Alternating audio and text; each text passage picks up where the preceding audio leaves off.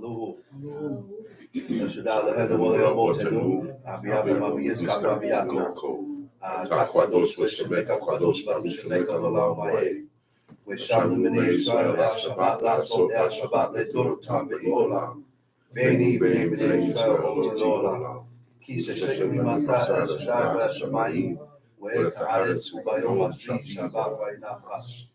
Baruch Shemeka, Baruch Yemeneka, Baruch Tuateka, Baruch Tushateka, El Shaddai Malek, El Shaddai Malak, El Shaddai Lolam Wae, Baruch Shekabol Makuto Lolam Wae, Baruch Kabol Lohim Gomor Melek Elyo, Hallelujah, Lolam Wae. First of all, I'd like to give all honor and praise to the God of Abraham, the God of Isaac, the God of Jacob, the great, mighty, revered God, the Most High God, who bestows loving kindness, possesses all things, who remembers the pious deeds of the patriarchs, the Most High, slow of anger, great in kindness, forgiving iniquity and transgressions, but who by no means clear guilty, visited iniquities of fathers upon the children to the third and fourth generation. The Most High's work is perfect for all his ways of justice, a God of faithfulness and without iniquity, just and right is he. Maybe see. Giving due respect and honor to my father, Chief Eliezer, to the chief men, princes, brothers and sisters, I say unto you, in the tongue of my forefathers, Shabbat Shalom. Shabbat Shalom. Another holy day that God has ordained for man to follow, ordained for man to observe, to remember, okay? And when we don't follow these things that God has ordained for us to follow, then we transgress and we sin before God. Now, when we sin and transgress the commandments and the order and the statutes of the living God, see, there are certain things that we can do in our lives that will restrict you. There are certain things that we can do in our lives that will restrict you from excelling in the eyes of God. There are certain things we can do or say in our lives that will restrict you from excelling with God. So we got to be careful of our actions, and we got to be careful of the things that we say, that we don't offend God with our words and our actions. Okay? Yes, you can offend God. Huh? Yes, you can offend God by breaking his covenant. Yes, you can offend God by saying the wrong thing out of your mouth. Huh? When you say things contrary or opposite from what God says, that's why it's very important that we got to be careful when we start or begin to voice our disagreement. Huh? The things that you disagree with, the things that you don't like, how you feel about certain things, huh? The things that you perceive with your eyes. You gotta be careful with these things. A brother told me, he said senses. Huh? And it's deep. It could betray you. Senses. Huh? Then he said, my brother, Prince Zakaria, he said, sin tempts us through our senses. Lord have mercy. That's why they say don't let your senses betray you. Huh? And that's why they say that. Don't let your senses betray you. That's where it comes from. Yes. Because the adversary, you know, that's his name. That's what Satan means. Adverse. Satan means the adversary. Satan means to be adverse. Satan means to be contrary or to be opposite of God.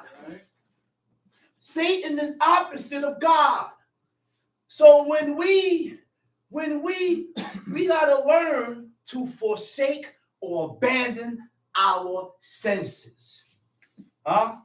And when we forsake or abandon our senses, you don't follow your own sight or the things that you see. Because the things that I see or perceive, it don't have to be right by God. It don't gotta be right. It don't gotta be right. And these are the things that we do in our lives, man. We refuse in our senses because you feel it's the right way. You follow it. Because you see everybody else do it. Because you feel this is the right way, you follow it. Because it seems so natural. It seems so regular and normal. But it ain't normal and regular in the eyes of God. Look, you know what's normal and regular in the eyes of God? Read the book. Then you will see what God calls normal and regular. You will read and understand the things that God accepts. You will read and understand the things that God don't accept. And then you must train yourself. This is a training which each person, you have to train yourself. Because God, please.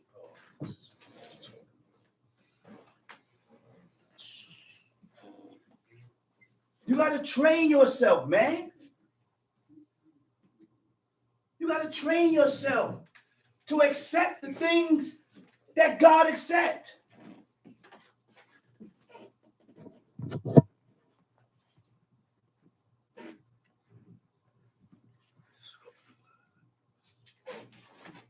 You got to train yourself to accept the things that God accepts. Not following what sounds good to you. Sounds good. I don't see nothing wrong with it. You don't see nothing wrong with it. I don't see nothing wrong with it. Break it down. But God sees something wrong with it. That's God said it's wrong.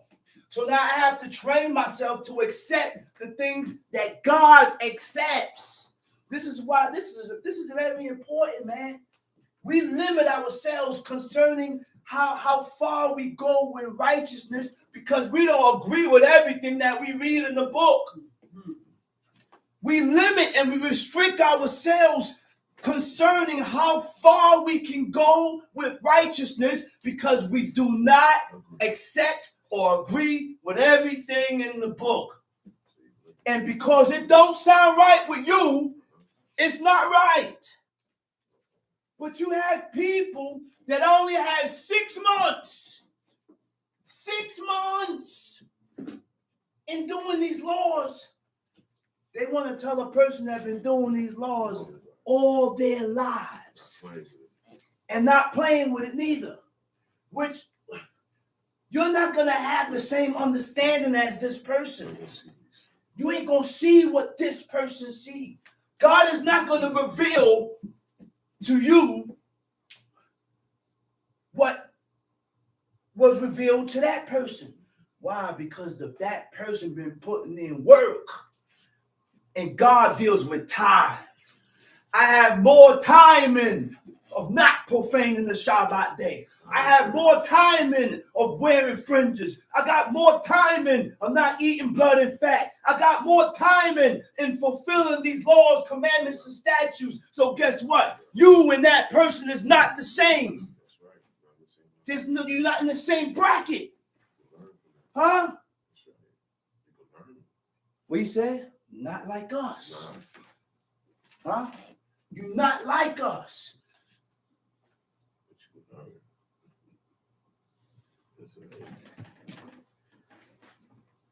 So, how you feel concerning certain things, what look good to you, what tastes good, huh? It's not about what pleases you. It's not about what pleases you. It's about you pleasing God. Number one. It's not about you pleasing your husband or none of that. Please God first. You know why I say that? Please God first. Because there may come a time where the woman may have to flee from her husband. Yeah. You know why?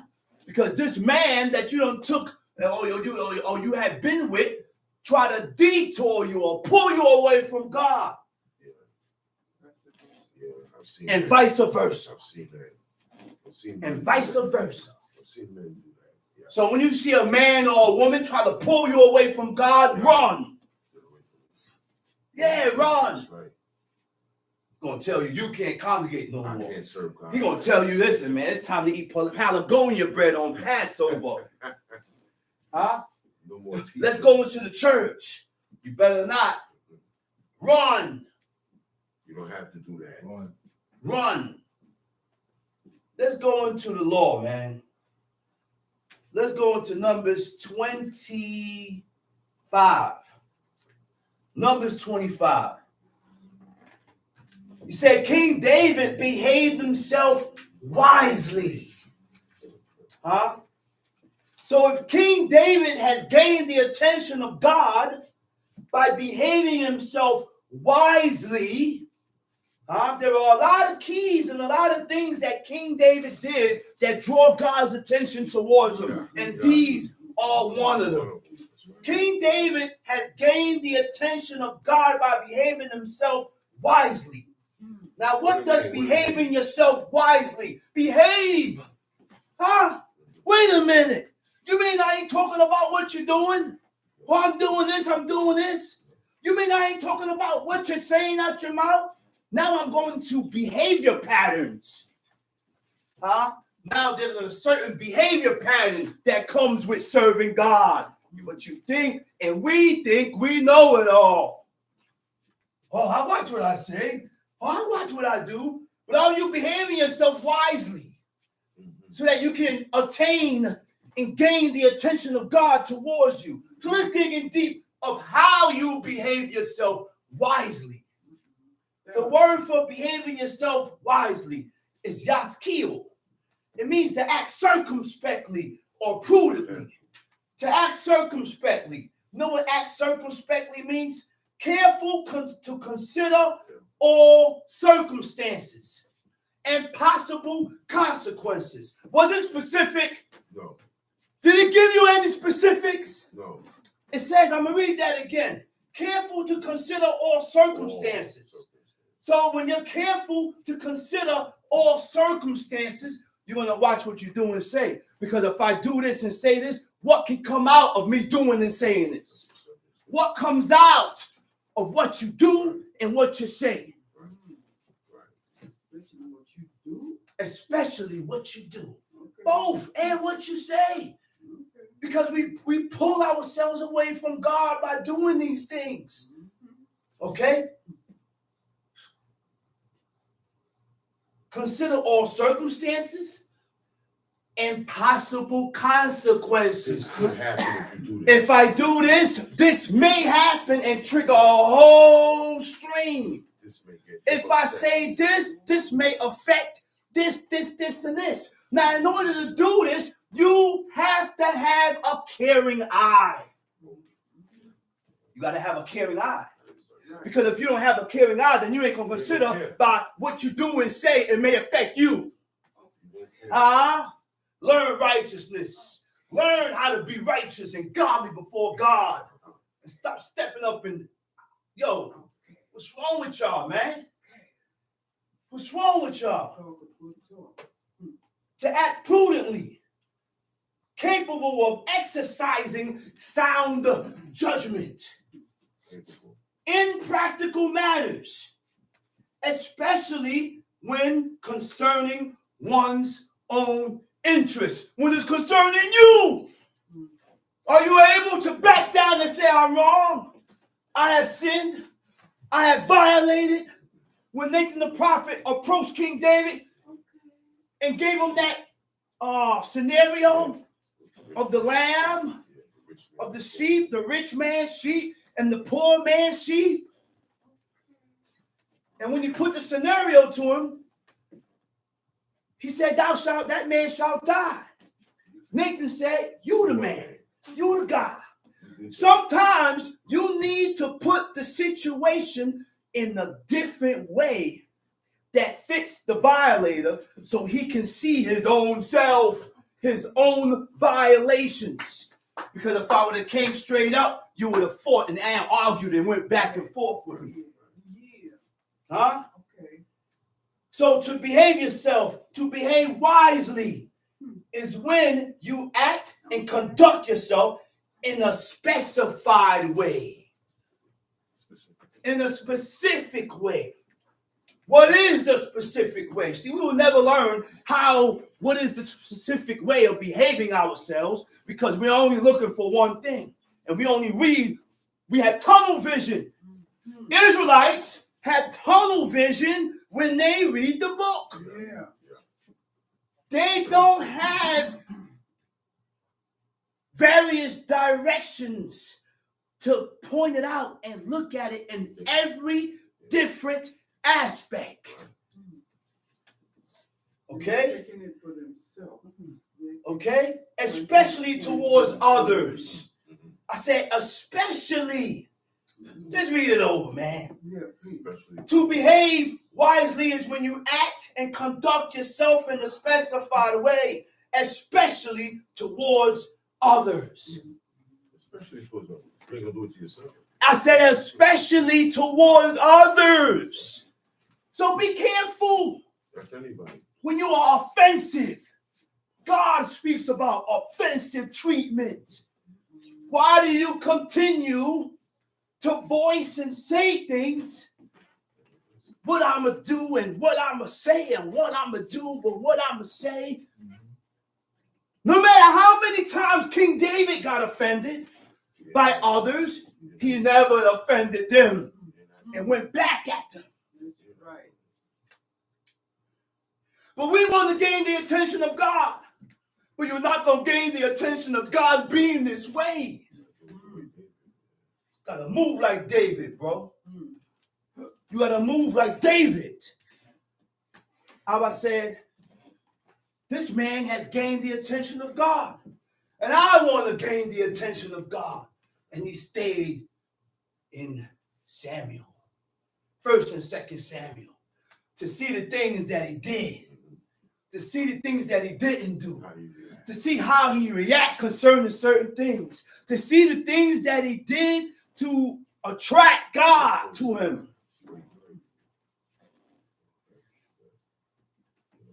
Huh? It means that you further engage wisdom to determine how you should act. Huh? Or conduct yourself when dealing with all manner of people. I said all manner of people. All. Can't disregard.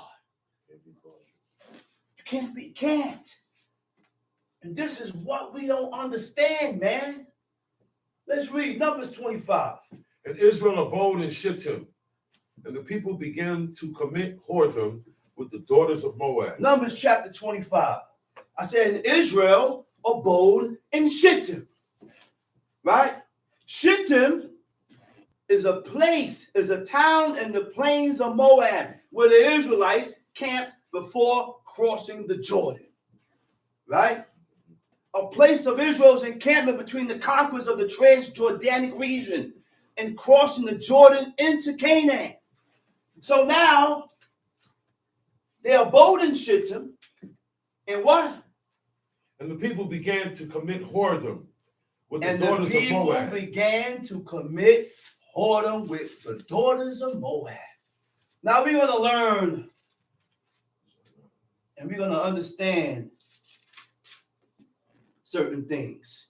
The first thing I want to speak about is the word began. This is the same word that they use here in the Hebrew was the same word that they use with Nimrod. When they say he began, he began to be a mighty who? A mighty conqueror, a mighty hunter. Right? The word began is kalal. Kalal. Kalal, we're in Numbers 25, verse 1. Right? I have a question. And the Sandman said, who would I consider righteous? or not who I consider righteous, God said. because who I consider righteous don't count. Right. Who God consider God righteous? told us who's right. Huh? I said, who God consider righteous? God consider, how do God consider the righteous? Or who do God consider righteous? A righteous man follow his laws, commandments, and statutes, Yeah. sacrificing himself for the will and for the will, for God's will, for his commandment, for his statutes. Which means, again, like I said it before, right? We have to learn to reject our senses. Okay? Hey, thank you, Prince Zachariah. Handle that. Zachariah, handle that. Thank you very much. We have to learn to reject our senses. And when we reject our senses, then we can be righteous. The laws and the commandments of God is righteous. And those are the only things that will make you righteous according to what God said. So when we read Exodus 20, God said that we should observe the Sabbath on what day? On the seventh day. Okay? Sunday is a Greek word. Sunday is a Greek word meaning sonandi, meaning the day of the sun. And when you work and when you observe the Sabbath on Sundays, it starts to reflect and coincide. It starts to reflect and coincide with sun worship. It starts to reflect and coincide with the worshiping of JC. When, in other words, there was a man named Nimrod, right? And Nimrod was cut up in different pieces, but his mother, Semiramis, could not, don't block it. Explain the things. Don't block it. I'll let you know. Leave it, Zachary. Leave it. I'll let you know when. Just leave it. Don't say it. Don't say nothing, Zachary. God. You're going to do it for a while. The name of the game is to cause people to come into the sight of the cleanness of God. He's clowning, John. He's clowning. Look. I'm trying to get back to him. He's going too deep. He's clowning. So, He's going too deep. come on, man. I ain't see. Oh, he gotta go. Yeah, he gotta go. John, He gotta go. Just do it. Yeah, he gotta go. So now, okay, the word began.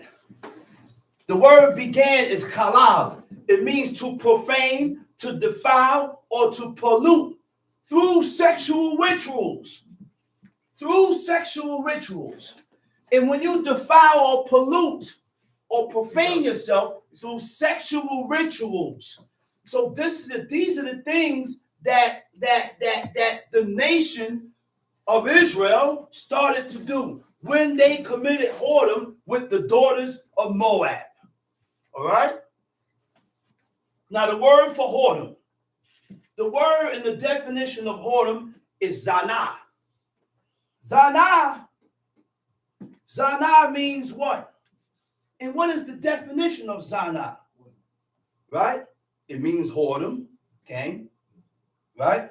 Whoredom. It means idolatry. What you doing now? Whoredom. It means idolatry. It means to go a whoring. Whoredom, idolatry, to go a whoring, right? Immorality, idolatrous pursuits, right?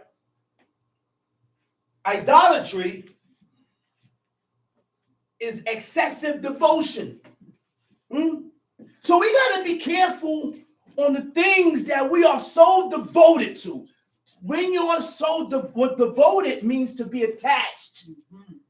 You're so excessively attached to these things that God hates. Now you fall into idolatry. So we got to be careful of our attachments.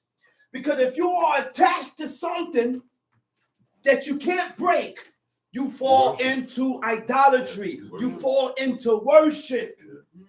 Okay? I don't have to be in the mosque or the Christian or church to fall into idolatry. That's right. You got to watch your attachments. Huh? Or immoderate or extreme or excessive attachments. That's what idolatry is. Okay? So now, to go a-whoring.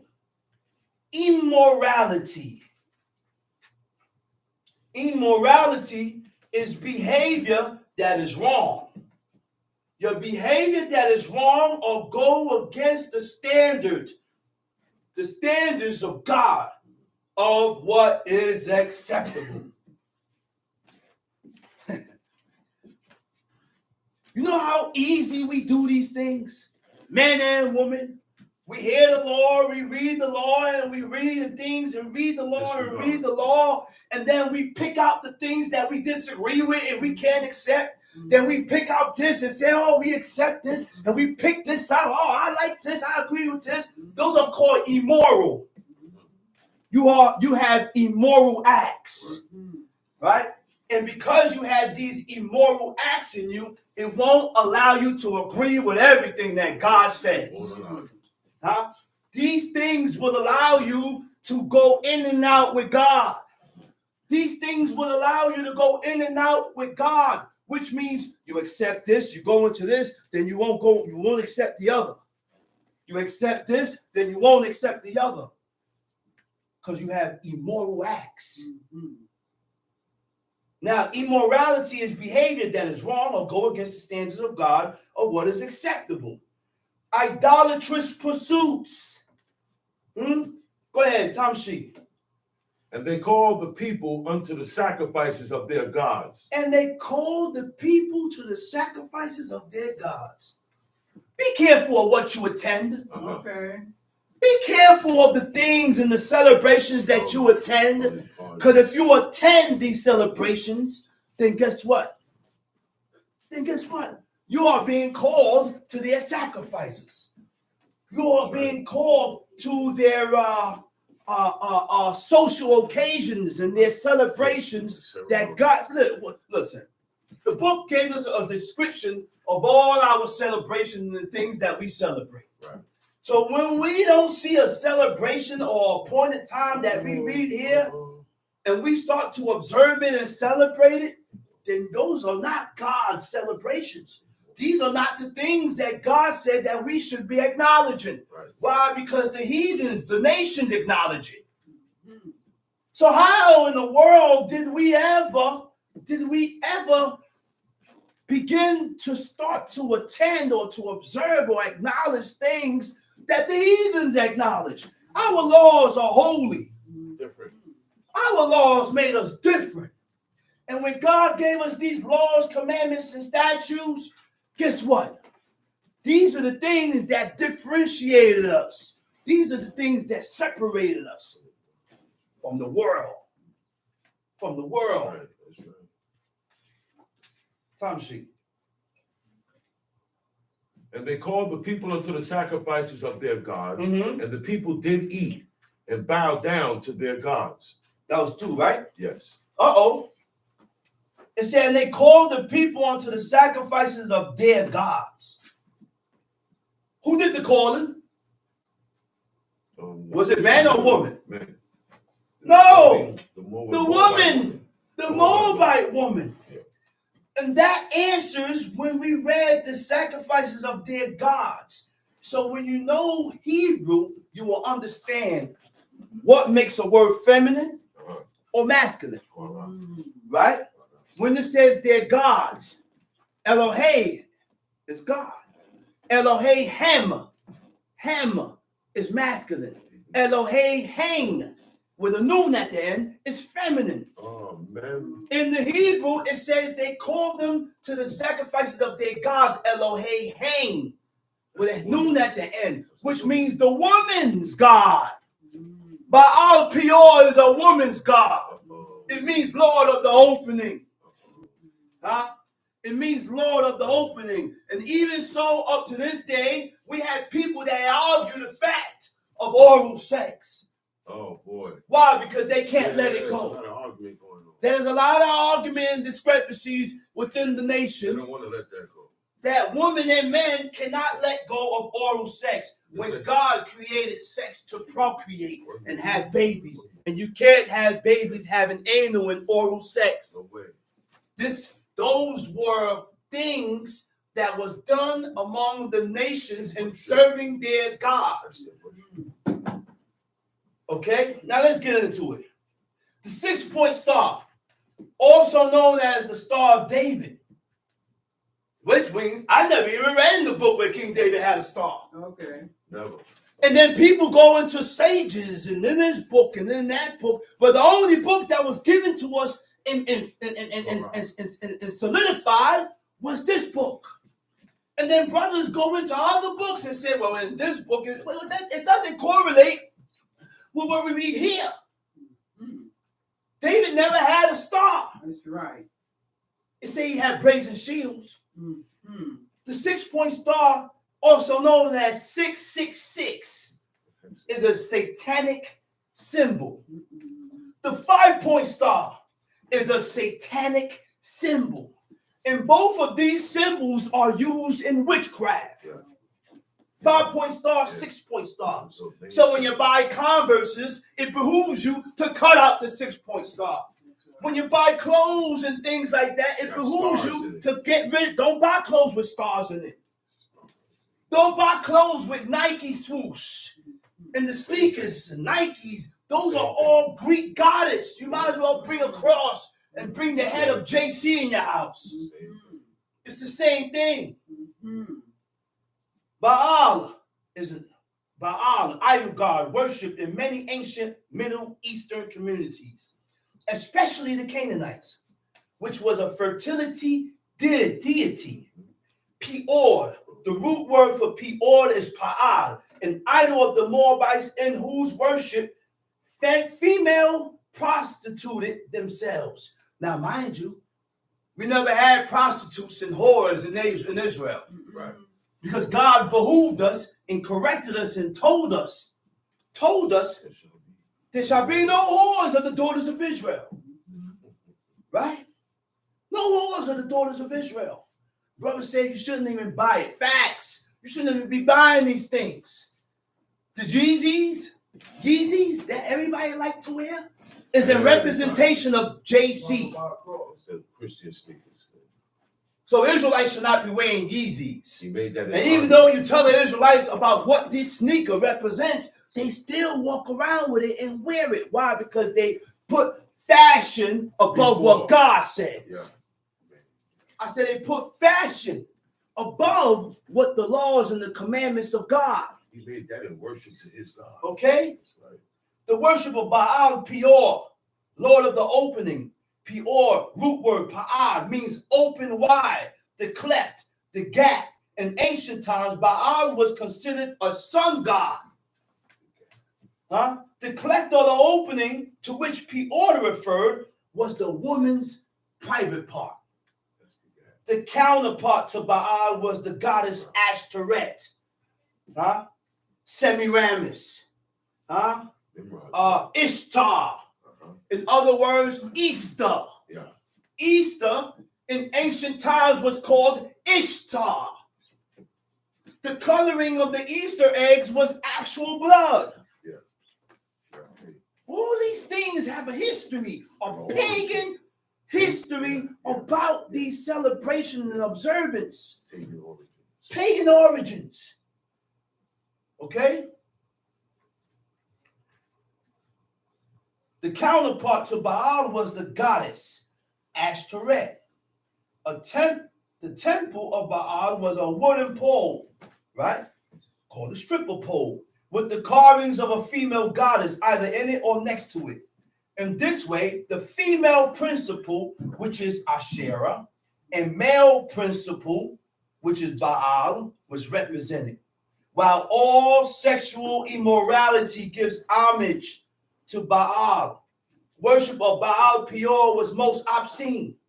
in honor of the cult Baal Peor, will expose themselves, bow down to the ground with bottoms up, and eat from a place associated with body waste. What does body waste come out at? Anal and your private part. But when you go down there, that is in honor of this deity. The temple had dedicated prostitutes and worshipers that ate from the cleft, that did oral sex to the woman in order to commune with Baal. Okay? Female and male prostitutes participated in this worship, glorifying the female principle, whether the man did the act or had it done to him. He had to sacrifice his manhood to join the act. He effeminized himself. This brought glory to Baal Peor worshippers by debasing himself physically and spiritually before the cleft. The stripper pole is a reenactment of the sexual rites of Baal worship. You are initiated in the worship of Baal Peor by committing the acts of oral sex, lesbianism, and homosexuality. Okay? Semiramis was married to her son. Okay? Nimrod. Right? Nimrod became a god to man, to the people. And Semiramis, his wife, the mother, became the queen in ancient Babylon. Nimrod was killed and his body was cut in pieces, and sent to different parts of his kingdom. Semiramis found all his body parts except for his genitals. Semiramis claimed that Nimrod cannot be resurrected without it. Now, these are the stories that comes after this, which was the JC story, where his what's her name? Mary got impregnated, immaculately conceived. When you immaculately conceive, you don't conceive or get pregnant through sex. These are the stories. Okay? Every nation had a JC. Every nation had a version. Now, Semiramis claimed that Nimrod cannot be resurrected without it, and told the people of Babylon that Nimrod had ascended to the heaven, to the sun, and was now called Baal, the sun god. Semiramis created a religion called Christianity. She set herself up as a goddess. She also claimed that she was immaculately conceived. She taught that the moon was a goddess that went through a 28-day cycle and ovulated when full. She was also known as Ishtar, aka Easter. She claimed that she came down from the moon as a giant egg that fell into the Euphrates River. Semiramis became known as Ishtar, aka Easter, and the eggs became known as a symbol of that deity. When Nimrod sexed his mother and had a son named Tammuz, Tammuz, right? The son Godchild. When Tammuz was killed, Ish started the people to weep for him for 40 days. That is Lent. That's called Lent. Up to this day, Lent, the 40-day season of preparation before Easter. Catholics claim it is a season of fasting which prepares for the resurrection of JC. Right? The worship of Baal Peor involved the most perverted acts between the temple prostitutes and Baal. The rituals are designed to debase yourself, involves the exposure of the prostitute's genitals and direct oral exchange of body fluids and waste products. In the ritual, the prostitutes assume a dominatrix and the men are submissive. The rituals establishes the power of feminine over the masculine to destroy the Hebrew structure that the Creator has set up. And this is why these people came at Israel so hard, because they realized that the only way to affect these people is through getting them to sin against God, getting them to go against the commandment of God. Then once I can get them to go against God's commandments, guess what? The borders has been opened. Yeah, they open. Everything is open. And I have been susceptible for everything to come at me. No protection. No protection. Because our protection lies in God. By us keeping his laws, commandments, and statutes. Okay? That was the stumbling block, which was the worship of Baal. Baal means Lord of the opening, in which they use every hole. They use every hole for sexual pleasure. He was the god of anal sex. He was the god of oral sex. This perversion involves men, women, children, animals. Oh, wow. The worship of Baal Peor is in porn and the entertainment industry. Okay. It's there. Time sheet. Verse 2. And they called the people unto the sacrifices of their gods, and the people did eat and bow down to their gods. Verse 3. And Israel joined himself. And Israel joined themselves. Unto Baal. Okay. The word for join is zadeh mem dalet. It means to join. It means to attach. It means to bind. So how do you join yourself to idols? How do you join yourself? It means to join means to be connected with, right? To become involved in a profane activity with other people associated or related. So God told us, don't keep katain. Don't become don't intermarry with them. Huh? Related. Don't intermarry with them. Don't be related to them. God put a separation between Israel and the nations.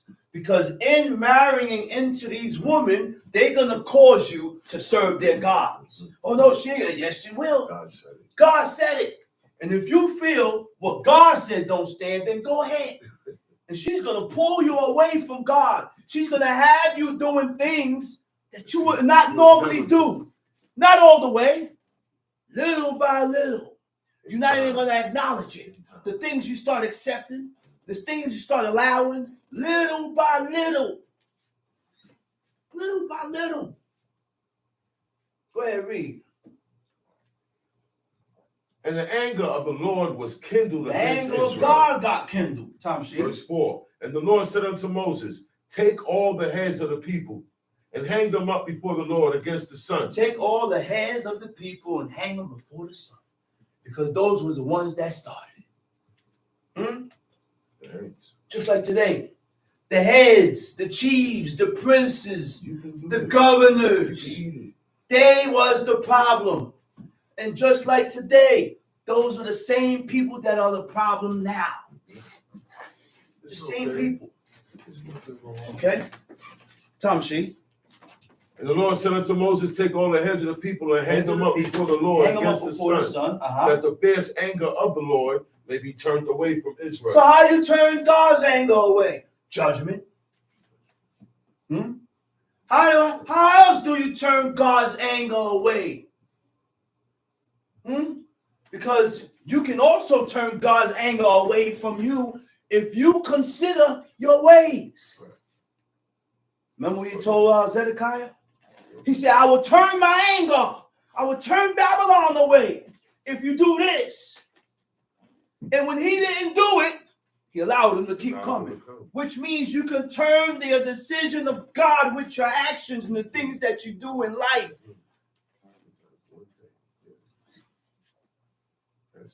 God told the spirits, he said, hold up. He said, you don't see how Ahab humbled himself?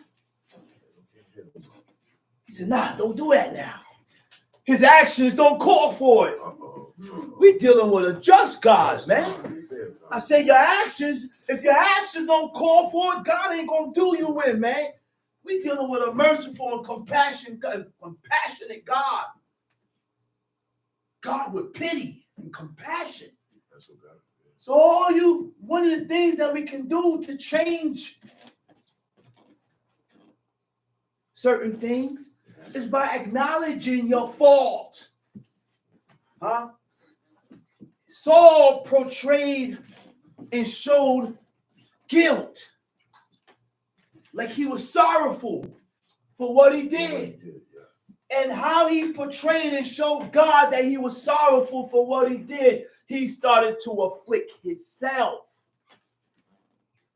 by fasting and putting on sackcloth. And he humbled himself, which means it goes neck to neck. It goes hand in hand. You can't be fasting, putting on sackcloth with a raunchy, volatile spirit. You can't be pursuing God with a raunchy and volatile spirit. All these things go hand in hand. Humble yourself with God when you begin to when you begin to make supplications, when you begin to seek and investigate the laws and the commandments and the statutes of God, so that you can learn how to please God by your doings and by what not to do, by your sayings and what not to say. Because there's a word that brings death. But God said that word will not be found in who? In the heritage of Jacob. They're not going to say that. We don't know that word. Now we don't know. And everything wasn't revealed here. Where we at? Verse 5. And Moses said unto the judges of Israel, slay ye every one his men that were joined unto Baal. Slay ye every one his men that was joined to build. And behold, one of the children of Israel came and brought unto his brethren a Midianite. Now, while all these slayings is going down, because these people had decided to follow after a deity, one of the children of Israel came and brought unto the brethren a Midianitish woman in the sight of Moses. Go ahead. And in the sight of all the congregation of the children of Israel, who were weeping before the door of the tabernacle of the congregation. And when Phinehas, the son of Eleazar, the son of Aaron, the priest, saw it, he rose up from amongst the congregation and took a javelin in his hand. Sometimes, I ain't gonna say sometimes. Anytime you have to show God that you don't agree with righteousness or the things that he disagree with, is a good time to show it. Yeah. So sometimes I may have to voice certain things to show God that I don't agree with it first. Sometimes I may have to do certain things to show God that I don't agree with this. While you feel doesn't count. And I don't care how you look at me. But my job is to prove to God that I don't agree with this injustice. So you have to voice it. You got to say certain things. You got to demonstrate. Because if I don't voice it or I don't demonstrate, then guess what happened now? God said you agree with it. Because you never said nothing. And this is why, and you tolerated it. That's why Eli got it. Because you show your agreement with how you respond. But he responded to him and corrected him with the words. But they still continued. They didn't stop. Sometimes you got to put force. You got to put actual force. Sometimes they have to get violent. Sometimes I may have to touch you to make you stop. That's what it has to come to sometimes.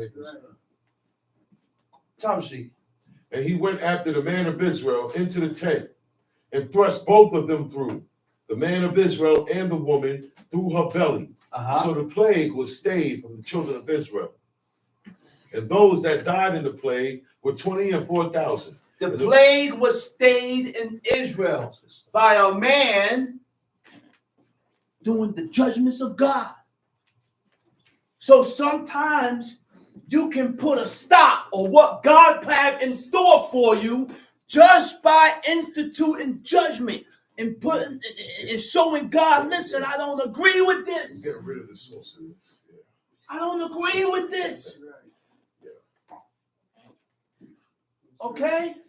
Go ahead, Tom Shee. And those that died in the plague were 24,000. And the Lord spake unto Moses, saying, Phinehas, the son of Eleazar, the son of Aaron the priest, had turned my wrath away from the children of Israel. While he was Phinehas has turned God's wrath away from who? From Israel. From Israel. while he was zealous for my sake among them. He was zealous for my sake. In the Hebrew, from the word for my sake, it means my jealousy. He was zealous with the jealousy of God. He had the jealousy of God in him. He felt jealous because God felt jealous. You know that type of connection Phineas had with God. That's a bond. That's a bond. That's a binding. That's an attachment. That's when you're joined with God. You know when you join with God? When you feel what God feels. When you accept what God says. When you disagree with what God disagrees with. Now the binding and the bond becomes. Now the binding. Now you can bind yourself with God. Now you can grab a hold of his strength. Now you can get strength from God because you have bonded yourself with God by being jealous with the jealousy of God. See, we ain't bonded with God yet. It's a process to get to bind yourself and join yourself with God. When you start to get angry, when people violate the commandments of God, now you feel the way God feels. I said, now you feel the way God feels about this violation. That's when you're binding.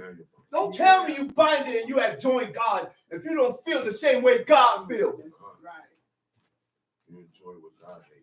You enjoy what God hates. You love what God hates. And you hate what God loves. That's not binding and joining. You're not even close. You're not even close.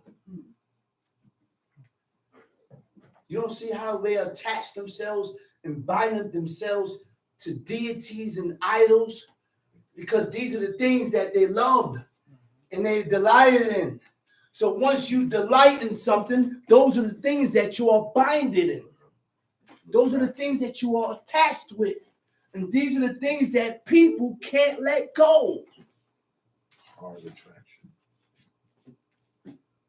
Time sheet, verse 12. Go ahead. Verse 12. Wherefore say, behold, I give unto him my covenant of peace. He said, wherefore? I give unto him my covenant of peace. Time sheet. And he shall have it. And he gonna have it. And his seed after him. And his seed after him. Even the covenant of an everlasting priesthood. Because he was zealous for his God and made an atonement for the children of Israel. He was zealous for who? For his God. For his God. You know, now you see how or when God becomes your God? When you accept his will. When you start to become binded by the laws and the commandments, that's what binded you with God. That's how you consider his name. That's how you consider God. The atonement, the word for atonement is kapar. To expiate iniquity. It's the removal of iniquity. To wipe out.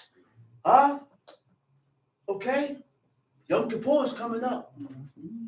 Which means the Day of Atonement. Okay? And stop thinking that when you fast, that all your sins is gone. Because it's not. Sorry to bust your bubble. Tell the truth, brother. Tell the truth. Your iniquities are not going nowhere until you get rid of them. Until you stop violating the commandments of God. When you stop doing and violating a certain iniquity, guess what? Then everything will vanish away and go. That's how you get rid of it. That's how you get rid of it. Because in order for these sins to go away, during Yom Kippur, we needed a high priest. That's right. The high priest confessed the sins of the nations upon the head of the scapegoat. Yeah. And then after the high priest confessed the sins of the nation upon the head of the scapegoat, it was let go. Into what? Into the wilderness. Ezekiel 18. We have to keep all of God's laws in order to be forgiven. And if we're not keeping all of God's law and we're going in and out with God, you can forget about it. Everything that we're doing, you're wasting your time. So make sure that See, this is why the Creator was a merciful God, man. He's a merciful God, man. Because God did realize that when Adam ate from the tree of knowledge of good and evil, that sin was going to be inborn. It's going to be a part of our DNA. So because God realized that, he said in Genesis 6, he said, I will not strive or punish or judge man in his error, for he is but flesh. But we have to make sure that it's an error. An error, not presumptuous. Because if we violate the commandments of God presumptuously, that's completely different. There's no sacrifice that goes up for presumptuous iniquity. Realize that. There's no sacrifice that go up for presumptuous iniquity. So when we violate these laws presumptuously, knowing for something to be wrong and ungodly, you got to hold that until you change it. Now, when we violate these laws, commandments, and statutes, we have to improve. It's called ta'teeb, like Cain did. And we got to show God that we're sorrowful for our violations. And how do you show God that you're sorrowful for your violations? How? We got to know these things of how we can get God. What works with God? What would God accept? What did our forefathers do that caused God to accept? So ta'teeb means to improve. So when you're trying to improve or make things right with God, what are you giving up? What are you going to do? Oh, Lord God, because I violated this, this, and this, I'm not going to do this no more, and I'm going to continue doing this. What you giving up? Nothing. Supplications. Where we at? 14. Okay, hold up. Atonement is reparation for a wrong. You know what reparation for a wrong is? To make amends. To make amends. Which means there are things that we have done wrong to people. There are things that we have did wrong to people. There are things that we have said wrong to people. And when you're trying to get right with God, you have to humble yourself when you come to this realization. Which means it comes a point in time when I did spit in your face and I'm talking about pushing up for God. Now it's time for me to humble myself and say, hey, Brother Joshua, they call him T-Black. I'm sorry for spitting in your face. That was 10 years and ago. I'm going to sit down right here and I want you to spit back in my face. But that happened 10 years ago, Emi. Thank you. That's how you do it. Huh? Gotta recall. I said, huh? Go back into your violations and make amends for the things that I did to you and it happened 5 years ago. Make amends that I did to you and it happened 6 months ago. Don't talk about I'm getting right with God, but I'm not making amends for my past violations. Because you ain't really sorrowful and you don't have that guilty conscience and you don't have that guilt in you, man. My father did that, man. Hey, mother, Allah said he did something to a woman, and this was years ago in the 80s. And when he see her, he still had it held down. Remember that? Yeah. He said, man, I see her all the time, and I held my head down. Do you feel that way? You God-forsaken fool. Yeah, you God-forsaken. So stop feeling sorrowful for the things you did in your past. Huh? Huh? Stop feeling sorry for the things you said to people that didn't violate you. Things that you started. But guess what? The pride in you. The pride in you won't allow you to do that. That's how you're able to see that, man. I got pride in me. Brother say, all you're doing is chatting. That's all you're doing. You talking a good one. Yeah. But when it comes down to the nitty gritty, you're not really showing it. You're not really showing it. Because we tend to reject. We tend to reject our teachers. I said, we reject our teachers. Yeah. Quick. Huh? Yes, we reject our teachers. Yeah.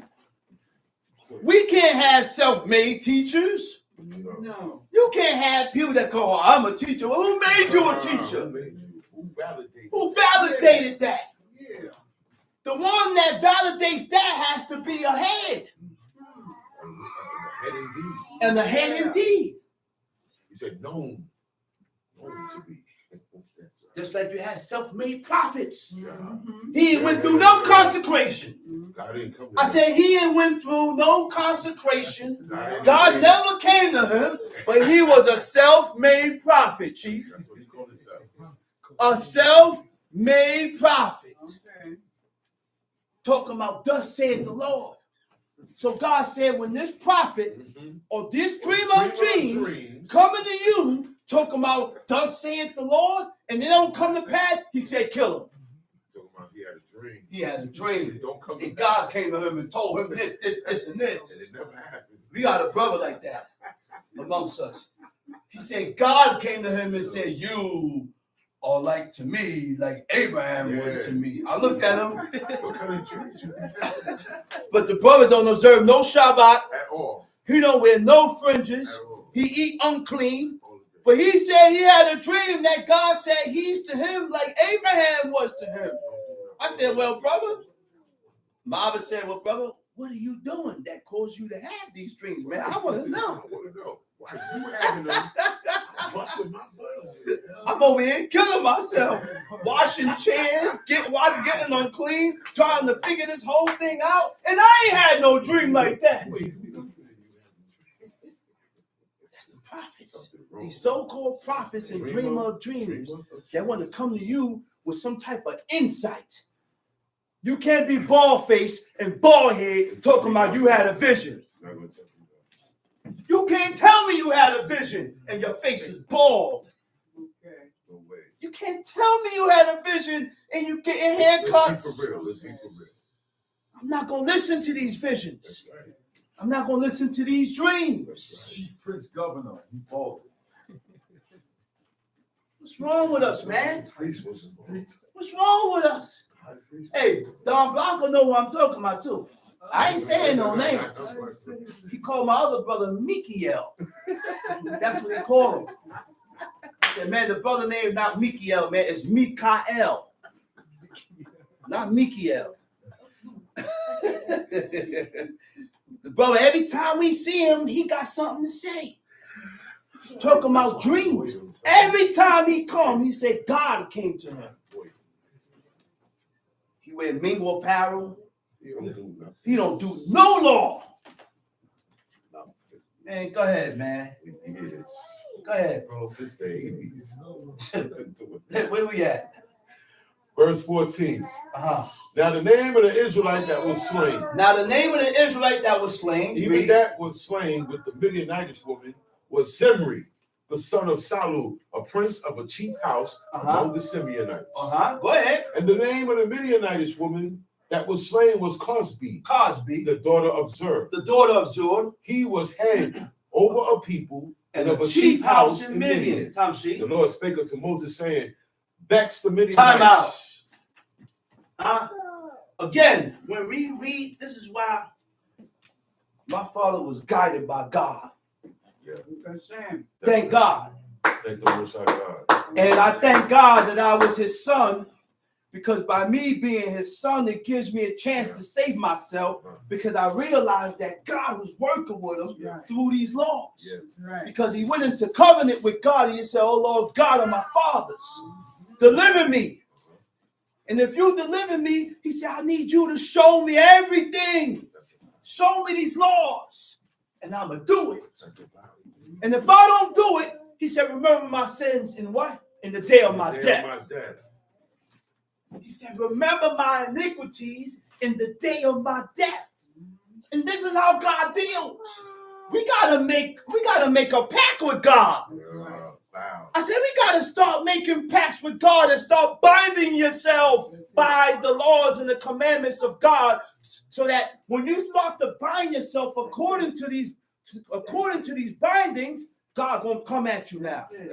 That's what made God come towards you.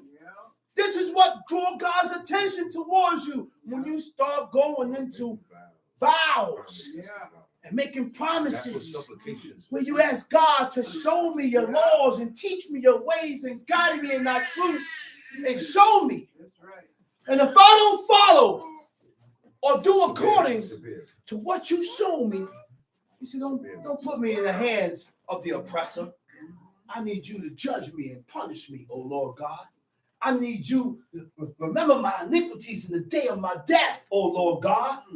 Huh? Now that's if you truly believe God, believe me, you gonna act right. That's what's gonna keep you straight. So the word for vex means zorim. It means to harm, right? To be restricted. Okay, go ahead. Vex the Midianites. Vex the Midianites and smite them. For they vex you with their wiles. For they vex you with their wiles. For they restrict you. They have restricted you with their wiles. Huh? The word for wiles is they deceived you with their deceptions. And what did they use to deceive the nation of Israel?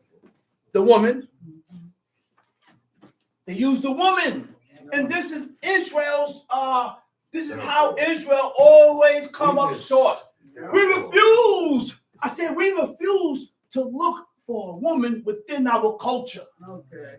We refuse to look for a woman that serve God. That's right. And when we find a woman that wants to serve God, we're still looking elsewhere.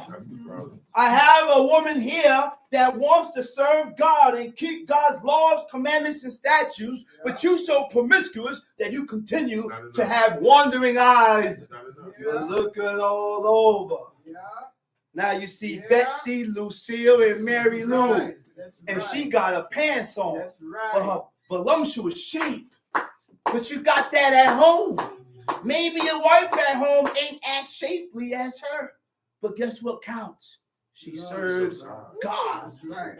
And we have to watch of the things that attracts us. Because we still have these things within us that we need to get rid of. That's going to cause us, like the brother said, we need to forsake our senses. Stop going after everything that you see, because everything that you see, it ain't right for you. I said everything that you see, it don't have to be right for you. It smells good, but it still Smell good, taste good, but it ain't good for you. It sounds good. Because God gave us commandments on what we should eat and what we shouldn't be eating. Brothers are still eating turkey slices. Come on, man. So I have to ask you, brothers, man, when you're eating the turkey slice, are you thinking about how the animal died? No, right? No, right? They don't want to hear that. When you're eating the frank, are you asking yourself how the animal died? Salami slices with the white dots, all those white dots, fat. and that's fat in it. Are you asking yourself how that animal died? Bologna. You even have brothers that eat turkey bacon. Turkey ham. Turkey ham. Because he missed the ham, he Beef missed the bacon. swine. Beef bacon. Beef bacon. It's bacon, but it's bacon beef. We can't eat meat that died of itself. That right there. And I have to find that message. The Jews are allowed to eat bitul. Jewish people are allowed to eat bitul. Do you want to know what bitul means? Bitul means it's a tincture or a drop of swine in the ocean. He's able to eat that and consume that. Okay? But we follow the Jewish people, not sure. We follow what they say. Oh, we were prohibited from doing this. Okay, I see all that. But can you put your head on the chopping block like that animal didn't die of itself? No. I ain't doing it. No. I'm not doing it. You really don't know. You don't know. Okay, so now again, we restrict ourselves and we limit ourselves by the things that we do in our lives.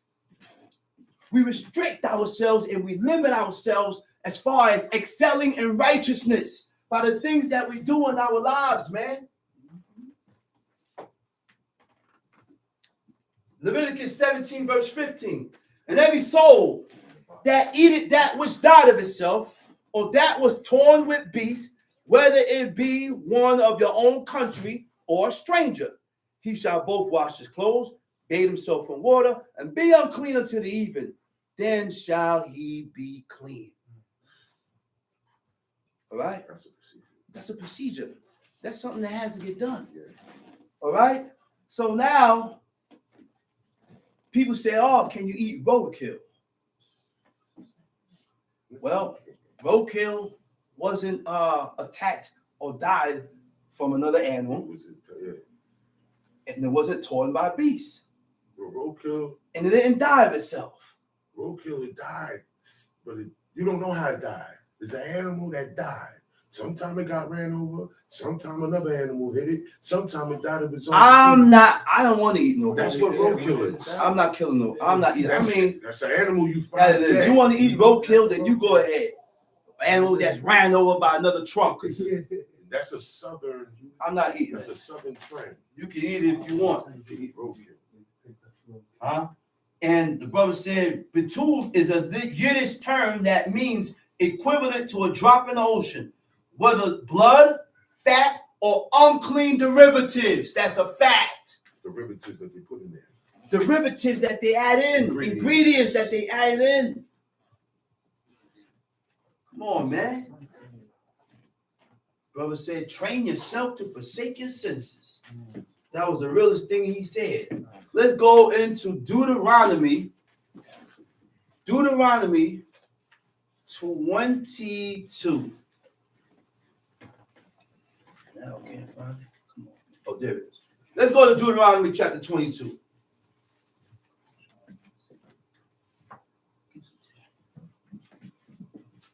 Oh, don't worry about it. Deuteronomy chapter 22. Let's Thou read. shalt not see thy brother's ox or his sheep go astray, and hide thyself from them. Thou shalt in any case bring them again unto thy brother. Okay.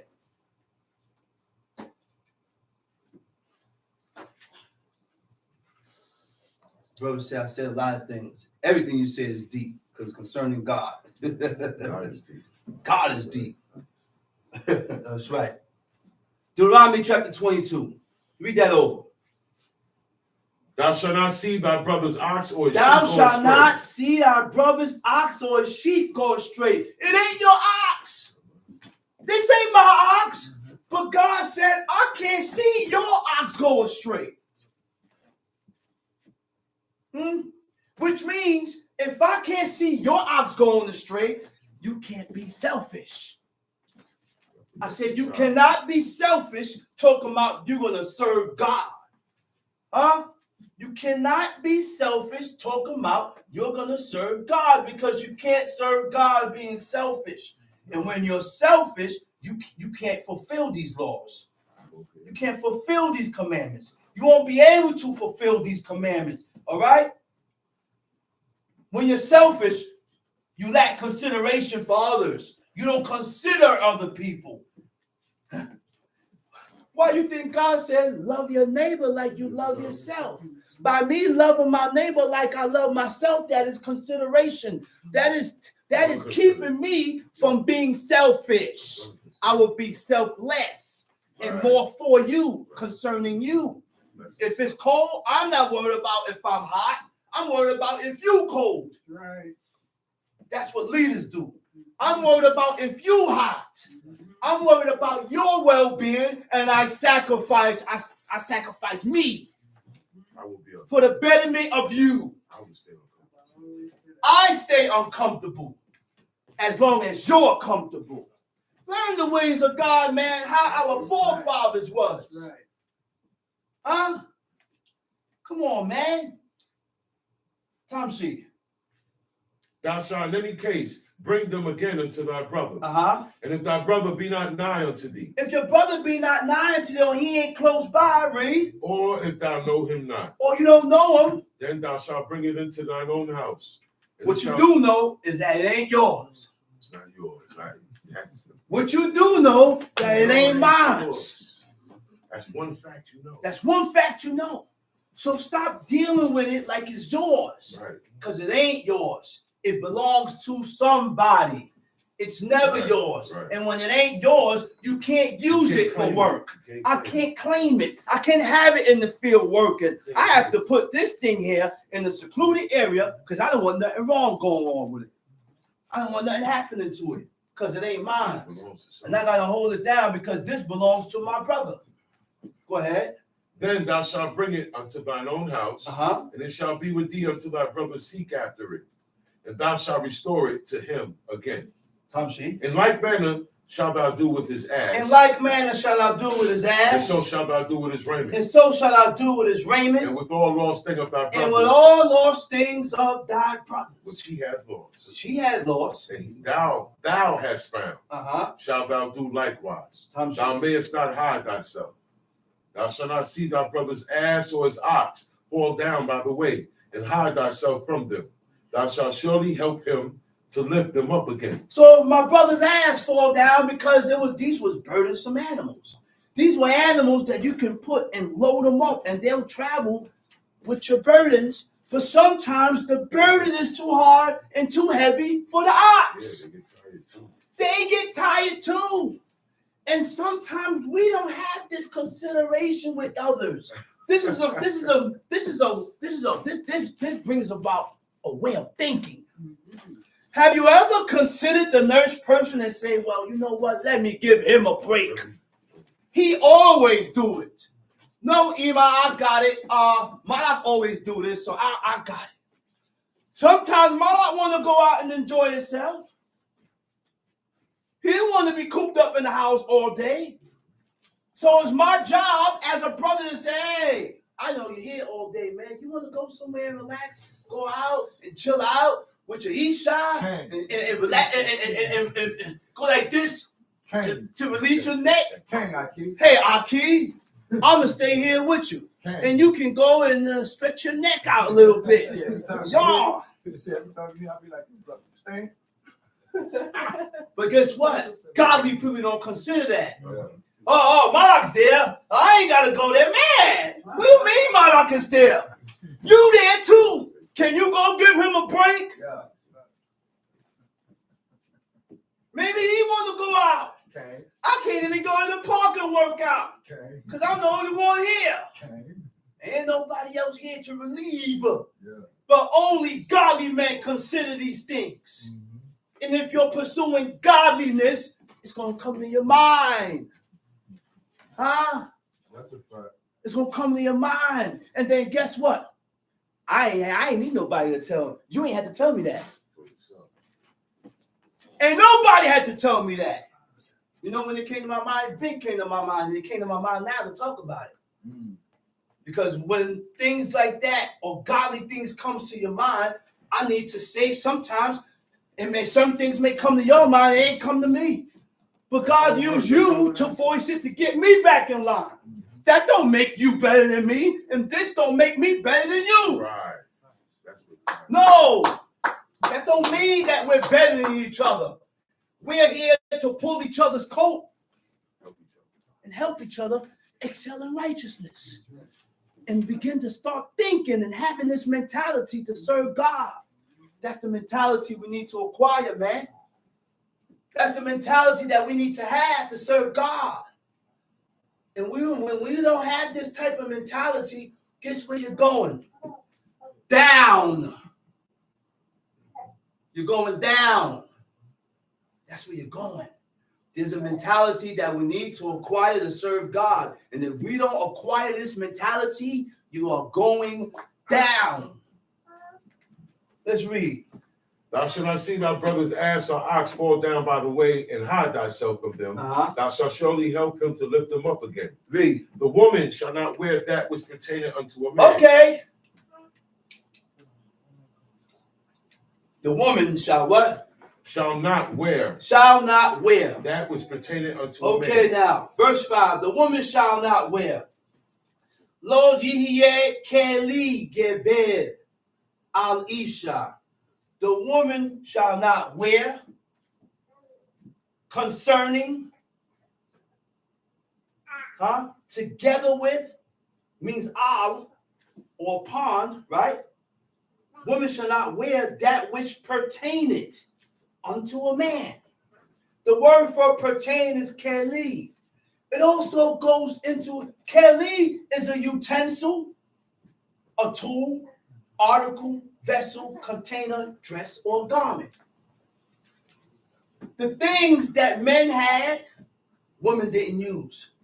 It was a separation between men things and woman things. It even goes down as matters. Situations. Why I say it goes down as matters is because everything that Bathsheba said, King Solomon couldn't agree with. Bathsheba came to King Solomon and he said, I asked one petition of thee, one favor. He said, don't tell me no. King Solomon said, come on, Ima, I ain't gonna tell you no. That's why I find it hard to say no. I can't reject my mother and my father, man. Why? Because they didn't tell their mother no. And I don't know how God gonna feel or how God sees it. So if my mother wants something done, I can't say, well, Ima, I can't do it. And you're supposed to feel a way to say, I can't. Or feel a way to say no. Because our forefathers didn't reject them. I don't know what goes on inside of her or him when I said no.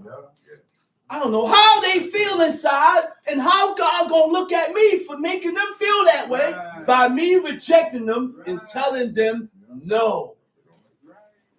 And even though she says, don't worry about it, you can't, she still feel the way. The feeling still lingers. It still lingers. So these are the things that we have to learn to consider. Because I don't want God to look at me in a certain manner or a certain way.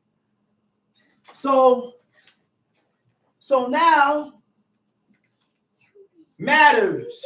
Bathsheba went to King Solomon. She said, don't tell me no. He said, nah, mama, I ain't going to tell you no. So he said, Adonijah is asking for Bathsheba. And he said, man, wow. I forgot to say. Adonijah was asking for the Abishag. Asking for Abishag. So he said, and why Abishag? Do he want the kingdom too? Her? He said, okay, he going to die for this. Yeah, he knew what he was doing. He figured out what he was doing. Certain matters, like Chief used to say, the women got to stay out. They can't get into men matters because that also falls under Keli Gebed. So the men matters, woman even has to stay out of. You ain't got nothing to say. This is between men. Forget about, oh, this is my son. They didn't do that here. Oh, this is my, you can talk. No. The pops dealt with it. That's why he said the man correct. And we have separate articles, containers. Everything was separate. The utensils, the black utensils in my house are for the woman. The silver ones is for the men. And I had to put my foot down with it because I was a bachelor. I stayed by myself. So now I got my precious daughter living with me. So now I gotta install this and make sure she knows that there is a separation between men things and women things. There's a separation between where men sit and women sit. There's a separation between men cups and women cups. There's a separation between men plates and women plates. Everything is separated. Everything is separated. Okay? Tom Sheep. Neither shall a man put on a woman's garment. Neither shall a man put on a woman's garment. And the woman shall not put on a man's garment, Vice versa. and vice versa. So why do we have women wearing pants? The science in it, like it was the science and the etymology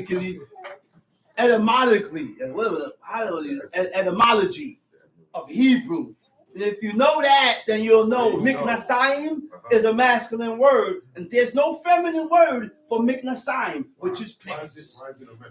It's a masculine word because only men wore pants. So when you have a woman putting on pants, those are male articles. There's nothing called female pants or woman's pants. No, it's a final mem at the end, which made it masculine. Time sheet. For all that do so are an abomination unto the Lord thy God. Verse 6. If a bird's all that do so is abomination before the Lord thy God. Time sheet. If a bird's nest chance to be before thee in the way. If a bird nest chance to be before thee in the way, read. Or in the way in any tree, on the ground, whether they be young ones or eggs, the dam singing upon the young or upon the eggs, thou shalt not take the dam with the young. Which means they didn't touch the eggs. No. They say you can't take the dam with the young, which means the eggs was hatched and there's little chicks. It's already hatched. If they was eggs, they left the eggs to be hatched by the dam, which is the mother. But now we don't leave the eggs to get hatched by the mother. We see the eggs and we run the mother off the eggs and crack the eggs in frying pans and fry it and cook it. Sometimes when we open the eggs, we see blood inside the yellow oak, which means the process began. The process began and you stopped it by opening. First of all, the process stopped by you running the mother off the egg. Right. Because there's a certain temperature that egg hatched to. Yeah. No other mother can hatch that egg except the real. No other pigeon or no other bird can hatch that egg except for the mother. The bird reacts to her temperature, to the mother's temperature. We run the mother off the eggs. We got food now. Crack the eggs and fry it. Our forefathers didn't do that. That's right. They left the eggs there to be hatched by the mother. He said, hunt and hunt. Can't hunt an egg. Can't hunt egg. Time sheet. But thou shalt in any wise let the dam go and take the young to thee, that it may be well with thee, and that thou mayest prolong thy days. Verse 8, when thou buildest a new house, then thou shalt make a battlement for thy roof. When thou buildest a new house, then make a battlement. When you build a house, the battlement is like a protection around the roof so that no one fall from it. You climb up, go ahead, you ain't gonna fall from it. Time sheet. That thou bring not blood upon thine house, if any man fall from thence. Verse 9, thou shalt not sow thy vineyard with diverse seed. Thou shalt not sow thy vineyard with diverse seeds. You can't, to sow means to plant. You cannot plant your vineyard with two different types of seeds. Okay, go ahead. Because you don't know what's going to come from that. Right, go ahead. Lest the fruit of thy seed which thou hast sown, and the fruit of thy vineyard be defiled. Be defiled, read. Thou shalt not plow with an ox and an ass together. Thou shalt not plow. To plow means to work. You cannot plow or work an ox or an ass together. Tamshi. Thou shalt not wear a garment of diverse sorts. Why you say you can't plow or work an ox or an ass together? Right? It don't say, I didn't read where it says it's an uneven yoke. No. I didn't read that. I didn't read it. It don't say that. Oh, because it was unjust. But you said it's unjust because it's one that's stronger than the other and one's bigger than the other. I didn't read that. So I was trained not to add on and put explanations to things that I read, thinking that that's what God meant. No, don't do that. Because we take away the severity of what it truly means. So now the book backs up itself. When you go to Leviticus chapter 19, it states, Leviticus 19, verse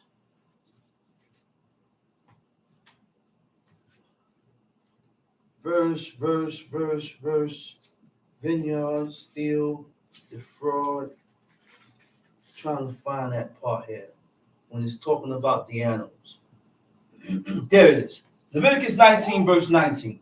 Say, you shall keep my statutes. Thou shalt not let thy cattle gender with a diverse kind, to mix, to breed, to hybrid. And if you can't mix them, you ain't going to work them together. Okay? With a diverse kind, he said, right? Now, to gender, it means to mix, breed, or hybrid, or to keep them together. This is why that's right. you didn't work them together, because you're mixing them. If you plow an ox and an ass together, you're mixing them. This is why you can't put them together. They're going to start mating and stuff. This is why you can't make them work together. Okay, Tamshi. Thou shalt not wear a garment of diverse sorts of the Thou shalt not wear a garment of diverse sorts. As a what? As a woolen and linen together. Now, the Creator, God was a wise and understanding God. And he understood why he said what he said. What was the reason why God said what he said? But most of the things that God say not to do, he don't explain it. And we need to stop asking for explanations that God did not explain. Because not everything you can get an explanation for. Your job is called, Abraham had blind allegiance.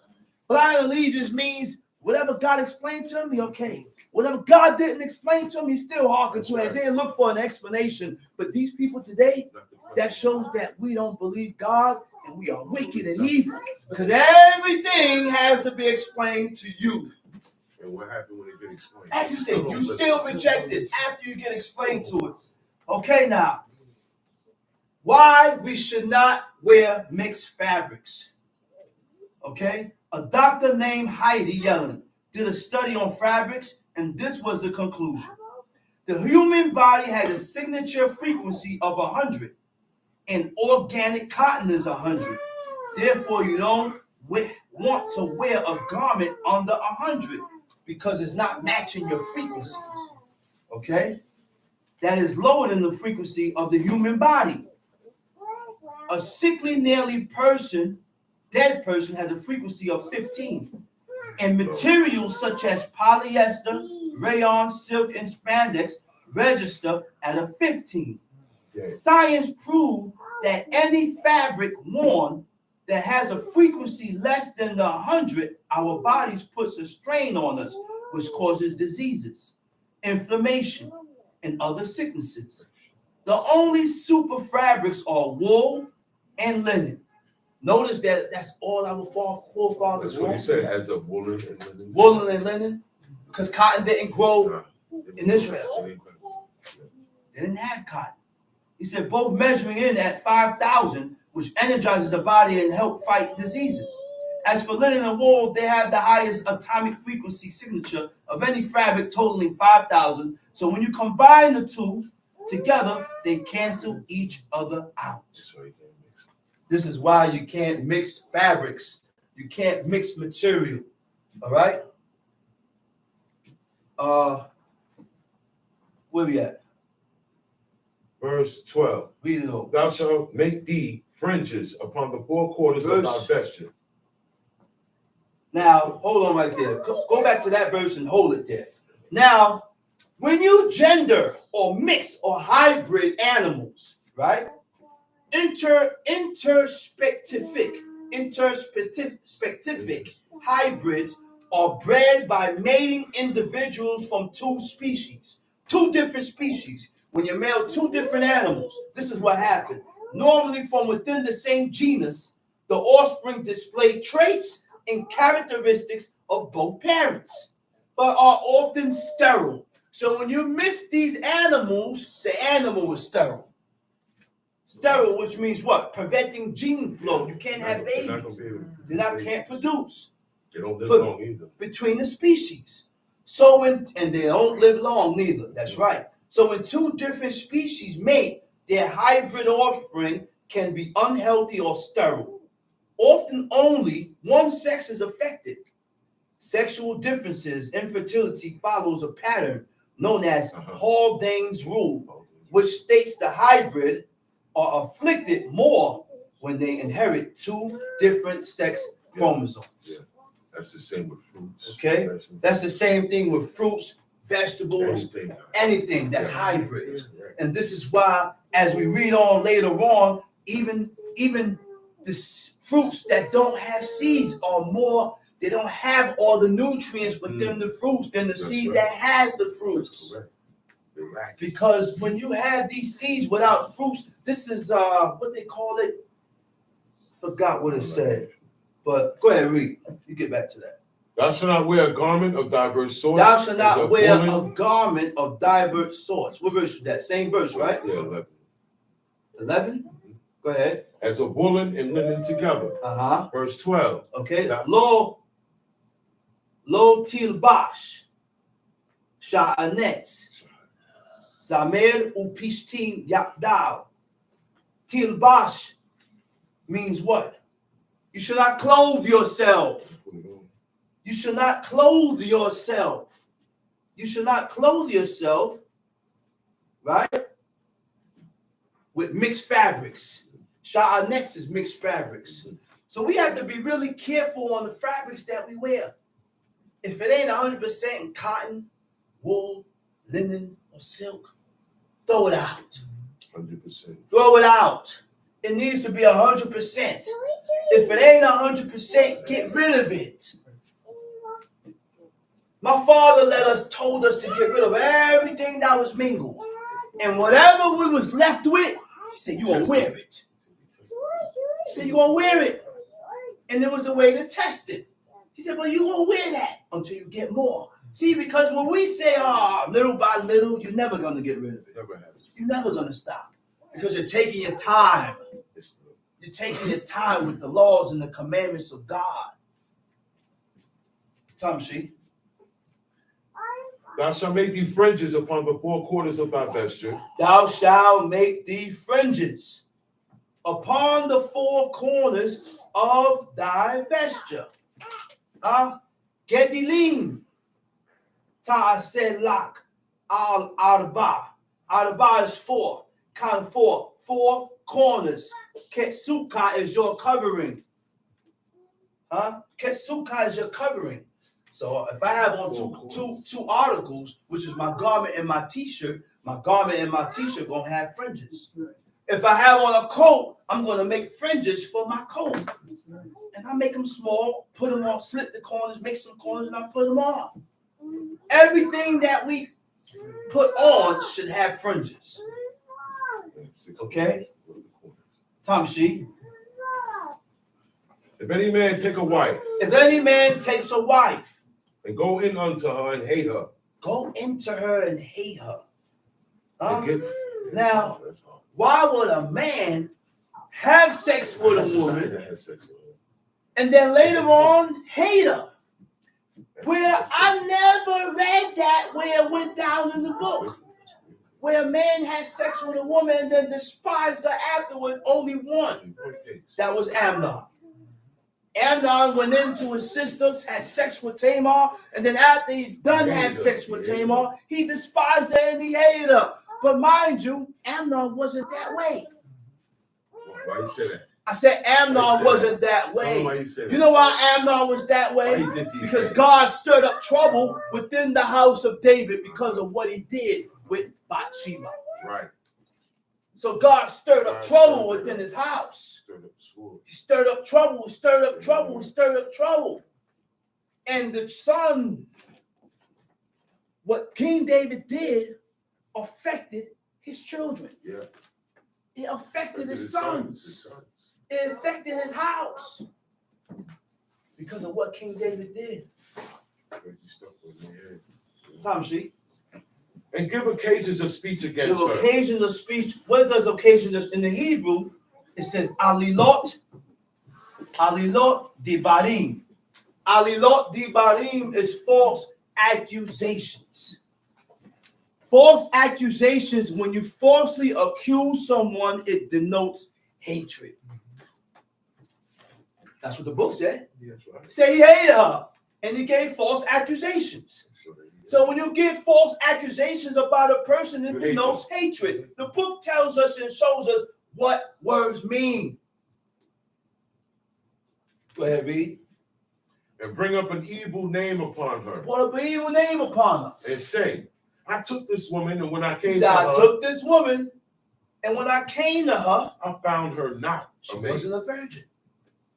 She wasn't a virgin. She wasn't a maid. She didn't have the hymen, which means other men was having sex with her while she was in her father's house, and that was not our culture. That's not the way that God, that wasn't the setup of God. A woman should wait for her husband until she find the right man to marry. Right. The man waited. And the men also waited for their wives. They wasn't promiscuous, man. They wasn't sleeping around all over with the men that did that. God got angry at them, and he killed them. Hophni and Phinehas. The woman used to come up to the tabernacle to give up their offerings, and guess what happened? They used to take them in the back, defile them, have sex with them, and send them back on their way. And the people knew. The people was talking, but nobody said nothing to Hophni and Phinehas. You ever wondered why? Their heads. They're the priests. And even though they was wrong, they still respected the fact that they was God's priests. So the only one that was able to voice these things to them was the Father.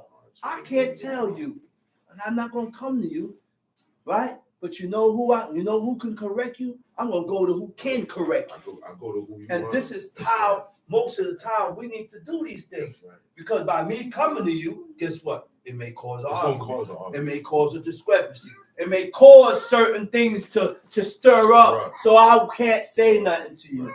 But I will go to who can say something to you. Right. Okay, go ahead, read. Then shall the father of the damsel and her mother take and bring forth the tokens of the damsel's virginity unto Okay, the elders of the city in the gate. go ahead. And the damsel's father shall say unto the The elders, tokens of the damsel's virginity was anytime the virgin got penetrated, she bled. And when that woman bleed, that was taken to prove that your daughter was a virgin. They kept that for proof. They need a doctor. Tamshi, And the damsel's father shall say unto the elders, I gave my daughter I unto gave this my man daughter unto this man to wife, to wife. and he hated her. He despised her. He hated her. And lo, he had given occasions of speech He against gave her. occasional speech against her, Saying, false accusations, saying, I found not thy daughter a maid. I found not thy daughter a maid. And yet these are the tokens of my daughter's virginity. And they shall spread the cloth before the elders of the city. Notice the word for cloth. Simla. Simla means, and they shall spread the dress. That's what she had on. That's what she had on. She had a robe on. That's right. Read. Then the elders of that city shall take that man Take that man, and chastise him. chastise him, And they shall immerse him in 100 shekels of immerse him silver, in 100 shekels of silver. and give them unto the father of the damsel, because he had brought up an evil name upon a virgin of Israel. And she shall be his wife. He may not put her away all his days. She shall be his wife. He may not put her away all his days. Tamshi. But if this thing be true, and the tokens of virginity be not found for the damsel, then they shall bring out the damsel to the door of her father's house, and the men of her city shall stone her with stones that she die. Bring the damsel to the door of who? Of her father's house. Because that's who she offended. That's That's who she where violated. the shame lies. That's where the shame lies at. By this woman being under the rulership or the protection of the father, and you going aside from the commandments of God. Now I have shamed my father, right? So they brought this daughter at the entrance of the father's house. Read. So shalt thou put away evil from among you. If a man be found lying with a woman married to a husband, then they shall both of them die. Both of them die. Both the man that lay with the woman and the woman. So shalt thou put away evil from Israel. If a damsel that is a virgin be betrothed unto an husband. If a damsel that is betrothed, she's engaged. And a man find her in the city and lie with her, then ye shall bring them both out. The man find her in the city and he has sex with her. He cohabitate with her, read. Then ye shall bring them both out unto the gate of that city, and ye shall stone them with stones that they die. Because engagement, when a woman is engaged or promised, that is treated the same as marriage. If a woman is engaged to a man, she can't have sex with no other man. She can't have sex with no other man that she's not engaged to, because that's treated as if they was married. They was married, the same as adultery. The damsel, because she cried not, being in the city. And the man, because he had humbled his neighbor's wife. This is your neighbor's woman. This is my brother's woman. This woman belongs to my brother. Why are you trying to get with your brother's woman? You know this is your brother's woman. But you say slick things to your brother's woman, trying to lure her or entice her to come your way. So what kind of man are you? You got no business doing that. I have no business doing that. I have to learn to respect the fact that, that's my brother's woman.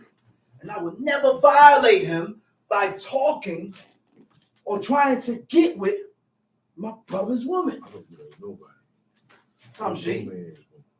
So shall thou put away evil from among you. So shall thou put evil away from among you. But if a man find a betrothed damsel in the field, right, and the man force her, he force her, and lie with her, then the man only, the man shall die, which is what? That's rape. That's rape. Yeah. So if a man rape a woman, God said kill him. Yeah. But we want to choose what to agree with God, and when it suits you, and if it don't sound too good to you and you ain't feeling it, you don't want to agree with. Go ahead, read. Verse 26, but unto the damsel thou shalt do nothing. Don't do nothing. There is in the damsel no sin worthy of death. For as when a man riseth against his neighbor and slayeth him, even so is this matter. For he found her in the field. He found her in the field. And the betrothed damsel cried. The betrothed damsel cried out. But there was none to save. Nobody could save her. If a man find a damsel that is a virgin, which is not betrothed, she's not engaged, and lay hold on her, and lie with her, and they be found, then the man that lay with her shall give unto the damsel's father 50 shekels of silver. And she shall be his wife, because he hath humbled her.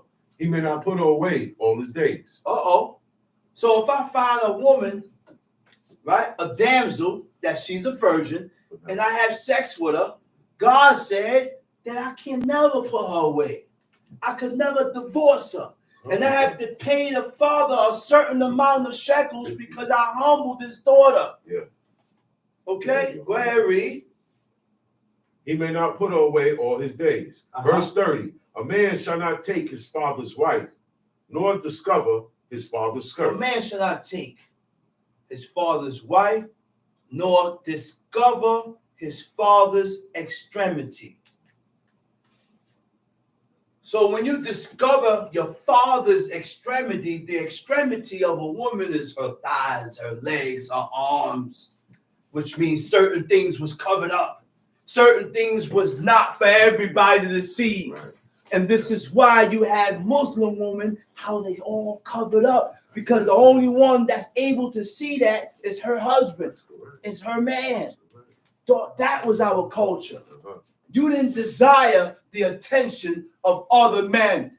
And this is why women dress and do the things that they do, because they have a man, but they still want to look good in the eyes of other men to get that attention.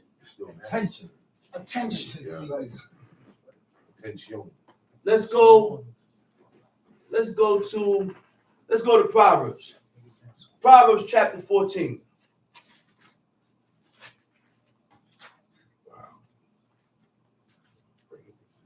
Tom sheet. Every wise woman builded her house. Every wise woman builded her house. Huh? What's the word for building? Bana, beit nun hay. Every wise woman builded her house. How do a wise woman build her house? It means to form by ordering, by the ordering of the laws of God.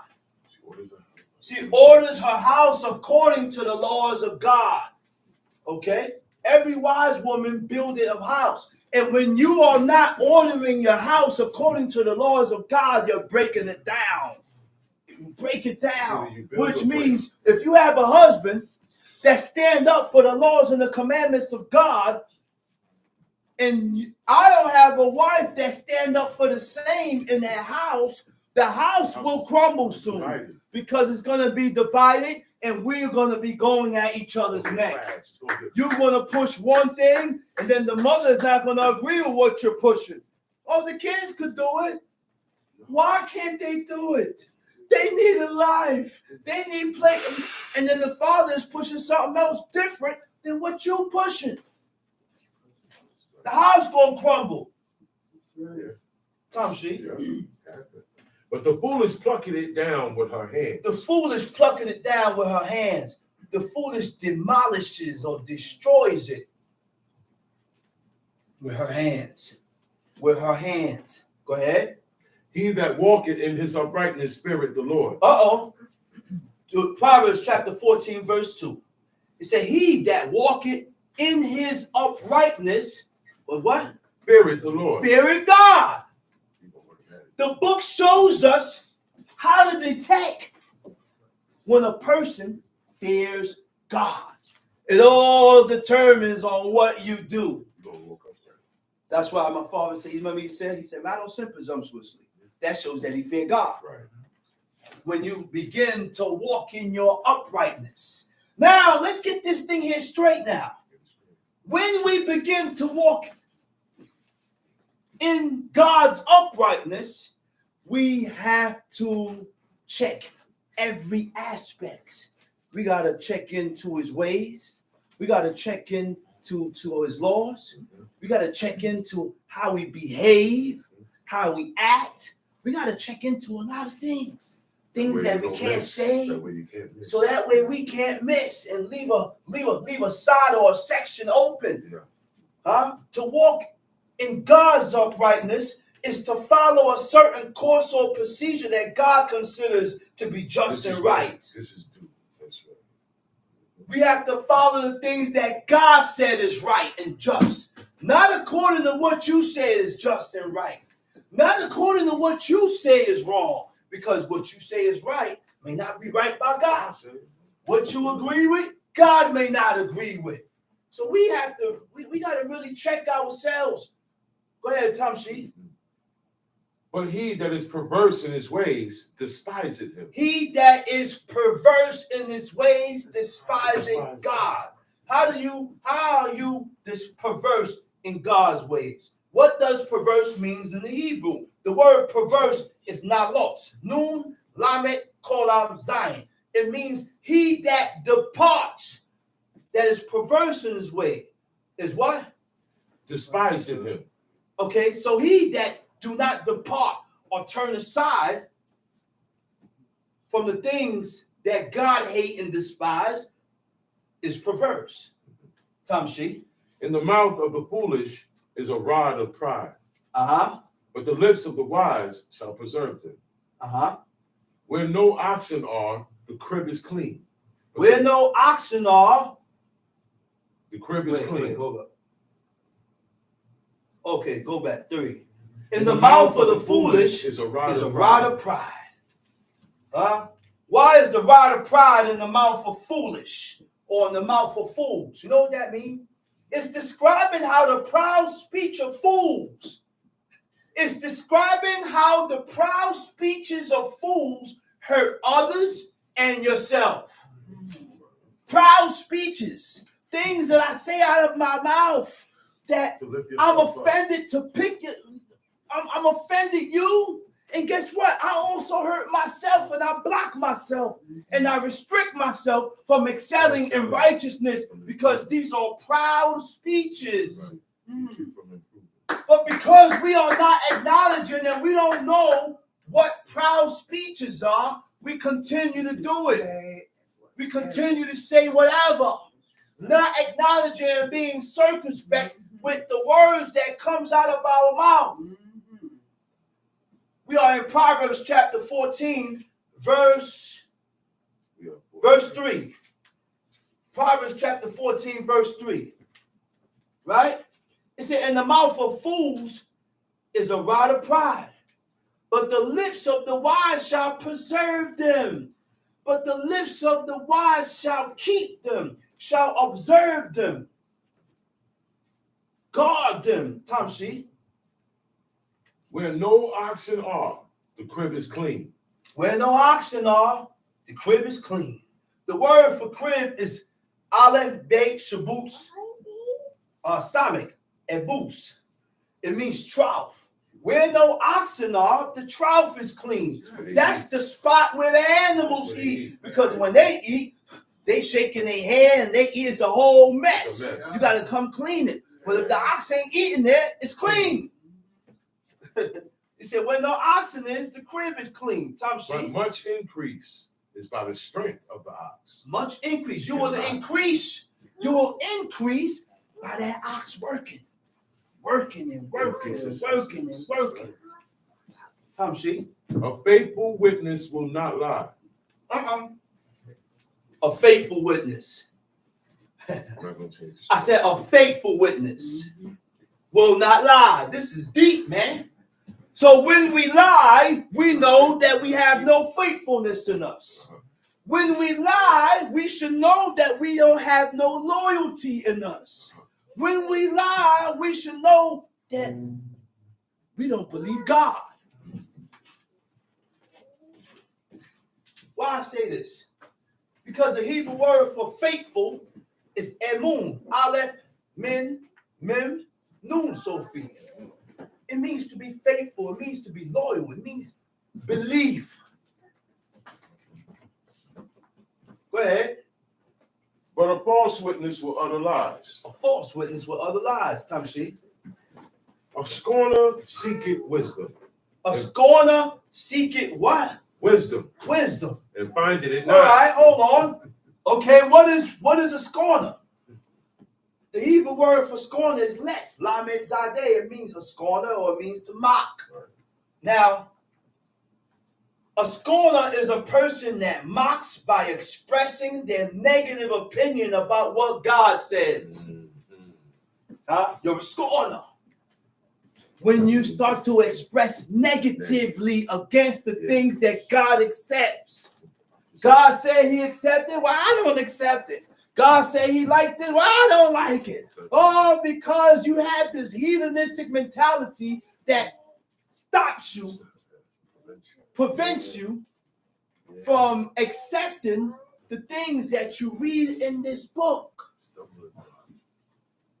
You are your own stumbling block. Yeah. You are your own stumbling block. So, okay, go ahead. But knowledge is easy unto him that understandeth. Knowledge is easy. I can understand it. Knowledge is easy to one that understands it. And what does understand it mean? Understanding is to depart from evil. So when you begin to depart from the things that God hates and despises, then your understanding will become clearer. What you read becomes clearer.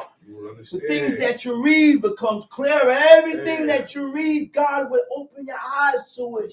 But the reason why God hasn't opened your eyes to certain things in the book, because I have not departed from evil. I haven't stopped eating blood. In fact, I continue to take people's word. And that's evil. Instead of being sure. Instead of being sure. 100%. Let's read. Go from the presence of a foolish man. He said, go from the presence of a foolish man. Don't stick around fools. Because fools do foolish things and get you caught up.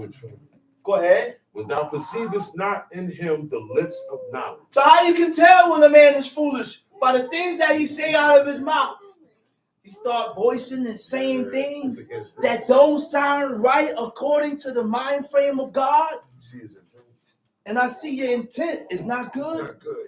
It's time to go. All right, brother. I got you, brother. All right, I'm out, man. I'm gone. See ya. Go ahead.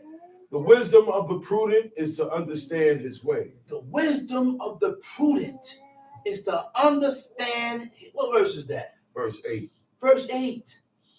The wisdom of the prudent is to understand the ways of God. His way is God's way. So if you're not prudent, which means if you don't govern and discipline yourself by the use of God's reasoning, then you ain't gonna understand the ways of God. You ain't gonna understand how this goes. You ain't gonna get the science and the deepness and the importance of all this. How everything links together. You ain't gonna get it. Tom sheet. But the folly of fools is deceit. It's deceit. Tom sheet. Fools make a mock at sin. Fools make a mock at sin. Yeah. The word for sin is asham. It means offense. Fools make a joke at offense. Fools make a joke at trespass. Fools make a joke at sin. When people do things, offensive things, and you laugh at it like it's a damn joke. Yeah, it's enjoyment to me. It's enjoyment to you. Man, you crazy, man. You shouldn't do that, man. Man, look at this. He did this. You're supposed to be telling him. Correction will come out of your mouth and say, man, you violated. You shouldn't have said that. Man, you violated. I don't agree with what you You shouldn't have did that. Man, that what you did, I can't agree with it. You spin off on them, regardless of how you feel about it. You see how we link ourselves to these things? So when you do things and it ain't right by God, it's your job to show him and tell him you was wrong.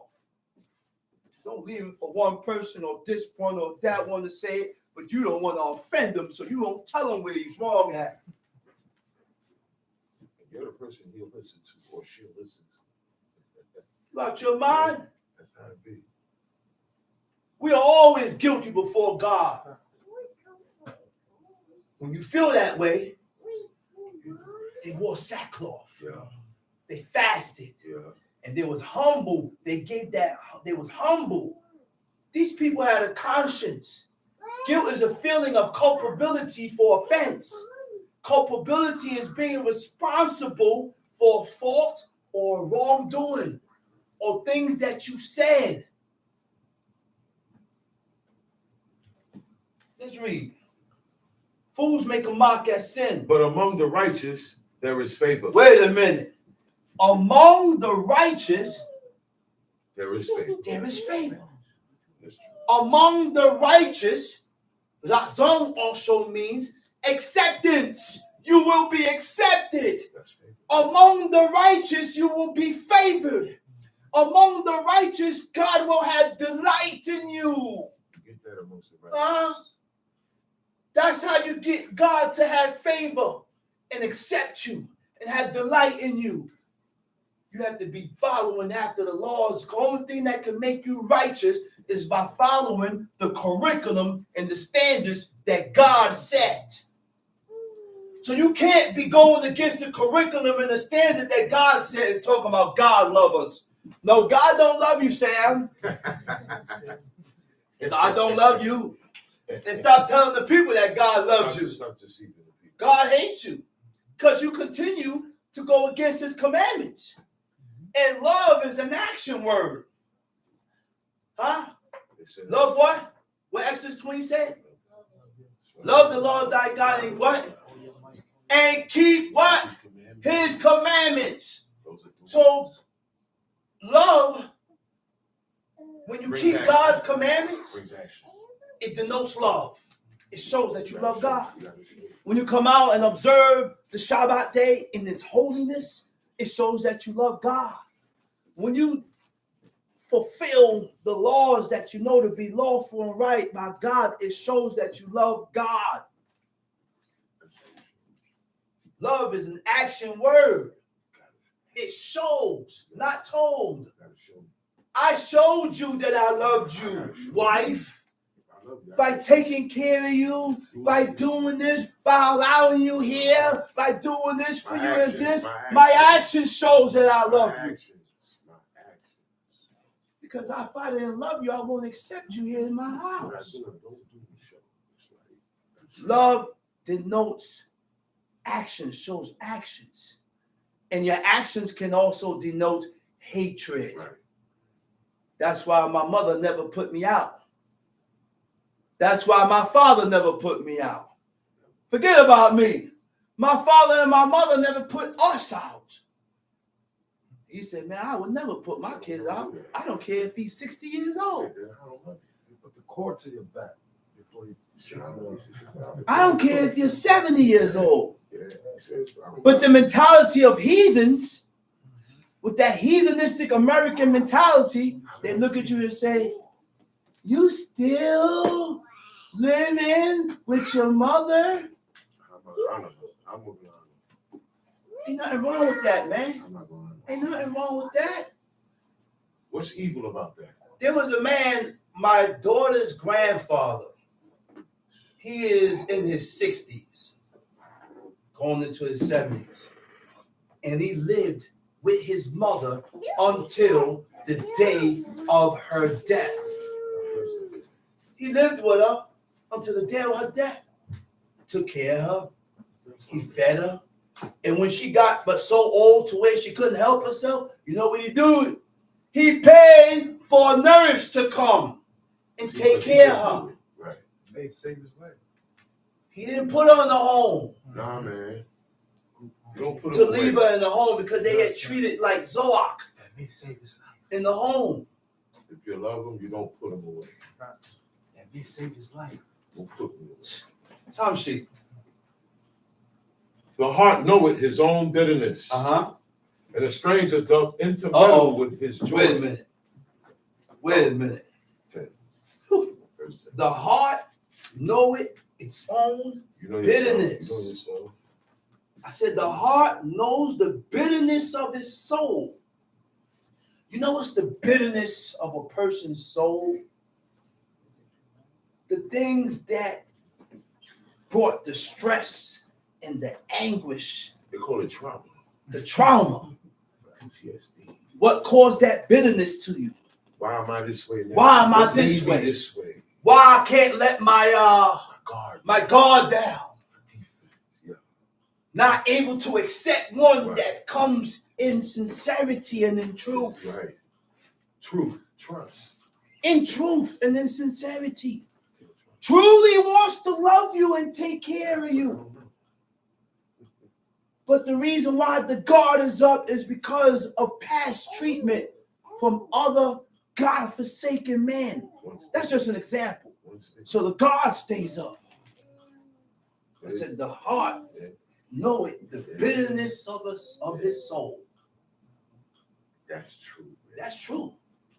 Certain That things- is true. Certain things Some things won't make me allow say you, no. not even that, not just that, but certain things as a man, Yeah. you just can't accept because I've been bit too It much. makes you say never again. I've been bit too much, make you say, man, I never. See, I ain't never put myself in this situation That's again correct. to be bit. That's Because I've correct. been bit too many times, letting my guard down to accept.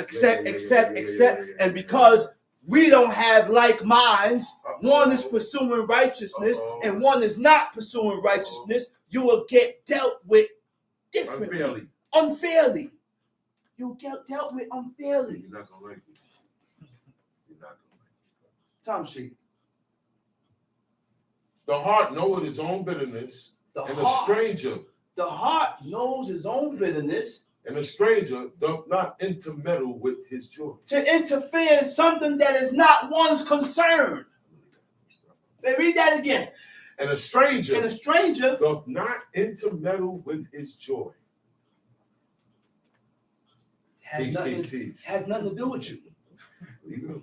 I said it has nothing to do with you. Right. Look, walk away.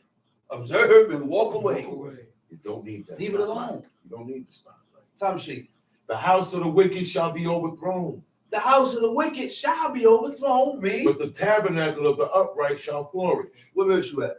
I'm at verse 12 now. Go ahead. There is a way which seemeth right unto a man. There is a way which seemeth right unto a man.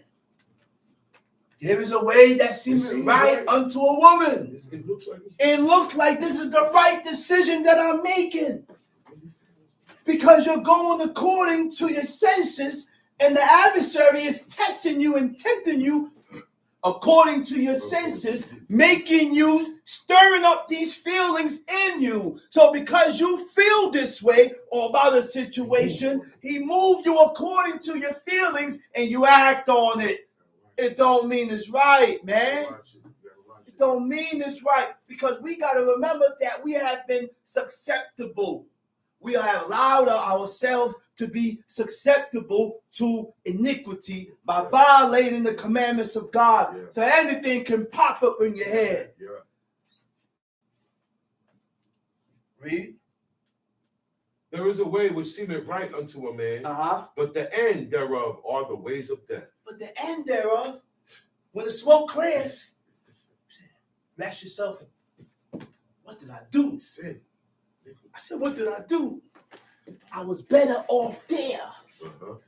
But I moved so quick and abruptly, now I done made the situation worse. Because it seems right at that time. I thought I was doing the right thing. It happens. Read. Even in laughter, the heart is sorrowful. Even in laughter, the heart is sorrowful. You know how many times a person or people laugh, trying to hide the stress and the anguish and the pain that they're going through.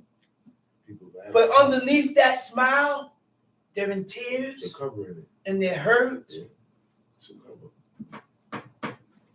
You know how many times, man? That's why God said, man, you don't know what a person is going through, man. You don't know what a person is going through. Watch how you say things. Watch your doings and the things that you say. I don't know what you're going through. Because I don't know what you're going through and what you do and say. Sorry. What you do and say can spark certain things. It can add on to your grief. And it'll add on to my grief or to the person's grief. Go ahead, read. Verse 14. Read it. The backslider in the heart. Out. The backslider in the Hebrew is Samek, Shabuts, Gimel. The backslider in the Hebrew, it means to move away. To move away, to depart, to turn aside, to leave off. The backslider in heart shall be filled with his own ways. But the beginning of a person turning away from God begins here. Before I stop acknowledging his laws, commandments, and statutes, the doubts came here. Maybe I'm not doing the right thing. Came here first. Then once it came here, it started to be acted upon. Right? Yeah. It said the backslider in heart shall be filled. God is going to give you your own wanting ways. When you begin to turn away from God, then God is going to give you your own wanting ways. When I begin to turn away from God, he's going to give you and feed you how you really is. And how we really are before God is not right. I'm trying to muffle it. And I'm trying to change this, but I have a hard time changing the way I am. That's not right by God, because I keep turning away from the things that is lawful and right. It's a science to this, man. It's a science, and I have acknowledged that I need to change. But I can't change because I'm not fulfilling all the laws of my God. So I remain the same way. That's them same despicable ways still resides in me, and I can't get rid of it because I keep turning away from God. So I can't improve. So I can't take to you. I can't improve. I can't be exalted before God. God ain't gonna pick me up. Tom Sheet. And a good man shall be satisfied from himself. A good man shall be satisfied from himself. How in the world can a good man be satisfied from himself? It answers everything that I just said. Right? I want God to deliver me from myself. Because what I have in me, I don't like. It's not good for me. Basically, we have two entities in us. Good and evil. The evil I have in me, I need God to save me from that I have in me. Tom Sheet. The simple believe it every word. The simple believe it every word. But the prudent man looketh well to his going. The simple believe it every word. You know who else was simple? Simple means naive. Easy. Eve was. Huh? Eve was simple. Which means she didn't have no knowledge of good and evil. Adam was simple. Which means they didn't have no knowledge of good and evil. And this is why the serpent knew that he can get Eve and beguile her by painting a mirage that this tree in the midst of the garden that God said don't eat from it, you can eat from it. Because you'll be like gods, knowing both sides, knowing good and evil. And as he's telling these things to Eve, he has increased her desire. Increased and increased. Now she said, man, this tree is the light to my eyes. And the tree to make one wise. He said, therefore she partook of it and she ate it and she gave some to her husband. And he ate it also. Huh? Come on, man. Eve didn't know what lying was. No, she did. Because we're talking about a woman that did not know what sin was. Right. You had to eat from it first. In order for her to know what sin was, she had to eat from that tree first. So why do people continue to call Eve a liar when she didn't know what lying was? They don't depart from me. So let's read it. But the prudent man looketh well to his going. The prudent man looketh well to his going. You're going to be cautious of your course. You're going to be cautious of the things that you say. No matter what you tell. You're going to be cautious of the things that you do. That's when a prudent man looketh well to his going because he governs himself. And when a man governs and disciplines himself, he's watching every word that comes out of his mouth. When a man governs and disciplines himself, he's watching everything that he does. So that I don't offend you, so that I don't offend God. Go ahead. Verse 16. Proverbs 14, verse 16. A wise man feareth and departed from evil. That's what caused a man to depart from evil. Fear. Fear. You have to be afraid. You got to be scared. Wise people. And what do I mean by being scared? When you are afraid and you're scared, it means be afraid. Be afraid to offend God. Because when I violate the commandments and the laws and the statutes of God, I offend God. Anytime I violate God's covenant, I offend God. Be afraid of that. Be afraid of that. That'll make you wise. Okay, Tom Sheet.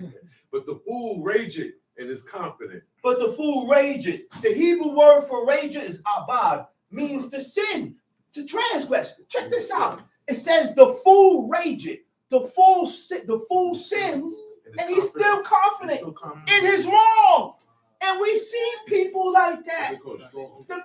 People be wrong like two left shoes, and they still stand strong. They still want to talk. They still have so much to say. You don't have nothing to say.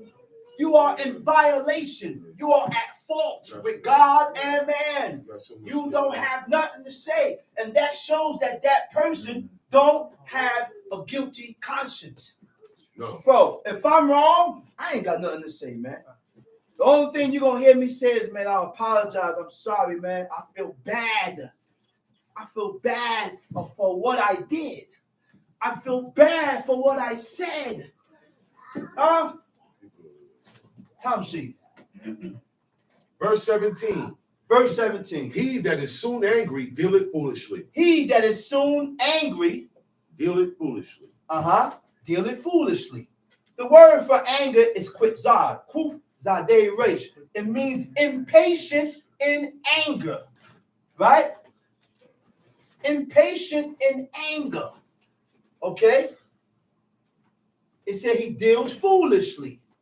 And a man of wicked devices is hated. You know what's the wicked devices of men? It means meets mort. It means a man of wicked that has evil purposes, evil intent, evil determination, is hated. Those are the things that will cause you to be despised. See, when you have a guilty conscience, about something, you know what happens after that? You're going to want to make amends. You're going to want to make corrections. You're going to go back and make corrections, not caring about how long ago it happened. About how long ago it happened, it don't matter. I'm still going to recollect and play the tapes back to see who have I offended. Who I offended that I need to make some type of corrections with. You don't think like that, man. That's only if they accepted that they was wrong. If you don't accept that you're wrong, then you're not going to make no corrections in what you did or what you said. Because guess what? You need to ask yourself, if this was said to you, would you like it? If this was done to you, would you like it? No. So therefore, you shouldn't do and say this to people because you're not going to like it for yourself. And that's the keeping of the commandments of God. That is the keeping of the commandments of God. Tom Shee. He that is soon angry dealeth foolishly. Proverbs chapter 14, verse 17. He that what? He that is soon angry dealeth foolishly. And a man of wicked devices is hated. Go ahead. The simple inherit folly. The simple inherit folly. But the prudent are crowned with knowledge. The evil bow before the good. The evil bows before the good. And the wicked at the gates of the righteous. The poor is hated even of his own neighbor. The poor is hated. The poor is hated even of his own neighbor. Once you ain't got no money. Nobody want to hear you. Nobody wants to hear you. You ain't got it. Nobody wants to deal with you. Hear it from the rich guy. Okay, go ahead. But the rich had many friends. Tom Shee. He that despises his neighbor transgresseth. He that despises his neighbor. He that hate his neighbor, you sin. Because God said we should not hate each other. We shouldn't even bear grudge between each other. So if I have something against you, my job is to come to you and talk it out. Iron it out. Talk it out. Not hold on to it. Like my brother came up with an analogy, to hold a grudge against a person, you only hurting yourself. Because you keep holding on to it and holding on to it. And the longer you hold on to it, it becomes more of a burden and it becomes heavier and heavier and heavier. And he compared it to a cup of water. When you pour a cup of water and you're holding it, it ain't heavy. But hold that cup of water for some time. It begins to become wearisome to your hand. You're going to start to begin to feel the weight of it. Go ahead, read. But he that hath mercy on the poor, happy is he. Do they not err that devise evil? Do they not err that devise evil? Tamshi. But mercy and truth shall be to them that But devise mercy and good. truth shall be to them that devise good. Tamshi. In all labor there is profit, but the talk of the lips tendeth only to penury. Mm-hmm. The crown of the wise is their riches, but the foolishness of fools is folly. Okay, cut that. Let's go into 1 Samuel chapter 15. 1 Samuel chapter 15. All right? 1 Samuel chapter 15.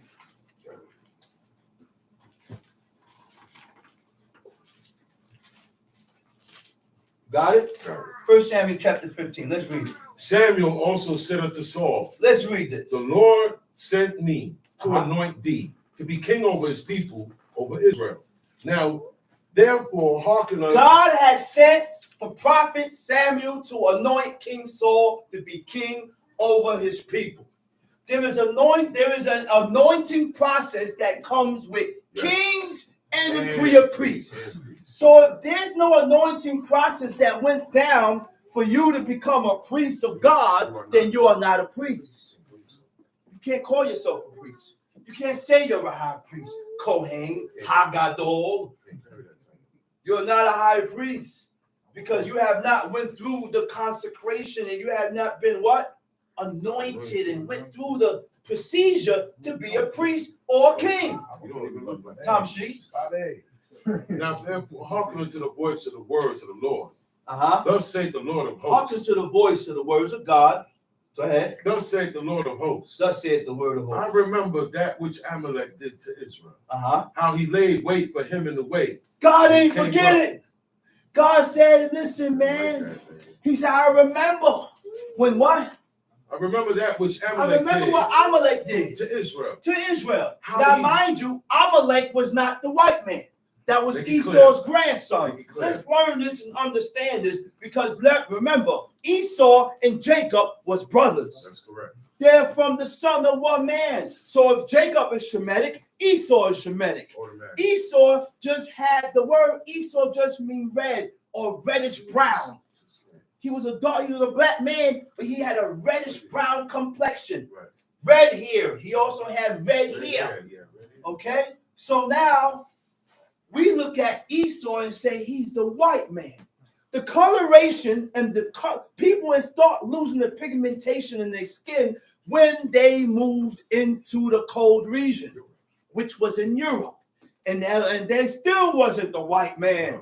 They were still black people. Yeah. But then hundreds and hundreds of years moving into the cold region, they begin to lose the melanin and the straightness. They lose, look, the hair became the thickness of the hair. They begin to lose after generation, after generation, after generation.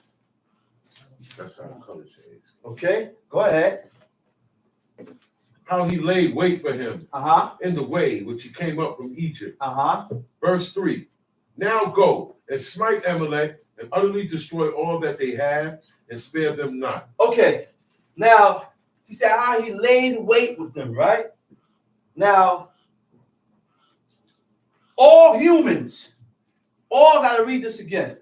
I said all human beings descends from two people, Adam and Eve. Right. Okay?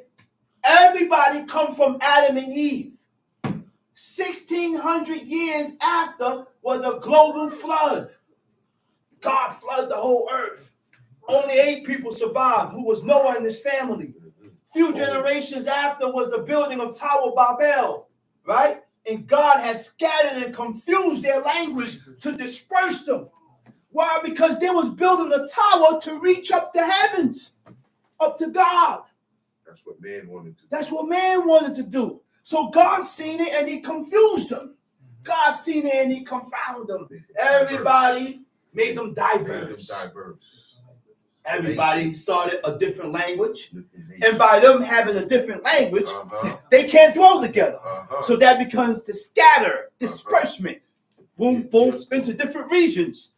Now you have countries. Teach. Now you have nations. Teach. This nation speak a different nation, different language than that nation. This nation speak a different language than that nation. That nation speaks different than this nation. Everybody had diverse languages. Okay?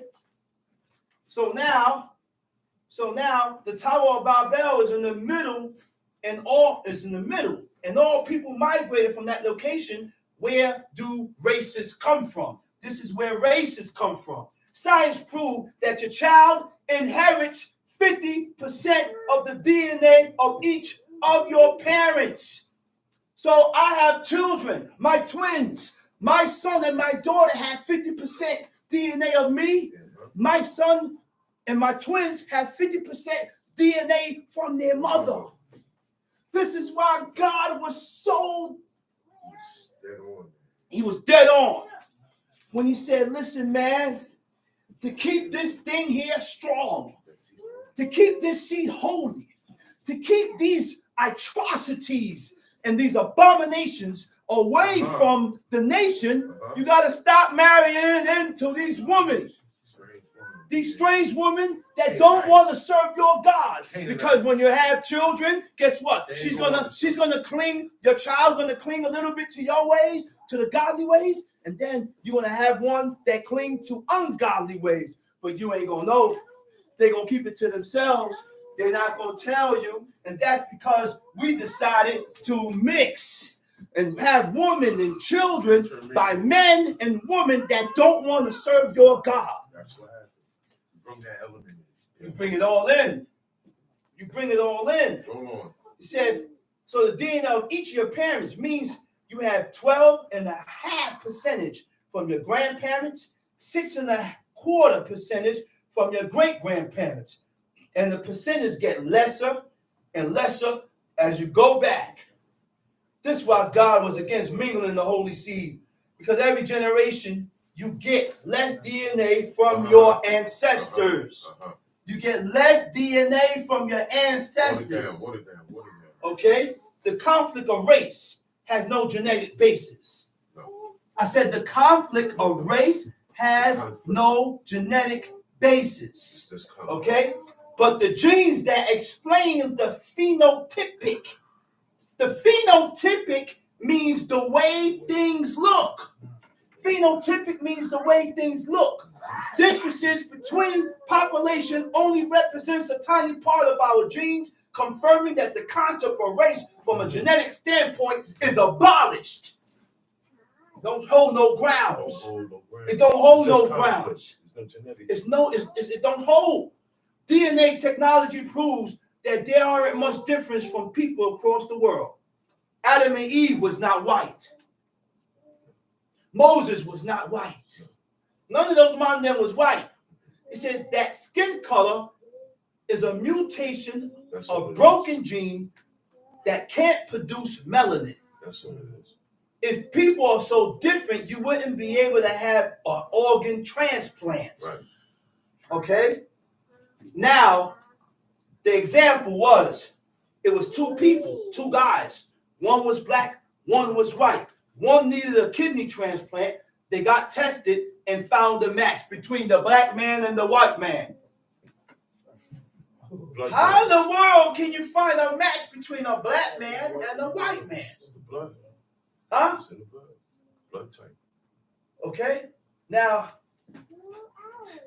if that don't clear it up, the same blood type. I said, if that don't clear it up, then something's wrong. Let's read. Now go and smite Amalek. Go and smite Amalek. And utterly destroy all that they have. Utterly destroy all that they have. And spare them not. No, destroy, man. Asaf means to remove forcefully. Get them out of here. Get them out of here. Make them move. Okay, go ahead. And spare them not. Don't spare them. Both slaves. Both man and woman. Man and woman. Infant and suckling. Infant and suckling. Ox and sheep. Mm-hmm. Camel and ass. Camel and ass. Go ahead. And Saul gathered the now people. Hold up now. Mm-hmm. God said that he remembered the kindness okay,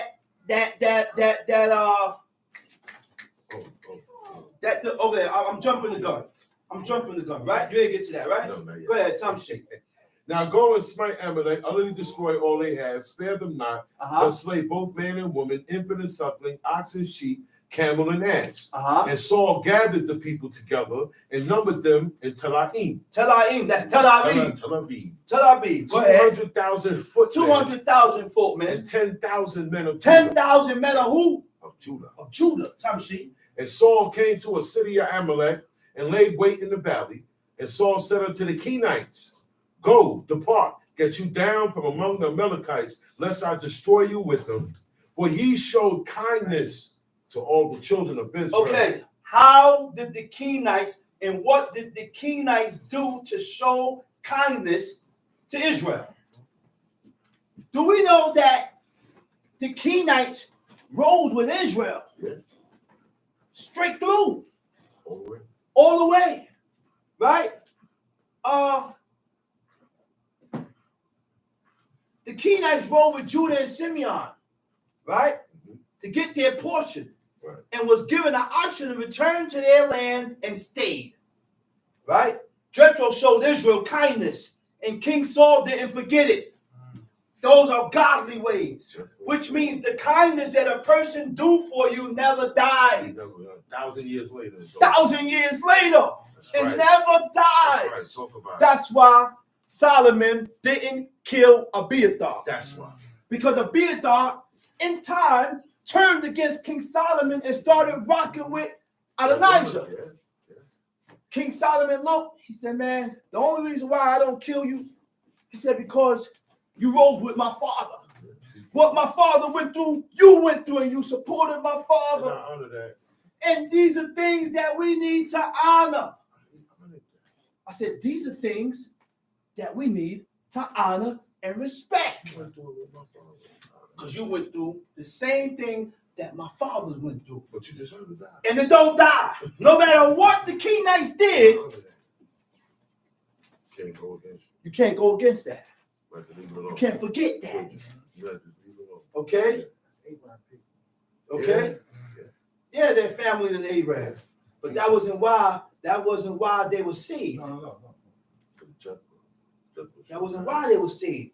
Why they saved is because the Kenites rode. The Kenites rode with Judah and Simeon to get their portion.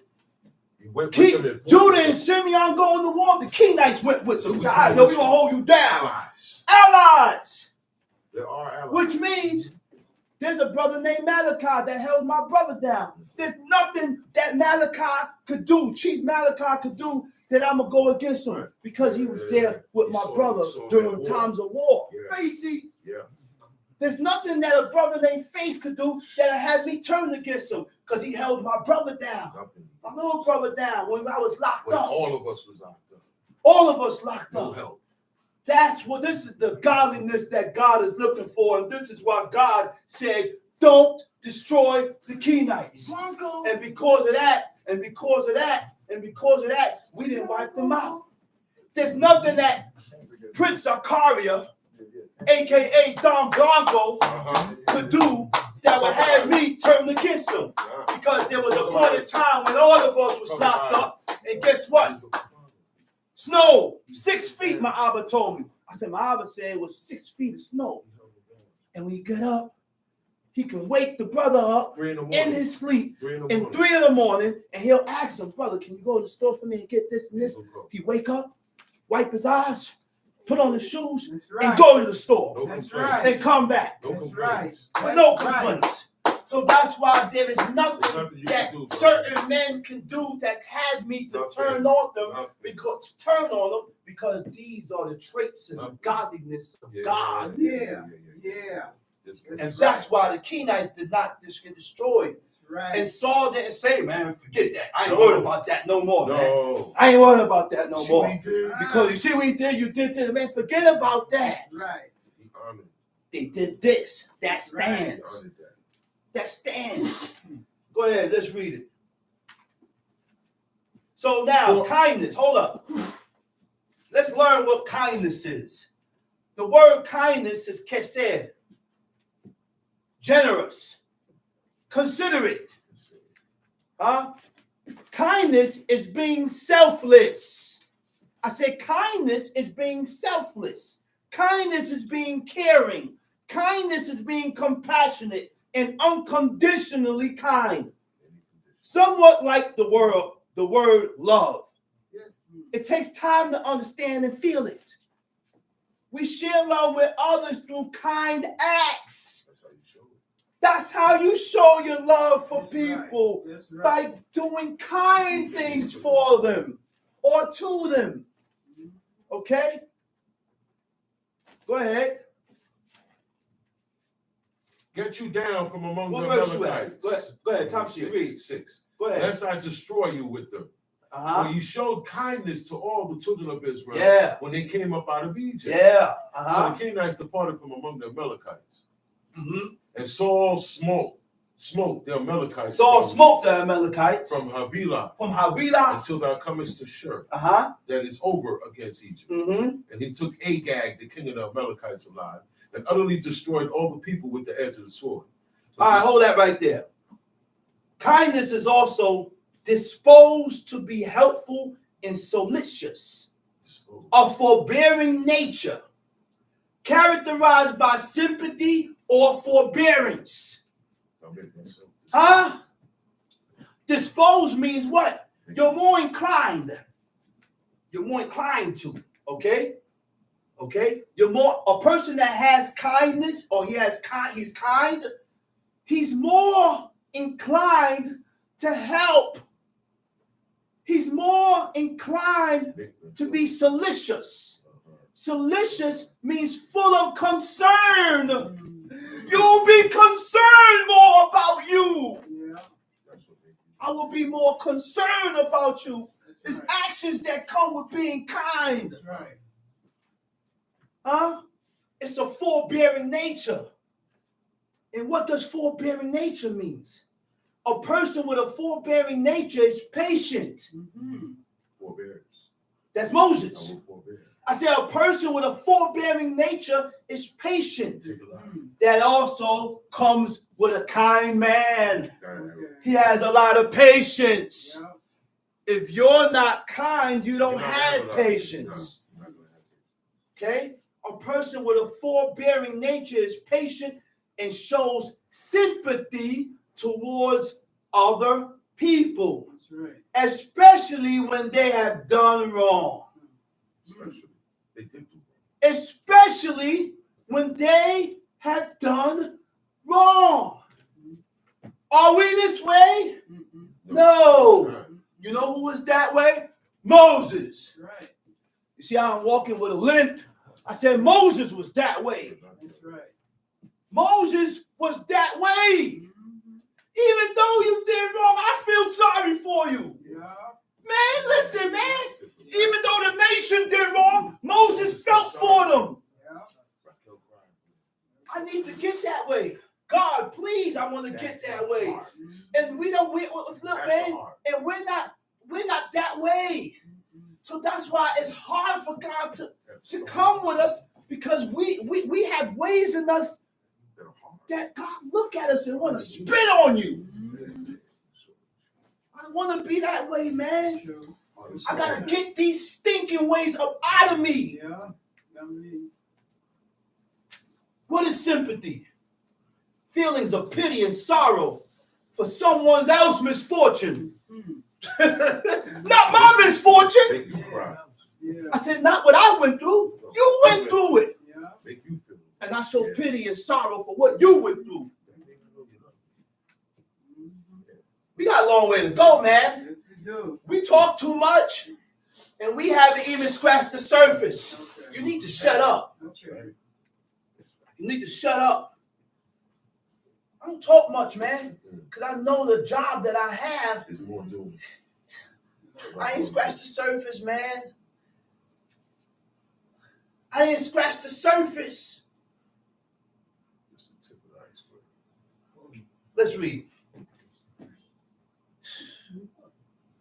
Let's read. What verse you at? 10? I'm at verse 1 Samuel chapter 15. Verse 7. Verse 7. Yeah. Let's read. And Saul smote the Amalekites from Havilah until thou comest to Shur. And Saul smote the Amalekites from Havilah until he comes to Shur. That is over against Egypt. Let's read it. And he took Agag, the king of the Amalekites. He took Agag.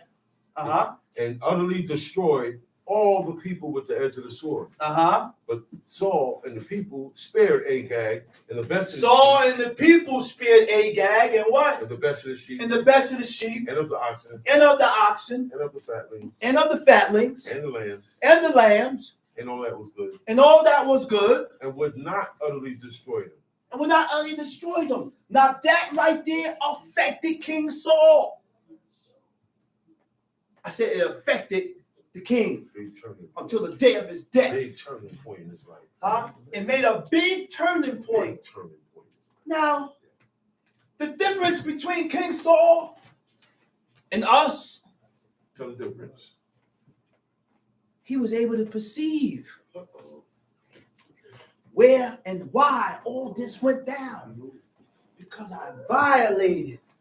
You know how many of us God is turned away from because of the things that we have done? And we sit here, God ain't with you, man. Sure. God wasn't with King Saul because of what he did. So you think he gonna be with you after what you done did? And you can't even put your foot in King Saul's shoes. No way. Come on, man. God said, I think God said, what did he say? He's despised? Or he, no, I'm trying to remember. Go ahead, come sheet. Engine of 9. But everything that was vile and refuse, that they destroyed utterly. Then came the word of the Lord unto Samuel, saying, It repented me that I have set up Saul to be king. God said, It repented me that I have what? That I have set up Saul to be That I have king. set up Saul to do what? To be king. To be king. For he has turned back from He said, following me. the word for repentant means nakam. In the Hebrew, it means grieved. God said, I'm grieved for setting this man up to be king. Right? He said, repented, sincere regrets or remorse about what is wrongdoing. Grieved meaning angry and furious. That's how God felt.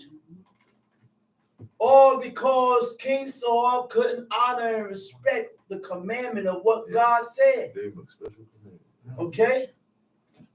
Now, King Saul did the laws of God. Yeah. He wore his robe. Make this clear. He had his frontlet and bracelet on, which I need to get my frontlet. Because I can't be up here teaching the word of God and I'm not emanating or showing the things that God says. Right. See, when you stand up here on the pulpit, God said you are above the people. Okay. And he expect certain examples from the person that stands above the people.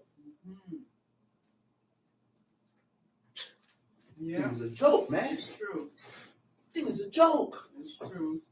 And I've been looking for some reason, I can't find it. There was a lady that used to sell it. I go over there, can't find it. Now it's harder to get it. Yeah. Abraham was supposed to show me the store. I'm gonna go to the store. I gotta pick time and go to the store. That's right.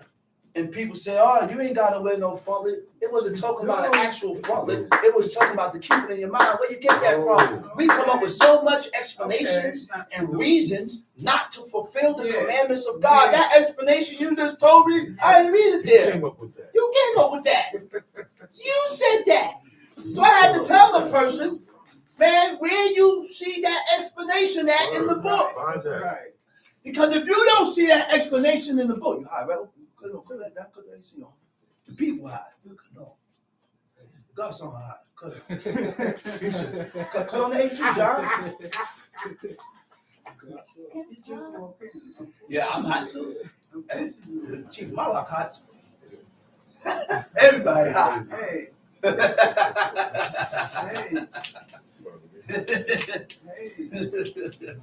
We're going to cool it out and cut it off. It's gonna stay on. All right, we're enjoying ourselves right now. Where we at, man? Verse 11. Verse 11. It repented me that I have set up Saul to be king. For he has turned back from following me. He's turned back from following me. And hath not performed my commandments. And had not performed my commandments. Close that door so it'll cool that room a little bit. And had not performed my commandment. Read. And it grieved Samuel. And he cried unto the Lord It all grieved night. Samuel, and he cried what? Unto the Lord. Unto God. All night. All night. Remember what I taught and what I said about the attachment when you join. Yeah, you cool out the living room first, and then you can open it. To attach. Remember it says, you bind yourselves. Was it Numbers 25? We binded ourselves to Moab by messing with their woman. Right? To attach, to bind, to join. How do you bind yourself and attach yourself and join yourself with God? When you become jealous with the jealousy of God. When you begin to feel offended when God is offended. When you begin to hate what God hates. When you begin to love what God loves. Now that's the binding and the attachment. Now you are attaching yourself to God. That's why Samuel cried all night. God had to come to him and say, why you keep crying? The chapter was finished. In the next chapter, he's still crying. Samuel would have been still crying right now. God ain't stopped him. He would have went in his grave as God ain't stopped him. When you said, man, stop crying. Man, stop that crying, man. He said, man, he messed up. He messed up with me. God said he mad for him. Yeah. But God said, man, stop crying, man. He said, I'm going to appoint for you to go to a place to anoint as king. He was hurt because God was hurt. And he had that attachment with God, which means what? Come on, man. Your emotions change. Come on, man. Let's read it. Where we at? 12? Verse 12. Let's And read when it. Samuel rose early to meet Saul in the morning. When Samuel rose early to meet, It was told Samuel. it was told saying, Samuel. Saul came to Carmel, and behold, he set him up a place, and is going about and passed on, and going down to Gilgal. And Samuel came to Saul, and Saul said unto him, Blessed be thou the Lord, I have performed the commandment of the Lord. Blessed be thou, O God, I have performed the commandment of the Lord. This is a lesson in itself. You know why I say that, man? Because when we are at fault or at wrong with God, you will begin to do things thinking that what you're doing is right. But God is not allowing you to see your fault in your error. You can't see it. He's not allowing you to see your fault in your error. You think you good. Or where I messed up at. But what's causing me not to see my fault? Your actions and what you did. So now God is not going to allow you to see where you came wrong at so you can correct it and be better with God.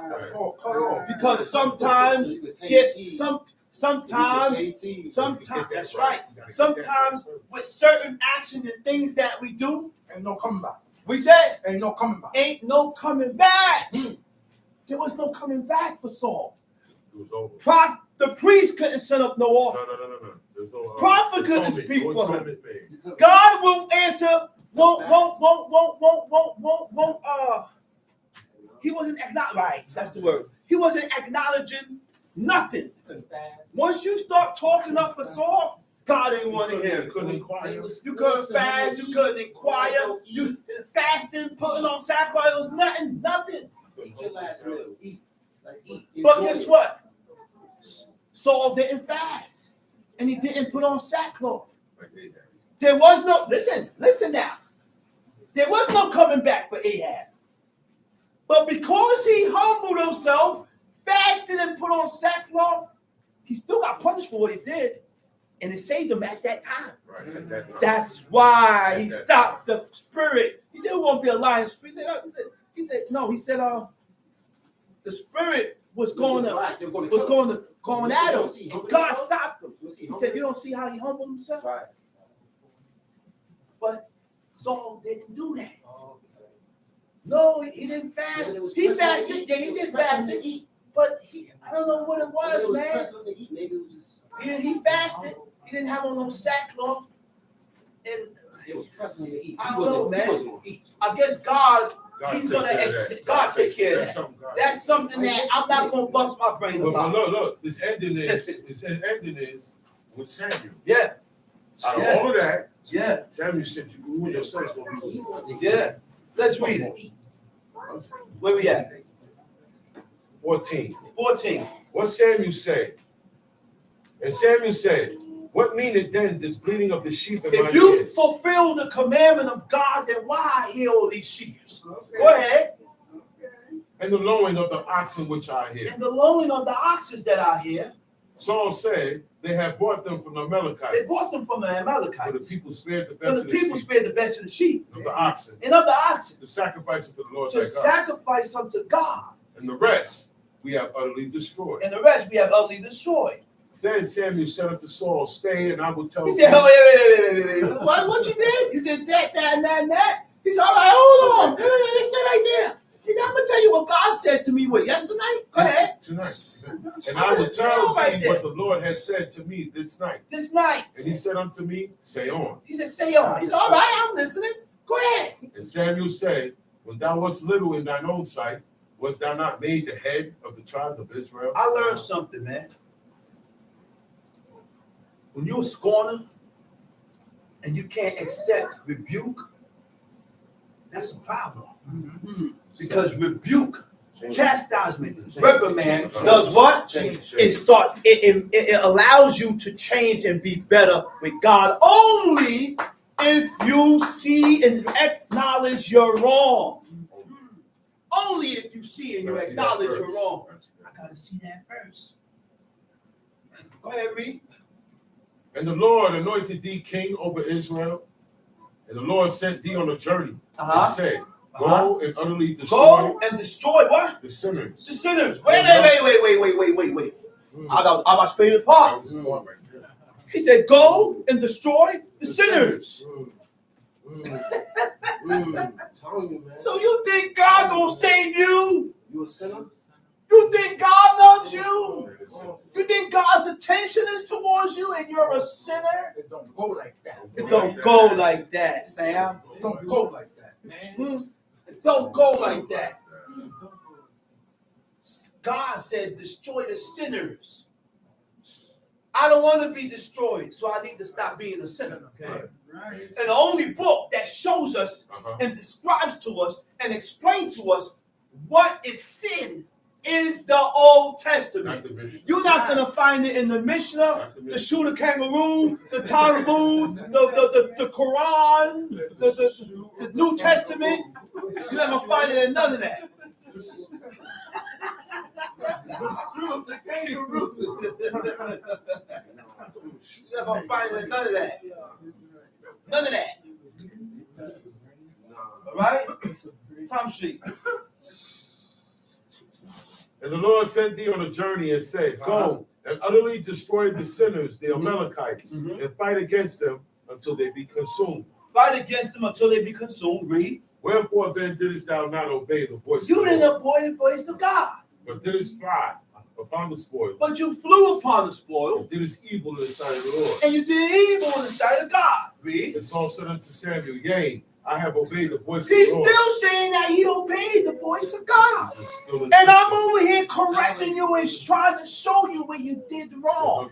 You know, that's when you block. You don't see it. When you're trying to explain to a person where you did it wrong according to what God said, and you still can't see it, and you continue to voice your opinion and your reason to justify your wrongdoing. You know how many people I came in encounter with? Go ahead. And Saul said unto Samuel, yea, I have obeyed the voice of the Lord, and have gone the way which the Lord sent me, and have brought Agag, the king of Amalek, Boy, Agag, the king of who? Amalek, and have utterly destroyed the Amalekites. But the people took of the spoil, sheep and oxen, the cheap of the things which should have been utterly destroyed, to sacrifice unto the Lord thy God in Gilgal. So now they want to do their own thing. God said, I don't want it. They go and get the good oxen and the sheep and the oxen to sacrifice to God. It's no good. Doing extra. But certain things, when God despised, God, he had a thing with Agag, with the Amalekites, because of what they did with Israel when they left Egypt. So basically, I read and I understand that if I despise you, Agag, I don't want nothing from you. I don't want your sheep. I don't want your oxen. I don't want nothing from you. That's the ways of God. I don't care if I'm starving and I ain't got no food here. If I feel a certain way with you, I don't want your $20. Nah, man, I starve before I take that. That don't have nothing to do with pride, poor, proud, and none of that. That's the ways of God. How you despise me, but you take from me. How you hate me, but you take from me. No. Let's read it. And Samuel said, "Hath the Lord as great delight in burnt offerings and sacrifices as in obeying the voice of the Lord?" You think God delights in sacrifices and offerings besides obeying God? Read. Behold, to obey is better than sacrifice. To obey is better than sacrifice. I said, when you obey and hearken to the laws, it's better than setting up a sacrifice. I said, it's better than setting up a burnt offering. It's better than setting up a peace offering. It's better than setting up a sin offering. These are things that appease the anger of God. Peace offering, you start to gain you get back in favor with God by setting up that peace offering. Go ahead. To obey is better than sacrifice. Is better than sacrifice, and to hearken than the fat of rams. For rebellion is as the sin of witchcraft. Time out. Rebellion is as the sin of witchcraft. To go against any rule or established fact. That's when you know you're a rebel. When you go against a rule, any rule, or established fact. Okay? What is witchcraft? Witchcraft, the Hebrew word for witchcraft is quesem. It means divination. Practice of seeking knowledge of the future. Go ahead. Because thou hast rejected the word of the Lord, he hath also rejected. No. Go back to 23. For rebellion is as the sin of witchcraft. Stubbornness is as iniquity and idolatry. Okay, wait a minute. What is stubbornness? Now we're going to learn what is stubbornness. Stubbornness in the Hebrew is patzad, pei zadeh resh. Stubbornness, patzad, means willfulness. Okay? Willfulness. Right. Okay, now check this out. A stubborn person holds on to a view or an attitude. Most of the time it's attitude. Yeah, because I'm trying to change your view and your perception of how you see it. Because it ain't the same as God sees it. And you're too stubborn to acknowledge it. You're too stubborn to acknowledge it. I said a stubborn person holds on to a view or an attitude, refusing to change to the point of being unreasonable. Okay? What is willfulness? Willfulness is the determined desire to do what you want without caring about what God wants. You so bent on doing your will, what you want, what you desire. But I'm not considering that the things that I desire and the things that I want to do, would I be going against the commandments of God? Would I be going against his laws? We don't have this type of mind frame. We just do things And we don't care if we offend God. I don't care if I offend my parents. I don't care if I offend my people. I just do it. I just do it and say it. Let's read it.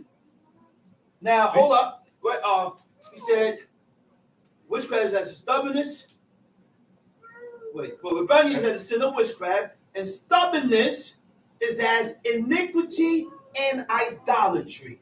The word for iniquity is awang. Awang means idolatry. Idolatry is the worshiping of idols. Extreme admiration, love, or reverence for.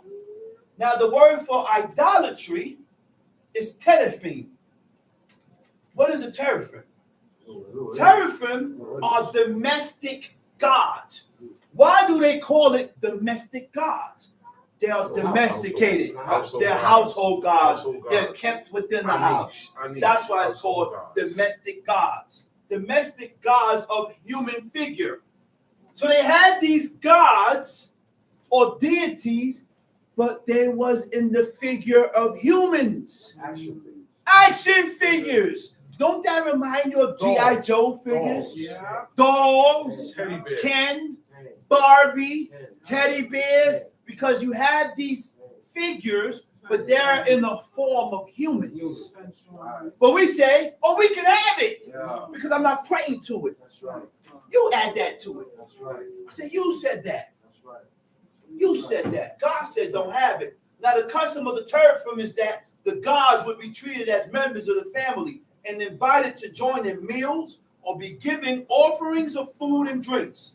Small images or cult objects used as domestic deities or oracles by ancient Semitic people. What are cult objects? Cult objects, an object of religious devotion, veneration, or ritualistic and symbolic value within a system of worship. Go ahead. You said Semitic, ancient Semitic? Ancient Semitic. That's Babylon. That's Babylon. Yes. That's where it came. That's right. Tom She, he said, because thou hast rejected the word of God, to refuse to accept. That's what reject means.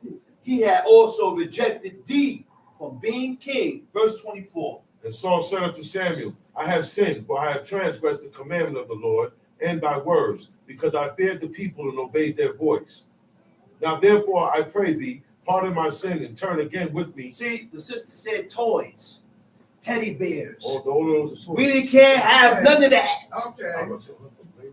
We didn't have none of that. We didn't have none of that. That's right. All toys. That's right. Train, all that. We didn't have images, man. No. We didn't have none of that. No. Because teraphims were idols and deities of human figures. God's law prohibited us to have that. All right? In Deuteronomy 4, that's right. What? He said he took all those teraphims. Jacob took all the teraphims that his family had and he buried it. When you read Deuteronomy 4, he said, lest you corrupt yourself and make you an image, or male or female. So with the likeness or the tabnik of male or female, the likeness of what's on the heavens, likeness of what's in the earth, likeness of what's in the waters. All these things God told us not to have. So when you have an image of a bear and they call it teddy bear, you violate it. When you have an image of a doll, you violate it. Because these are all inhuman figures. And the law is against these things. The laws of God are against these things. Okay? So now,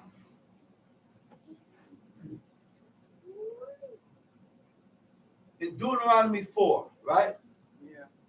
It says, lest you corrupt yourselves and make you a graven image, the similitude of any figure, the likeness of male or female, right? But before I go there, I'm going to take you to Numbers chapter 52, right? Chapter 32, verse 52. 32, Well, let's go to Numbers 32, verse 52. Or 33, verse 52. Am I correct? Okay, good.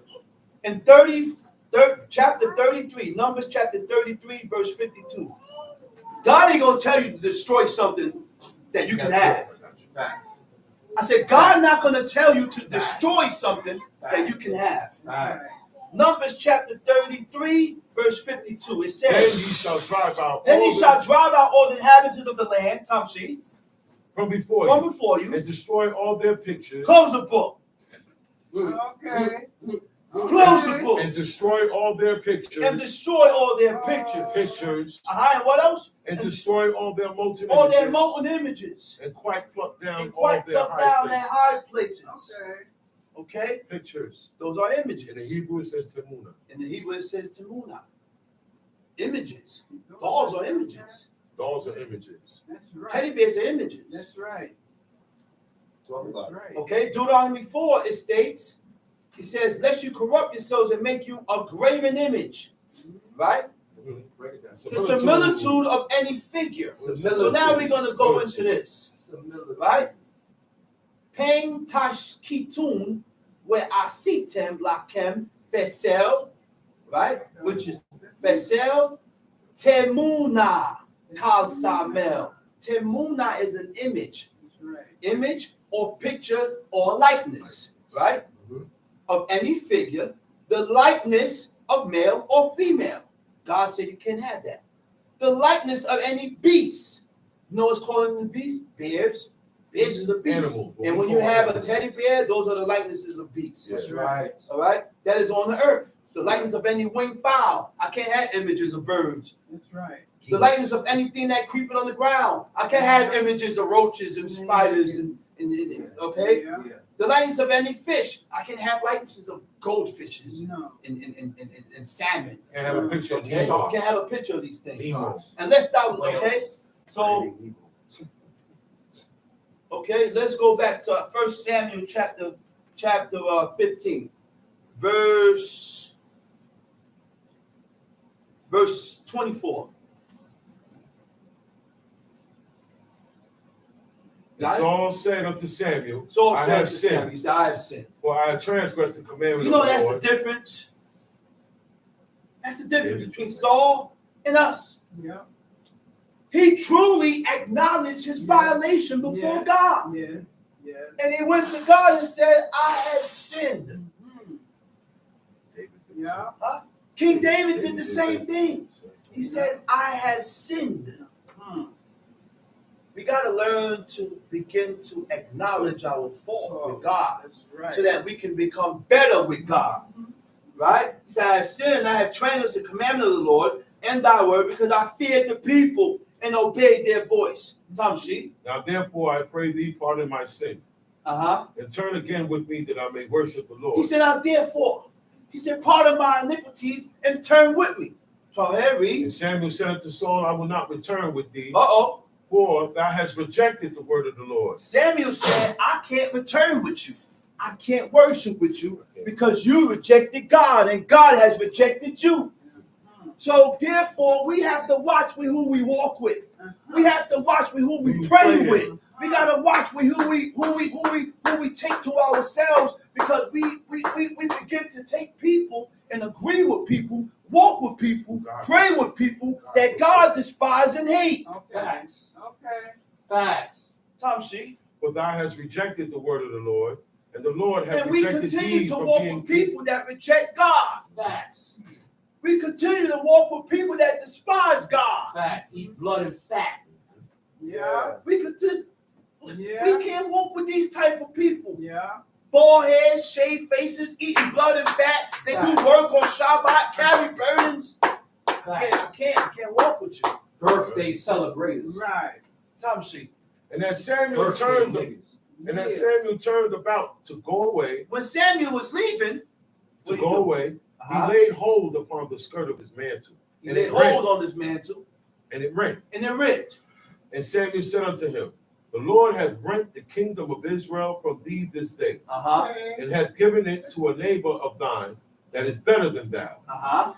And also The strength of Israel will not lie, The strength of Israel will not lie, nor repent. nor repent. For The he- Hebrew word for repent is nakam. You know what it means? It says the strength of Israel will not lie, nor repent. The Hebrew word for that is nakam. It means to change one's mind. Once you have in mind to do something, I ain't even got to voice it. I had in mind to do this. I didn't voice it, I didn't say it, and you ain't hear me say it. But the truthfulness that I have in me will not allow me to go against those You said it in things. your heart. Because I already said in my heart that I'm going to do this. Go ahead, read. Then he said, I have sinned. I have sinned. Yet honor me now, I pray thee, before the elders of my people. He said, man, I violated, I sinned. He said, but honor me now in the sight of the people, man. Because we cannot allow the people to see any type of discrepancy or separation between the leadership, which was the king and Samuel, the prophet Samuel. Tamshi. Before the elders of my people, Before the elders of my people, and before Israel, and before Israel, and turn again with me, that I may worship the Lord thy God. Tamshi. So Samuel turned again after Saul, and Saul worshiped the Lord. Then said Samuel, bring you hither to me again, Bring hither, bring Hagar over here. Agag, the king of the The Amalekites. king of the Amalekites. And Agag came unto him delicately. And Agag said, surely the bitterness of death is past. Surely the bitterness of death is past. I have escaped death. Tamshi. And Samuel said, as thy sword had made woman childless, so shall thy mother be childless among women. Mm-hmm. And Samuel hewed Agag in pieces before the Lord in Gilgal. Then Samuel went to Ramah, and Saul went up to his house to Gibeah of Saul. And Samuel came no more to see Saul until the day of his death. Nevertheless, Samuel mourned for Saul. And the Lord repented that he had made Saul king over Israel. Samuel mourned and he cried for Saul. Even though God rejected him, but he cried for him. See, we got to learn what righteousness is. Even though you're bald head and you're shaved face and you're eating blood and fat and you profane the Sabbath day, I'm not supposed to have an attitude. I'm supposed to feel sorry for you. That's right. That you have not understood, or you're not doing the things that God accepts. So I'm supposed to feel for you and feel sorry for you. Moses, Jonah. They don't know. Jonah turned against the people. He said, I wish to God Right. everybody prophesied. Right? But God said, hey, go back and tell them. That's right. They don't know they right from their left. Go back and tell them. Jonah said, all right, I'm going to go tell them, all right.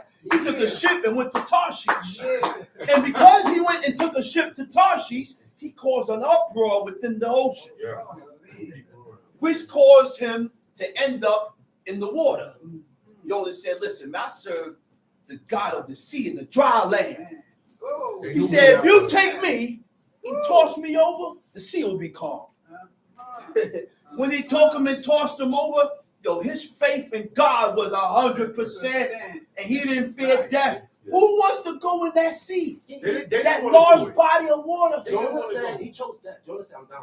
He knew he Huh? was dying. They So didn't after want to go. they didn't want to do They it. was trying to lighten the ship first. Lighten the ship They first. seen the more Yes, they did it, it got more. So they said, After they tossed him over, God caused a great fish to swallow him. He still ain't died.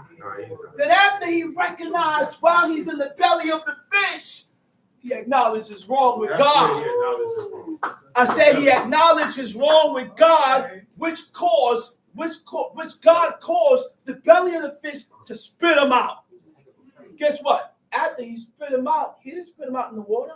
He had to swim back. Oh God! Oh my goodness! He allowed the fish to spit him right back into land. But check it. As he must have God guided that fish towards the land, close enough to let him go. He did not get digested in the belly of that fish. Oh man! Digestion goes Come on, on. man. He got out the fish. They said he ran faster than he would travel. Yeah. Horse. Because Because he recognized his fault with God. Yeah. And this is what God is realizing. This is what we have to do with God. We have to, when we realize and recognize our fault and we are at fault with God, we need to correct it immediately. Immediately, we got to make corrections. Because that's what God is looking for. And with that, I've already got a little report. And I'm going to say Shabbat Shalom. And I'm going to call up the next speaker, teacher, D, Chief Mikhail, Ben Level.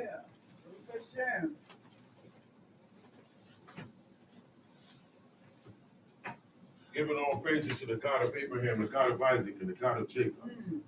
Giving all due respect to my father, my teacher, my leader, Chief Elazar, Ben Dodo, the tribe of Levi. Giving all due respect to chiefmen, princemen, brothers and sisters, mothers in Israel, visitors. I bid you out of tongue of our forefathers. Shabbat Shalom. Shabbat Shalom, God.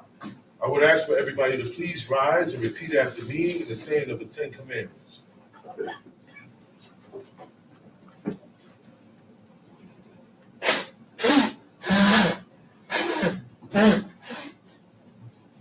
And God spake all these words, saying, And God spake all these words, saying, I am the Lord thy God, I am the Lord thy God, which I brought thee out of the land of Egypt, which I brought thee out of the land of Egypt, out of the house of bondage. out of the house of bondage. Thou shalt have no other gods before me. Thou shalt have no other gods before me. Thou shalt not make unto thee any graven image, Thou shalt not make unto thee any graven image, or any likeness of anything or any likeness of anything that is in heaven above, that is in heaven above, or that is in the earth beneath, or that is in the earth beneath, or that is in the water under the earth. or that is in the water under the earth. Thou shalt not bow down thyself to them, Thou shalt not bow down thyself to them, nor serve them. nor serve them. For I, the Lord thy God, am a jealous God, For I, the Lord thy God, am a jealous God, visiting the iniquity of the fathers visiting the iniquity of the fathers upon the children, upon the children, unto the third and fourth generation of them that hate me, until the third and fourth generation of them that hate me, and showing mercy unto thousands of them that love me, and showing mercy to thousands of them that love me, and keep my commandments. and keep my commandments. Thou shalt not take the name of the Lord thy God in vain. Thou shalt not take the name of the Lord thy God in vain. For the Lord will not hold him guiltless that taketh his name in vain.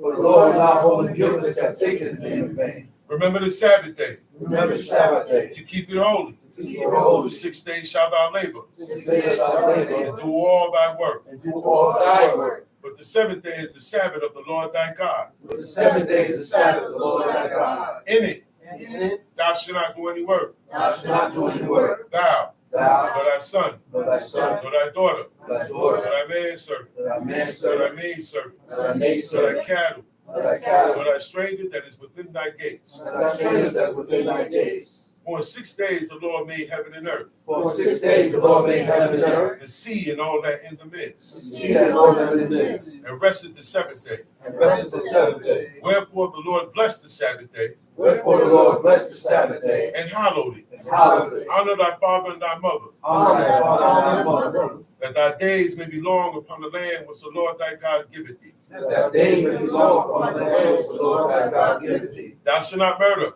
Thou shalt not murder. Thou shalt not commit adultery. Thou shalt not commit adultery. Thou shalt not steal. Thou shalt not steal. Thou shalt not bear false witness against thy neighbor. Thou shalt not bear false witness against thy neighbor. Thou shalt not covet thy neighbor's house. Thou shalt not covet thy neighbor's house. Thou shalt not covet thy neighbor's wife, Thou shalt not covet thy neighbor's wife, nor his manservant, nor his manservant, nor his maidservant, nor his maidservant, nor his ox, nor his ox, nor his ass, nor his ass, nor anything that is thy neighbor's. nor anything that is thy neighbor's. You may be seated.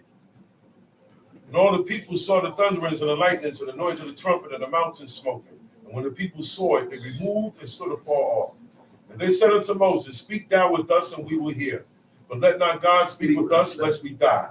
And Moses said unto the people, Fear not, for God is come to prove you, and that his fear may be before your faces, that ye sin not. And the people stood afar off, and Moses drew near unto the thick darkness where God was.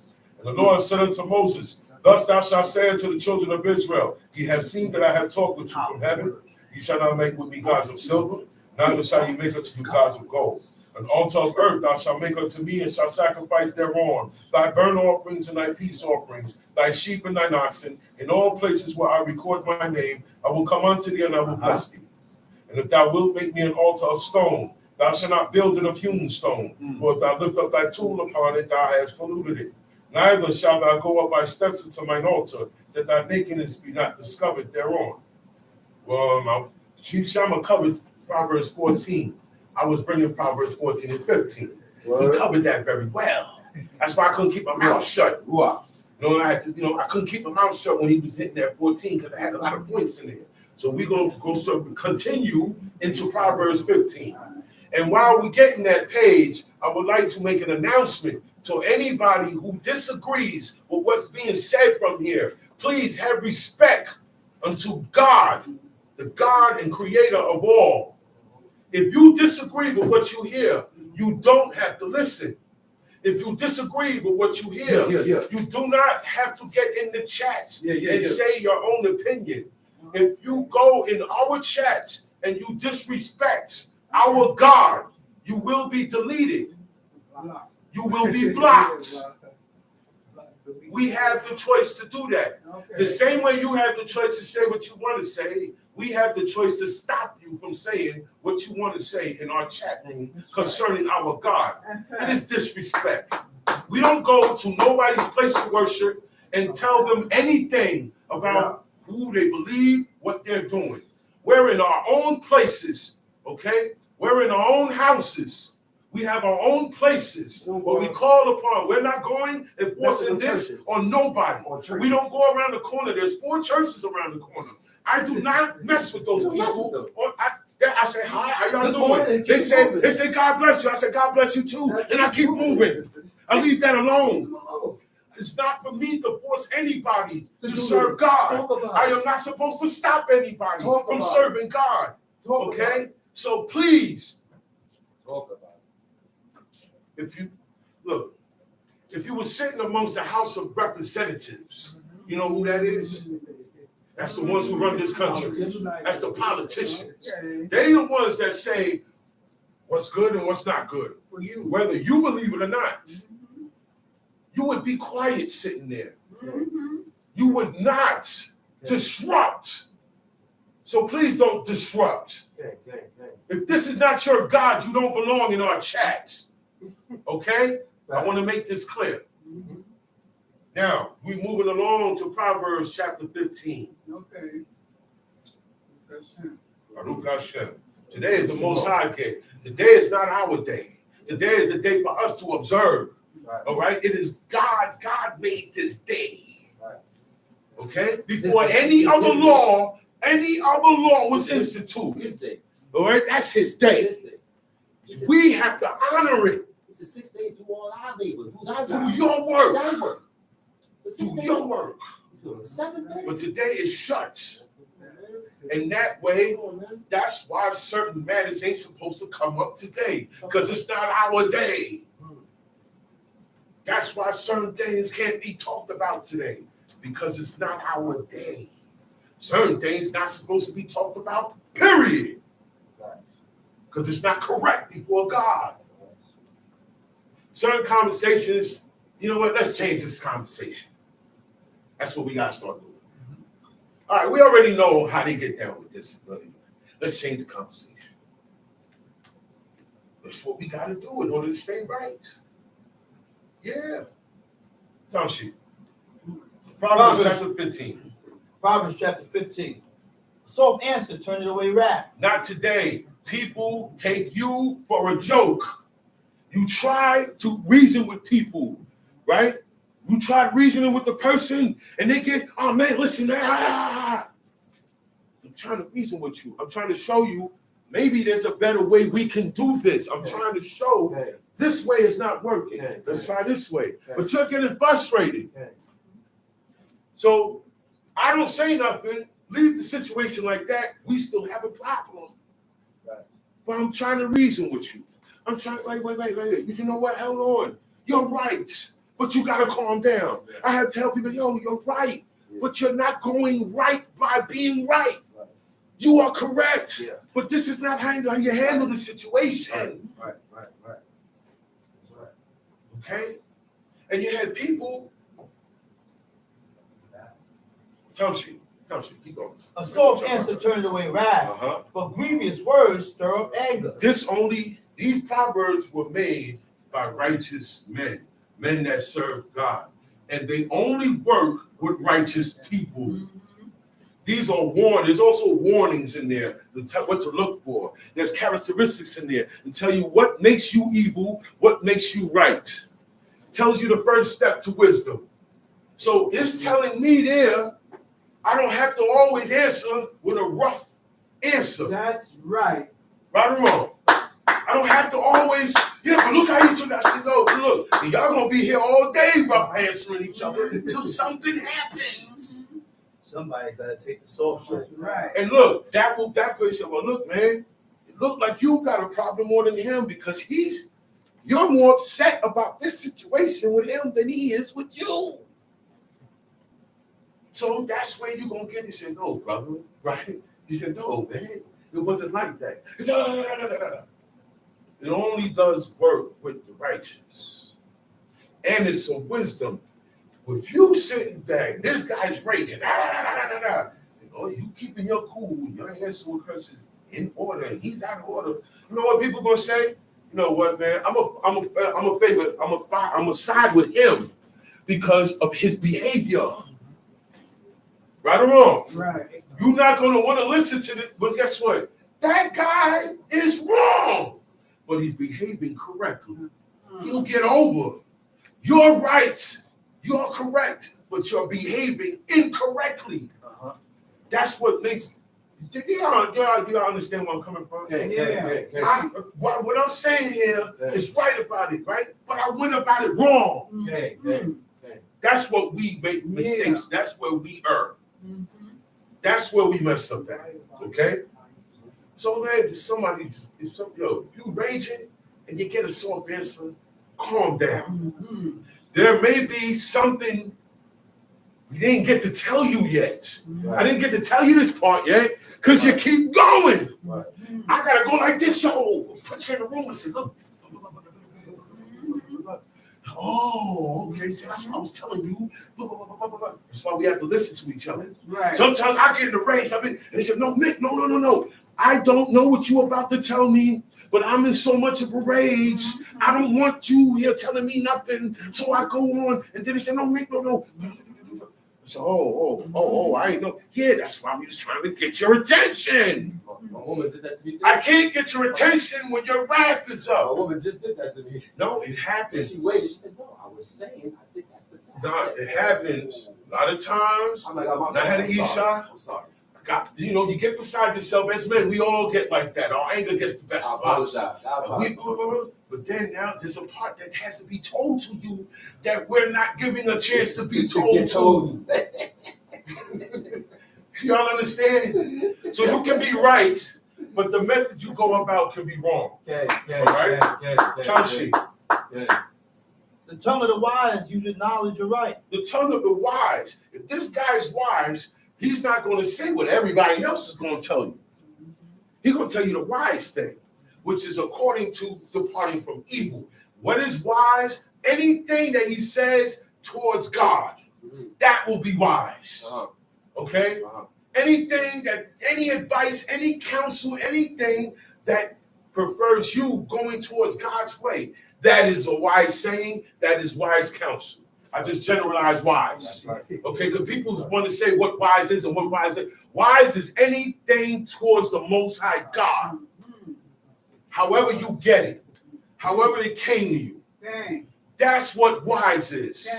What make a man wise is what came out of his mouth is towards God, for himself, for his children, for his wife, for his friends, whoever. That's a wise man because he does wise things. And the things he do is towards God. Okay? Tom Sheep. But the mouth of fools pour out foolishness. That's self-explanatory. I ain't got to go into that. Tom Sheep. The eyes of the Lord are in every place. God sees everything. You're in the total darkness. God sees it. God dwelt in darkness. Before any light, before this thing called light existed, before God created light, nothing was illuminated. There was no shadow casted. It was all dark. That don't stop God from seeing everything. Okay? See, read that again. The eyes of the Lord are in every place, beholding the evil and the good. The evil and the good. He saw the good and he saw the evil. Still. We only see the evil. We don't see good. I'm just showing you something. I see good and evil come from you, but I only go by it. I only deal with you by the evil that you did. And that's not correct either. No good. It's not correct No either. good. No good. Now, presently, if you're still being evil, I got to deal with you that way. Presently. That's right. Presently. That's what you're into. You haven't flipped over. Now, you flipped over, you doing good. I can't bring up none of the evil that you, I can't bring it up because God said He don't do it. he ain't doing it. So I got to leave that alone. Yeah, that was a while ago and I stopped. What you said, brother? It was a while ago and I stopped. You gotta leave that alone. I can't mention that. What are you bringing that up If for? God ain't mention it, I can't mention it. That's real. You can't mention it. That's real. Because that means that person is still making reparations for what he's done. He's still feeling bad. Right. He's hating what he's done. And here you come accusing him of something that he's been finished. Right. Man, you messing with me now. Right. Because I don't do that no more. Right. I'm over here now. That's right. But your mind is on me over here. You got to take care of you. You need to do something about yourself. That's right. You're not focusing on self. That's what I said. It should not be remembered. He said it shall He not said, be that man shall remembered. live. He shall not die. said it shall not come up. You, man. It shall not Who's come up. you? It's not gonna get brought up. Who's you to bring it? But you have to be correct now. That's right. That's it. Other than that, it goes back to default. You know what default is, right? How it came from, how you opened it in the factory. All that gonna remember. Default for us is how we was born, good and evil. And all the stuff we did that was evil. It's gonna get remembered. It's gonna get remembered. He said all the stuff he did in the past, he's gonna be brought up and he will be charged for it. Why? Because he didn't tear our teeth, he didn't make it better, he didn't fix that.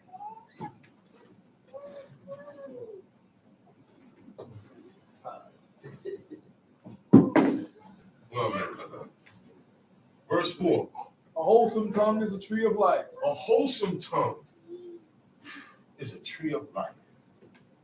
A righteous tongue, a good tongue, the wise words, good words. I tell you the right thing. Sometimes you need a person to say certain things that uplift you, motivate you, make you feel good about serving God. That's words that will make you feel like you a tree of life. Put you down. Now, listen. Moses said, I wish everybody would prophesy, man. He didn't say he hated the person.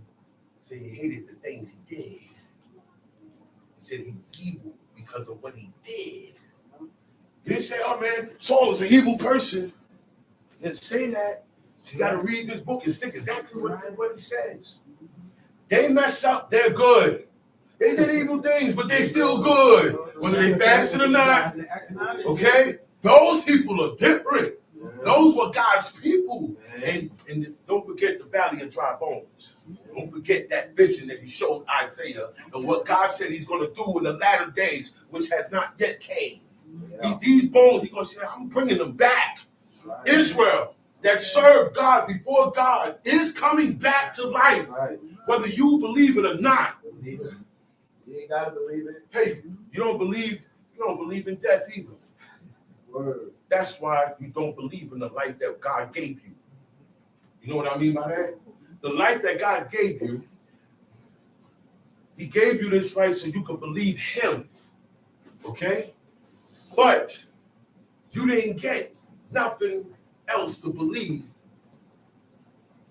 but the world. You got to believe the world and what the world has to do. So it's like a waste of a life. Right. Because you're living, you're alive, but you're not living. Do y'all understand that? The dude said, man, you got all this money. He on a yacht. He got everything. He said, this is living. That's what the heathen said. Because why? Take that money away from him. Take the woman away from him. Take all that stuff away from him. He ain't going to be happy. He ain't going to say he's living. He going to say, man, this ain't right. That's what the heathen do. They say stuff is not right. But when you serve God, that's life. That's right. That's right. Okay? The only life. That's the life that Moses spoke of. That's a fact. Okay? This life that people are living is the way of death. All he's doing is piling up iniquities. So for the day of your dead, that you think is not going to happen no time soon. And when it does happen, nothing's happening. That's right. So why Samuel was dead? And that was his spirit. It wasn't his body that came up. Right or wrong? That's how it's done. The body is buried back in the land. When they bury No. The body's buried back in When the they bury land. him at. He's in the Yeah. forest and indoor. By the But the window. spirit With the pulled. witches. Yeah, but Stop playing with me, what's man. up? The body is still 6 feet deep over in Benjamin. Yeah, right. This went down in Endor, Indoor. in the forest, In the cut. in the She was cuts, hiding. because they The all witches and warlocks, they hide and dwell in the woods. Running from Saul. Saul was Okay. killing. Saul was killing. Okay, because it's hard to find. But then she said, "Yo, wait a minute, this is Saul, because that's Samuel. You're Saul." She said, "Man," he said, "Look, man, don't worry about it, man. He swore. Saul took off He swore." took off his Because he kingdom. didn't have his kingly garment on, so she didn't know who he was. But she found out who he was. She when his was man looking at back his man. Oh, I know You that. can roll him. Wait a minute. And he start talking. He can't see Samuel. But he started talking. She could see Samuel because he had to ask what he got on, what he looked like. She described to him how he dressed. He dressed the same way every day of his life. He said, that's him. He said, "That's Samuel." And he bowed his head down the ground and started kicking it. And they had a conversation. Yo! Okay? Yo! You gonna tell me you gonna read this book and don't believe it, man? Yo! I read this last night. I said, "There's no way." That Look, there is something you are doing in your life that you can't read these situations that happen to godly men and don't believe it and say that's not true. It don't mean that. You're doing more than eating blood and eating fat. You're doing other things, man. You're doing way more. I know people who eat blood and fat and they still see that. You're doing something else, man. You got something in your house. There's something going on, man. What Samuel told them happened. He said it happened. He said, "Yo, you gonna be me, you and your sons gonna die tomorrow when you go to war." In other words, you're dying tomorrow. Tomorrow, y'all gonna be with me. Where is Samuel? If he's dead, his physical is in the ground. Where did his spirit go? Y'all need to ask yourself that. Stop telling yourself it's over when you die. This is about cleaning up what Adam and Eve did in your life, and in my life, and in our lives. And then when we die, okay, we go somewhere good. Where I know called a lot of the righteous. Right. I can't tell you how it look. I don't know where it's at. That's right. But I know one is mentioned in here. And I know that's where Samuel was at. Right. And there's no way people who just, you got people who came, you got men who came and became officers and teachers and leaders and was going strong. And they are not even in the church now. They're just out there. They don't serve no God, no idol, no nothing. But when they die, you mean to tell me their spirit go the same, and I bust my butt to do this and die? He didn't. He left off. We can't go the same place. There's no way we go this. We don't have the same charges. Even in jail, you got different charges. This guy got a charge that's higher. He gonna go to a max. He gonna go where murderers is at. Because this guy did attempt murder. This guy sold something he wasn't supposed to sell. Okay? He didn't kill nobody. He gets lower classification than that guy. Just saying. That's right. So it's hot. So that means I'm not gonna go to the same jail this guy going to. He's a murderer. He killed his moms and his father with an axe. Right? I sold some SF that was a little bit over the weight of the legal selling thing, whatever, right? Okay, they said, oh, you're supposed to only sell this much? I sold an ounce more. Now I'm in jail. Me and this guy in the same holding pens. After a while, we are going to depart. Why? We don't have the same charge. The evil and the good do not have the same charge. So when they die, somebody goes in different places. Everybody go on the ground, but the spirit split up. According to what I read, and I believe what I read. I force myself to believe what I read. Maybe you should do the same. Force yourself. Make yourself believe it. Because if you're not acting upon it, you don't believe it. That's right. You're not acting upon it, you don't believe it. If you're not acting upon it, you don't believe it. Because that's what God said about Abraham. He said Abraham believed God, and it was counted to him as righteousness. So every time God dropped something down to Abraham, There was no doubt. Yeah. it was an immediate. Yeah. He said, oh, circumcision. Okay, that day, circumcised. It wasn't a thing where he waited a month. No. Oh, well, I got to sharpen overnight, so I got to wait till. It was whatever had to happen for it to happen now, he went and did it and got it done so it could happen now. So that should show that I believe. The Christians, they believe Jakey, right? And they show it immediately, don't they? Where is ours? Look. The same fervor, intent for the idol. Where is that? That's what God wants to see here. When you was over there with that idol, nobody had to tell you to think upon certain things. Okay. Now it was with God, everybody gets stupid. Yeah. That's right. I kind of get upset at that. That's right. I really do. So wait a minute, man. Certain people I knew before they acknowledged the Most High God. I knew certain people, a lot of the Israelites walking around, knew of them before they converted. You didn't have this frame of mind of everything you was accepted when you was on that other side. True. Now God is telling you, not your parents, not no preacher, not no imam, not none of these people. God, his words, is telling you, thou shalt not steal. Do I have to break that down? No. Do I have to go into another language? Huh? What do I have to explain? This is something that you wouldn't like done to you. So it don't have to be explained. Okay. It only has to be explained when you're the person doing it. Okay. You gotta watch yourself. You should take heed to yourself. Tamshi. A wholesome tongue is a tree of life, but perverseness therein is a breach in the spirit. When you change, when perverse means to change the order of.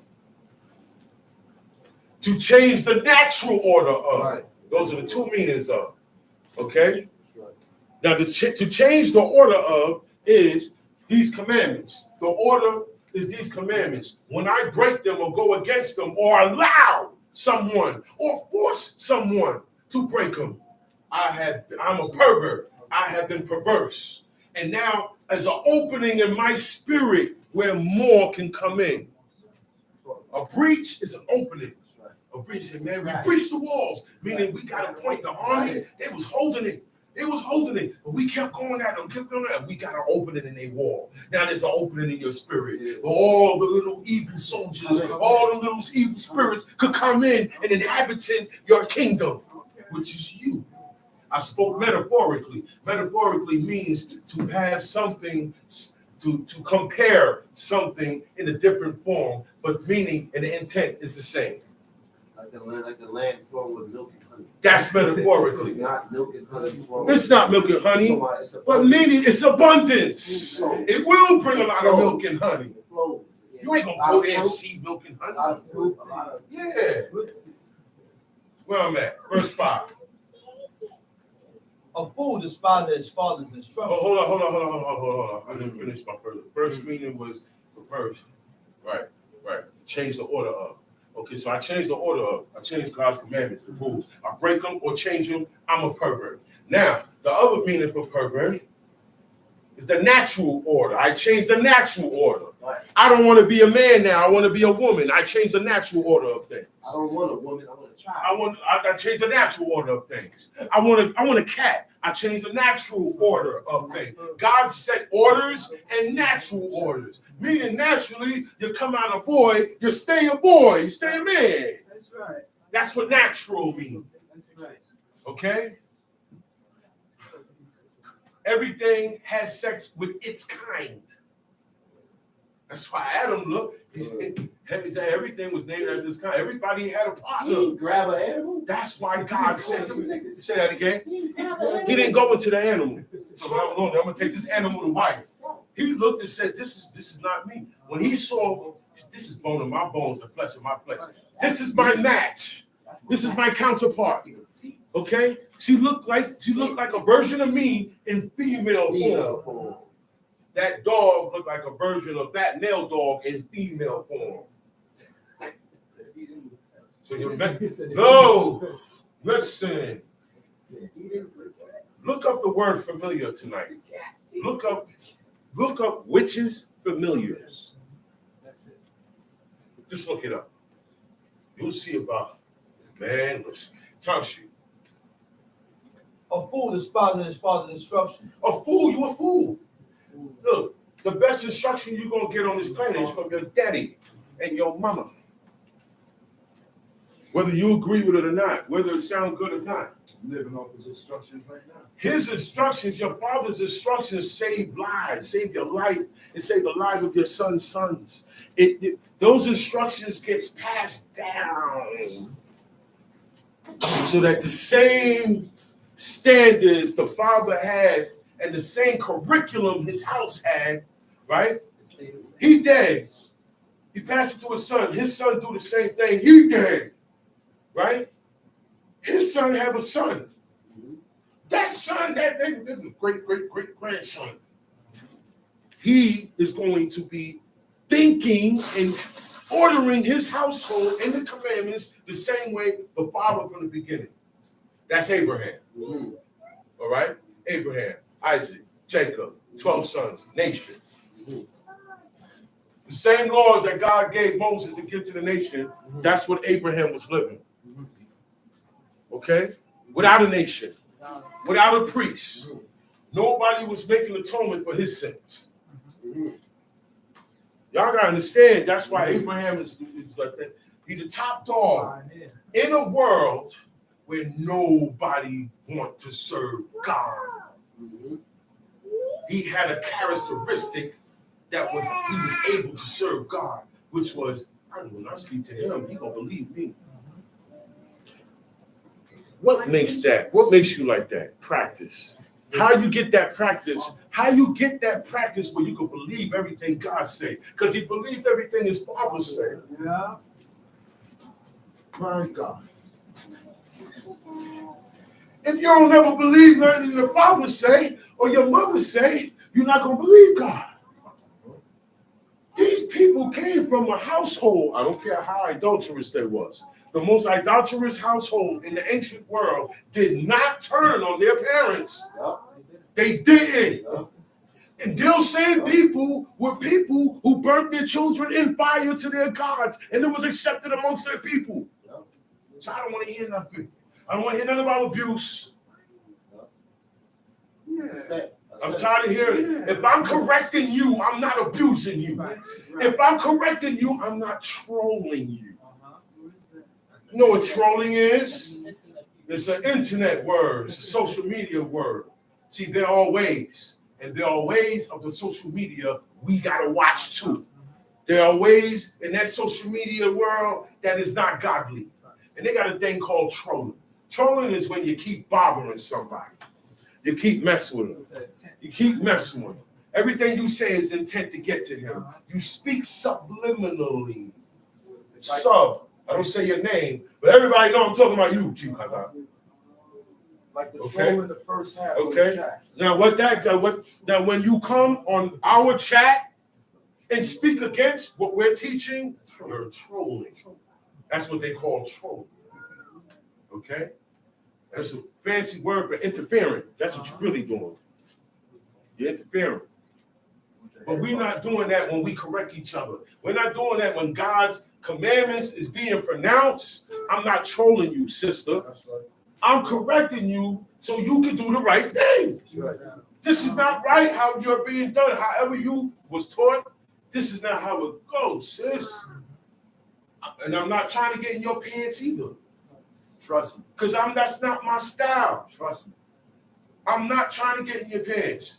Maybe that's what be in the way sometimes. Maybe it's because I'm trying to get in your pants, you trying to get in my pants, while we can't get this together. That's why I say stop rushing. Stop rushing.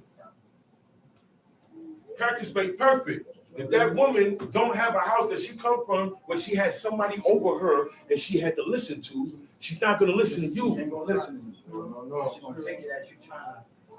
She's going to take it. She's going to take.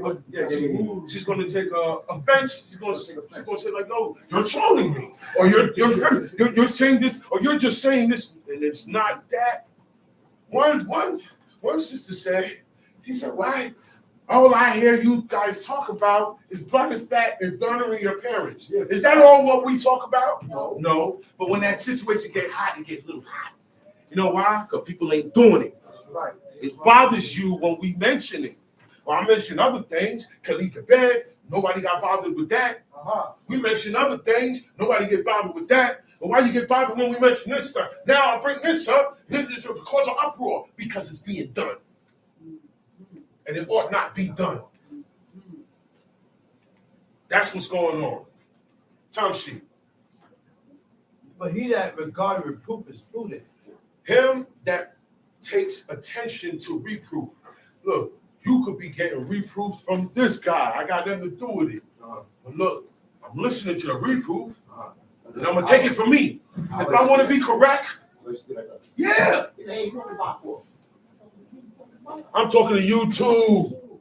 This is for you too. Because if you do it, you're gonna get it too. So this is for you. So a lot of times you just have to stand there. Look. I'm getting barked on. Everybody else still got to stand up there as if they was getting it too. You can't walk around like, oh no, that was for me. That was just for me. All right. You keep thinking that was just for me. Or so that's for him. All right. Wait till your turn comes. You're gonna get it worse because you know why? You seen the oldest do it. You seen you seen what happened, and you still went and did it. So you worse. He said Judah saw what Israel did. What backsliding Israel did. Yeah. He get a whole lot and a holy Bible, right? Yeah. He said, you, Judah's worse. Because you saw what this guy did. And you said you was better than him. So you were supposed to turn out better. And you went and did worse because you followed the same thing he did. That's how God put it. God used Judah and he used Israel. And it wasn't even a metaphor. No. Because they existed, and that's exactly what happened. He said, man, Israel, 10 tribes, from the time they got set up, they didn't serve God. Y'all know that? Y'all know that? From the time Jeroboam became king until Hoshea got taken down, all those kings didn't serve God, man. Make me want to cry, man. Jeroboam got chased to Egypt, right? That's where he learned the calf worship. Thank you. He stayed. Remember, he had to stay there for a while. That's what look. Calf worship came from Egypt. He fled Solomon. And stayed until Solomon died. Y'all don't even know what was going on. He was look. This is why these things today is no good. What they call that? Uproars, uprising. Hell no, we won't go. And Rallies. You know what was going on? You know what was going on? Solomon's tax was heavy, y'all. There's a reason why later on they talked about it after he died. Jeroboam was chief over his workers. You read, Jeroboam was in charge of construction. That's what made I take chase this. And certain things he was against in Solomon's regime, and he started speaking against it. Solomon don't play. Solomon will kill you. Look, man. Okay? He will kill you. Solomon did not play. A lot of dudes was running for Solomon when he got into it. He's one of them. He left. Anointed too. He left. He went to Egypt. And he stayed out there. Seems like everybody like running back to Egypt. There was another time another man ran to Egypt, Doeg. In the time of Doeg, right or wrong. That was a world power. Right? That's a world And when it was moving up to somebody got it, and then it was moving out, but everybody always go back to Egypt. He didn't chase them. When he got to Egypt, he ain't chasing them. No. Is Egypt being No. rejected? Ain't nobody chasing you in Egypt. Egypt being rejected either. Ain't nobody chasing you in It's a Egypt. world power. There's a world power. The only ones that had the might to do that is if God said. That's right. Moses. And we can't do it Moses. because we was messed up with God. That's right. So he used Babylon. Remember, Egypt went to go fight him. Okay? Josiah stood in the way. He hit Josiah and got him out the way. He said, your God told me to go and defeat that guy, not knowing he's going to die. Josiah got in the way of a man that was sentenced to die, which was the king of Egypt. You can't get in the way of world power stuff. God is in charge of anything world power. Wars, all the leaders that sit in takeovers, God is the one that do that. That's when he judged the nations. He judged the nations by war, by disease, by family, not by famine. Okay? That's how he hit up Egypt. He hit them up. Not by war, by turning the elements and turning creatures and invoking plagues. Mm-hmm. You see how God visit his visitation? Meaning, I'm coming to take care of you or these people for your sins. Yeah, It is enough. This VI is a His problem. VI is not good. It's a problem. His VI is not good. God's visitation is not good. Visiting the iniquities of God. Because he's going to bring now. When I come and I hit you up, you're going to get paid back all that iniquity that you. Time sheet. In the house of the righteous is much treasure, but in the revenues of the wicked is trouble. The lips of the wise disperse knowledge. So, I disperse it. Disperse means to scatter it out. You don't hold it back. It's not limited to this guy. Okay, time sheet. He said, but the heart of the fool is do it not so. The sacrifice to the wicked is an abomination to the Lord, but the prayer of the upright is delight. Look. You wicked. So whatever you felt that you gave up, it don't even count. Come on. That's first of all. That's first. Right? Right. These actual sacrifices that people are giving up. Okay? What make you think, even if it was a land, it would be accepted if you was wicked? You know God didn't accept any sacrifice if the person was wicked, because that's what he did with Cain. That's what he did with Cain. We don't sacrifice today. Okay? So now, what we do today? We read here and there, and we see that we can replace animal sacrifices with the calves of our lips. Meaning our lips, our prayers to God, our atoning, and our asking for forgiveness, right? Is the same as when you take an animal to be sacrificed for your sins. Okay, so why should you pray? So, the only people I pray with is in here. It's in this house. My immediate family. When it comes to prayer. Other than that, I pray by myself. And sometimes I still pray by myself. Yeah. Now, I don't like going amongst anybody and praying with them. Y'all, you got pictures in your house. You got this. You do things that I'm not doing. And I'm asking God for forgiveness for these things. And you're not. Okay, I'm like this.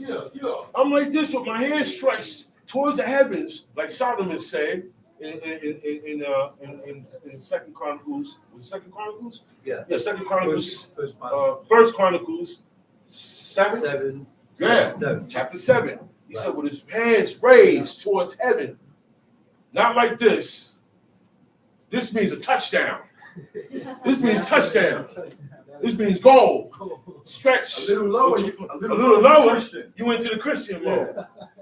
Because what's next? The only thing next is to put your hands together. Do not put them hands together.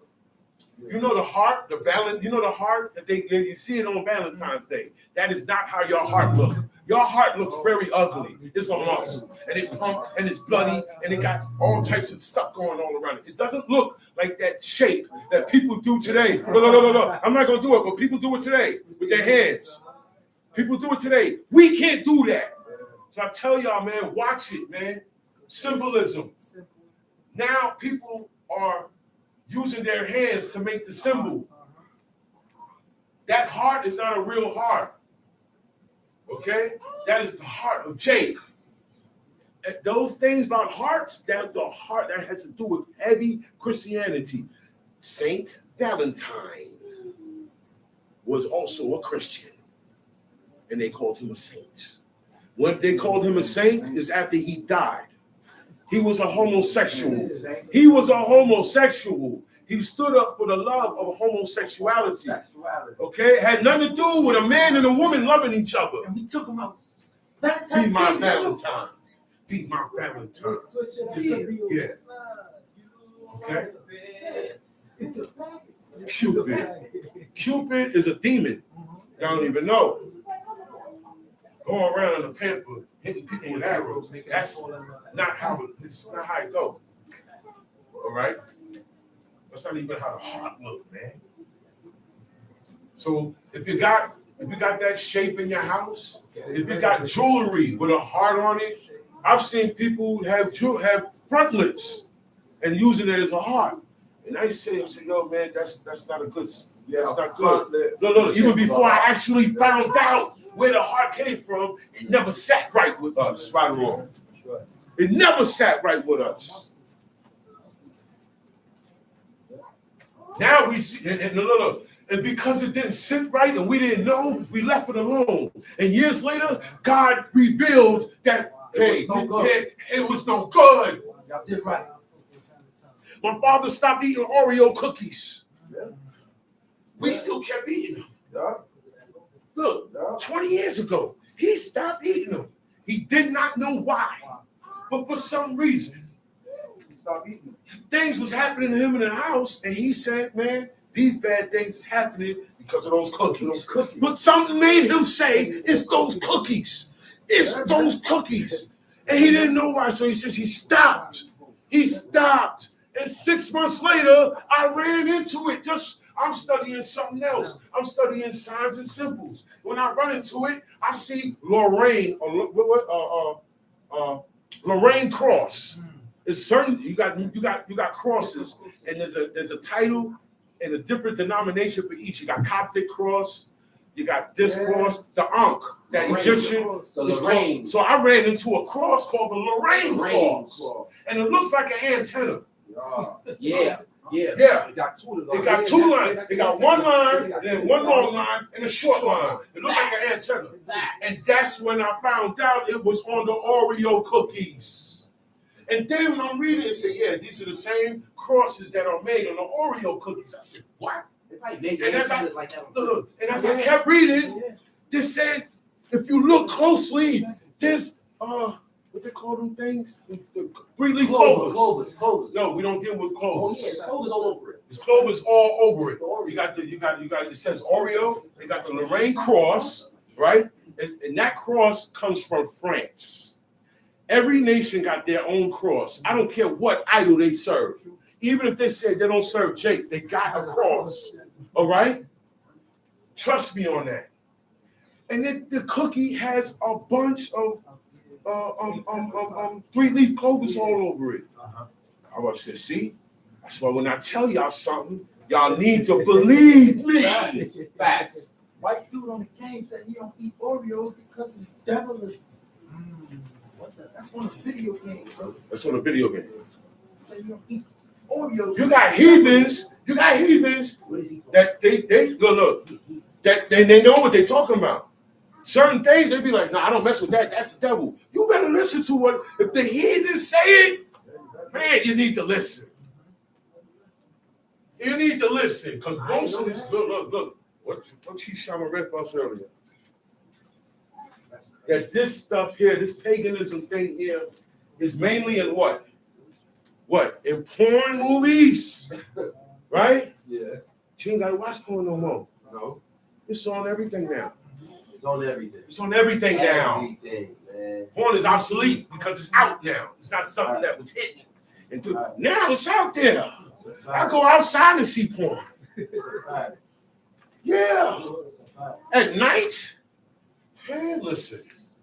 Hey, man, what y'all doing in there, man? Get out of here. Y'all get out of here. This is not for that. Yeah. Now it's in the entertainment business. Your favorite. Look, man. Look, man. I don't care who it is. They are all homosexual. Yup. The Wu-Tang. Yup. All of them. Yup. All of them. All the Even the whistleblowers. Exactly. They've been told. They've been told to blow the whistle. Exactly. Cat Williams. All of them. Cat Williams was told. How you think he got where he at? Told y'all, man. Wake up. How you think he got? He had to do that to redeem himself. Yeah, exactly. Don't be stupid. I got to blow the whistle on everybody else so I can get back in good. Yeah. Okay? How you still famous? These two guys point fingers at each other. They're in it. Facts. Okay? Oh, this guy. Trump hate this guy. Guess what? There was a time when they're all together. They're all together. They all are together. All politicians, all presidents, all politicians are Masonics. Facts. Facts. All of them are Freemasons. And all of them got to get down. And then after that, you can hate each other. Trump and Kamala's friends. Okay? How that happen? I don't know that. They're friends. Trump and Clinton is friends. They're friends. Behind closed doors, Friends. they are friends. Trust me. So, and this, look, you know what their common bond is?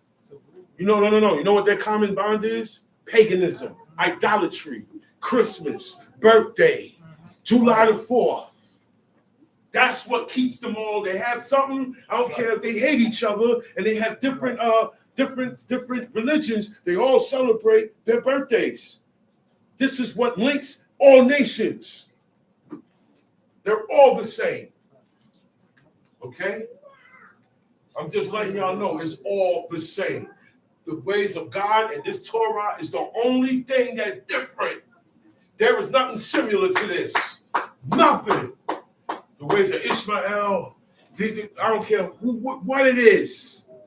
Nothing can compare to this. Oh, but there were things that was written before the Ten Commandments. Yes, the Hammurabi Code was written before the Ten Commandments. You know who Hammurabi is? No, then just be quiet and stop trying to tell me something. What you about to tell me, I know already, and I know the details, and I know where it came from. I even know the code. All right? And then, Baruch Hashem. So don't tell me trying to change my mind about this. I know there are a lot of codes and codexes and commandments written by man and their gods. No. But check this out. Check this out. Shabbat day ain't one of them. That's why everybody got a different day for their idol. That's our sign. Because you know why? When the Shabbat was established, man wasn't alive yet. Talk about it. Getting hot, man. Man wasn't alive yet. Person thought. So how could you have any other commandments? Person thought. And then it was like that for a very long time. Person thought. Okay? Very long time. I used to always say person Very thought. long time. What messed us up? You know what messed us up? Yeah, we had a greater evil in us, but it was something we would have been able to overcome if those angels didn't come down and teach us that extra stuff. That extra stuff, that's what got the world messed up now. Oh, okay. The extra stuff. I'll tell you one of the extra things, just to show you where I'm coming from. Okay. Cosmetology. Oh, the beautifying. The beautifying of the faces of woman. What did Jezebel do when she saw them coming? What she did is that she painted a face. Yeah. Talk about it, nigga. She was an enemy of God. Talk about it. We don't beat our face. Our women Talk don't about beat it. our face. They don't. Right. You do not have to beat. That's right. I know what it is. I know what it's called. It's called right. beat your face. That's right. I've been around enough women to know these things. I said, Dad, I had one woman, everywhere we go, she take 3 hours. I have to schedule. We going somewhere at 1 o'clock. I have to give her 3 hours to get ready. And she already showered. She's like this, man. And she, I said, yo, I don't get what, I don't get what ugly woman. You don't need that much. Yeah, you chop. I don't even give, I don't go after chop woman. Chop cheese. That needle. Going after chop cheese. My woman can wake up. She's beautiful. That's like the woman I like. I like that natural beauty. I like the natural beauty. I like your hair. Facts. I don't want to run my fingers through your hair and run into a track. Facts. Get glue on my fingers. Oh, she said, oh no, baby, don't touch my hair because it's gonna $1,400 haircut. $1,400 That's what it is. She's cut under there with a whole bunch of face stuff over it. And she's getting colors in her hair that don't come out on no human, which is pink. Where are you getting pink hair from? Where you get green? That's why Where you get purple? Singer Beyonce, she said, pretty hurts.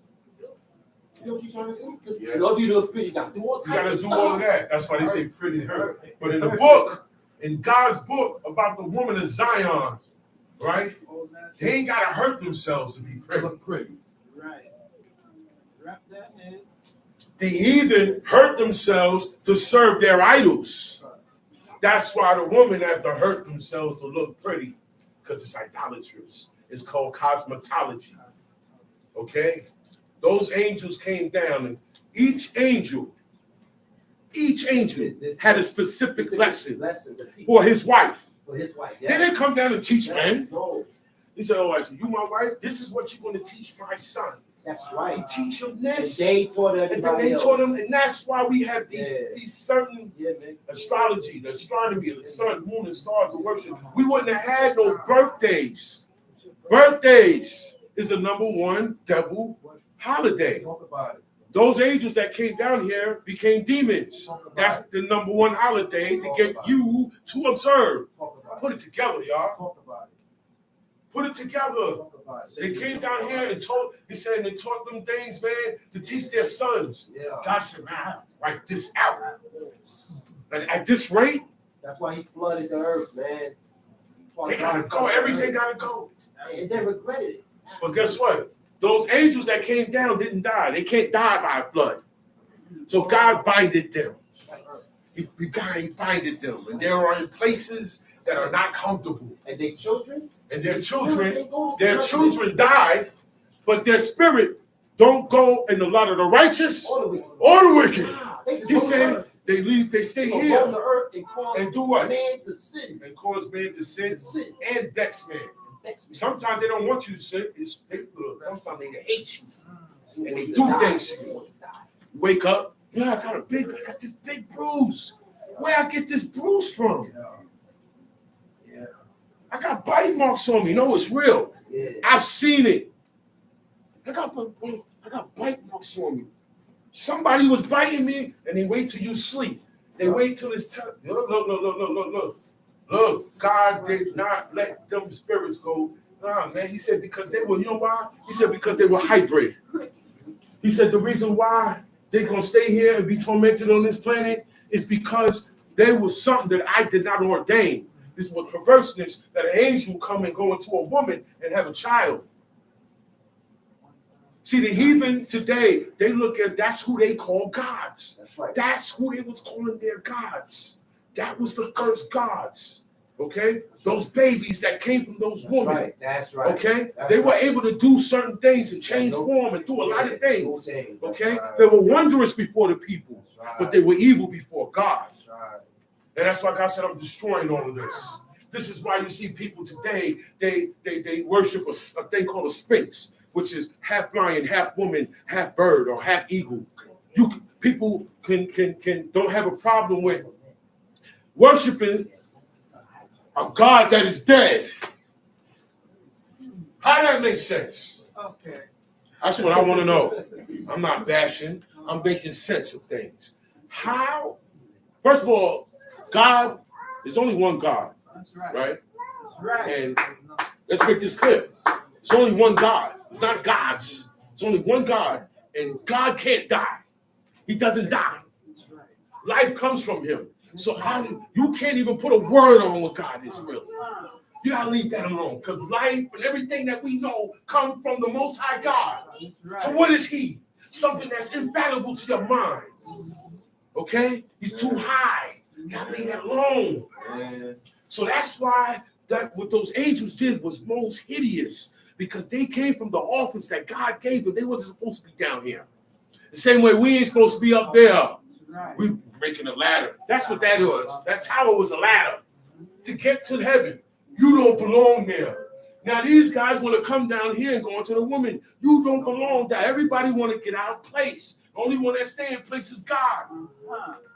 So now, while a woman cut their eyebrows, and when you cut your eyebrows, that's a commemoration of the cat and the dog.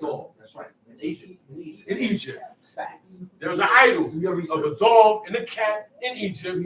Whenever you mess with your eyebrows, men doing it too now. Look, and look how it started. I'm gonna tell you how it started in the hood. I'm gonna tell you how it started in the hood. Black people wasn't doing it. You know who started doing it? A rapper called Big Daddy Kane. 2 cuts in your eyebrows. All it takes is a rapper to start doing it. 2 cuts in your eyebrows trying to wild out. That's where you get it from. When he did that, people in my school was doing it. Girls was doing it. Another rapper, MC Lights, he started doing it. It became a trend. Okay? See, y'all know, y'all see where these things come from? Okay? It's in the entertainment. Leave them rappers alone. You don't want to be like them. They are all. Okay? All of them. The truth come out, then somebody say, oh, that's not real. Yeah, you was paid to say that. Because we knew these things that's going on from early 90s. It's no surprise. But you ignore the bad piece that's on the animal and you cut it off and you eat the good parts. That's what you do. That's what you do with everything today. That's what you do with everything today. You can't serve God that way. Tamshi. The way of the wicked is an abomination unto the Lord, but he loveth him that followeth The wicked ways, his ways, how he go about doing things, that's an abomination to God. His ways, what he got in him, is abominable to God. So he ain't never gonna turn. He ain't got nothing in him to turn. Because God look at this guy as an abomination. You look at this guy or this woman, you are an abomination. Not the act, not what you say, not what you're attending. You an abomination. You can get to that point where God detests you. You don't want to hear your voice. You don't want nothing from you. And in time, you will find you ain't going to die here amongst us. We get rid of you. You find a bright idea. You get lured out. Well, hey, he may stir us up to kick you out. We could be wrong too, you know. Let me show y'all how God works. Make us give this guy bad treatment because God don't want him here. Y'all think God works like that, man? That's what stir up controversy means. He said, you know what? Egypt with Moses. Okay. God wanted to holler at Moses. Okay. He had to get him out of Egypt. Got to get him out. So wait, stir up. Stop the beef. Kill that nigga. Stir right, up. Now Pharaoh will Stir up. Break his spirit. Right. So he can let them all go. Right. Look. And at the same time, y'all ain't thinking y'all all that now. Because Egypt thought they was all that. No, he said, I will visit them to break the pride of their power. And I ain't never seen God talk like that about no other nation but Egypt. Egypt was very proud. Very, very powerful and very proud. It was highly proud. They looked frowned on any and everything that wasn't Egyptian. They ain't even sitting with you because you're Hebrew. And Hebrews deal with animals. And look, it's an abomination for them to sit with you. Ain't that something? But But that's why you ain't supposed to be following the Egyptian and getting married and put fingers on your ring like here. How about that? But that's where it came from. Chief Shama said, you said something earlier, ancient paganism, which was started in Babylon. The people today call it Sumeria.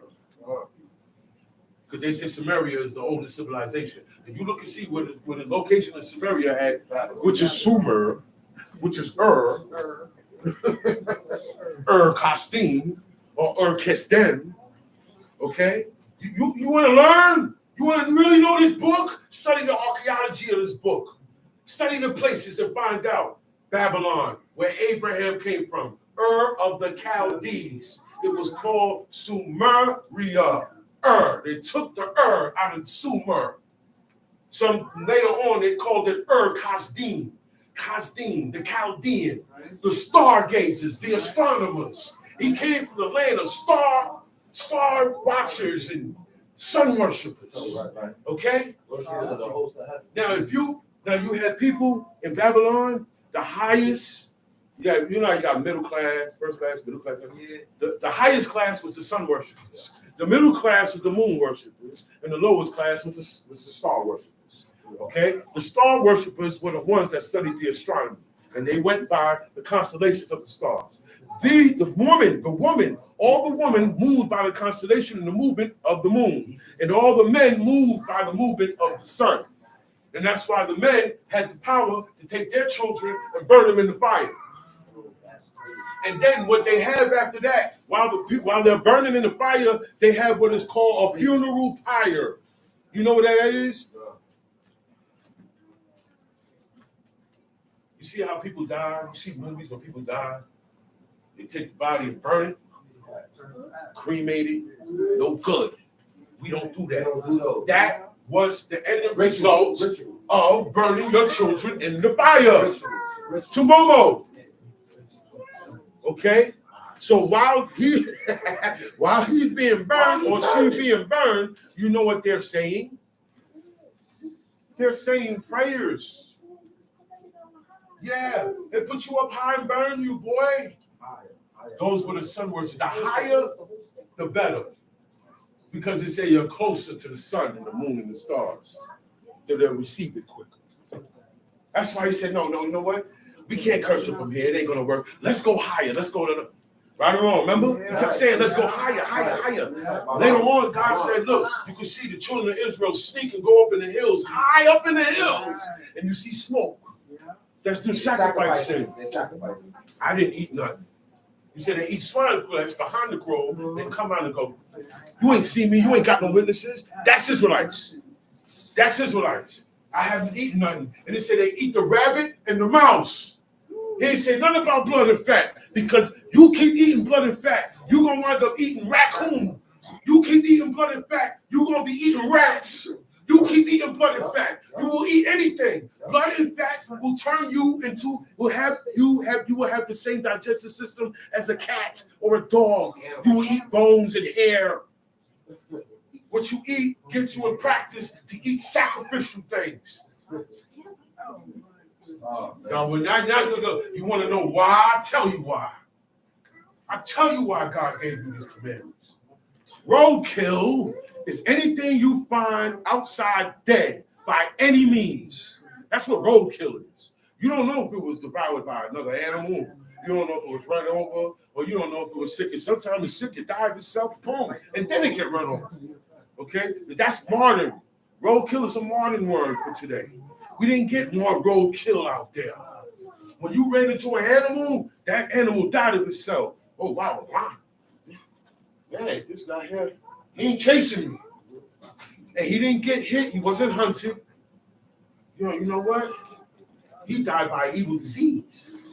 And they got away from the animal because that could become contagious. Or sickness.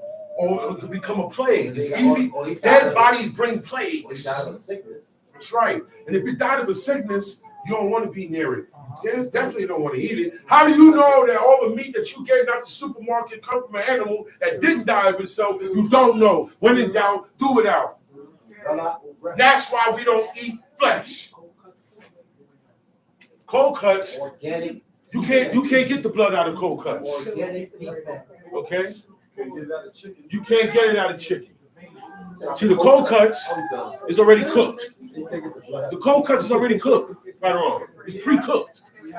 Don't buy nothing pre-cooked. You don't buy nothing pre-cooked, especially no flesh.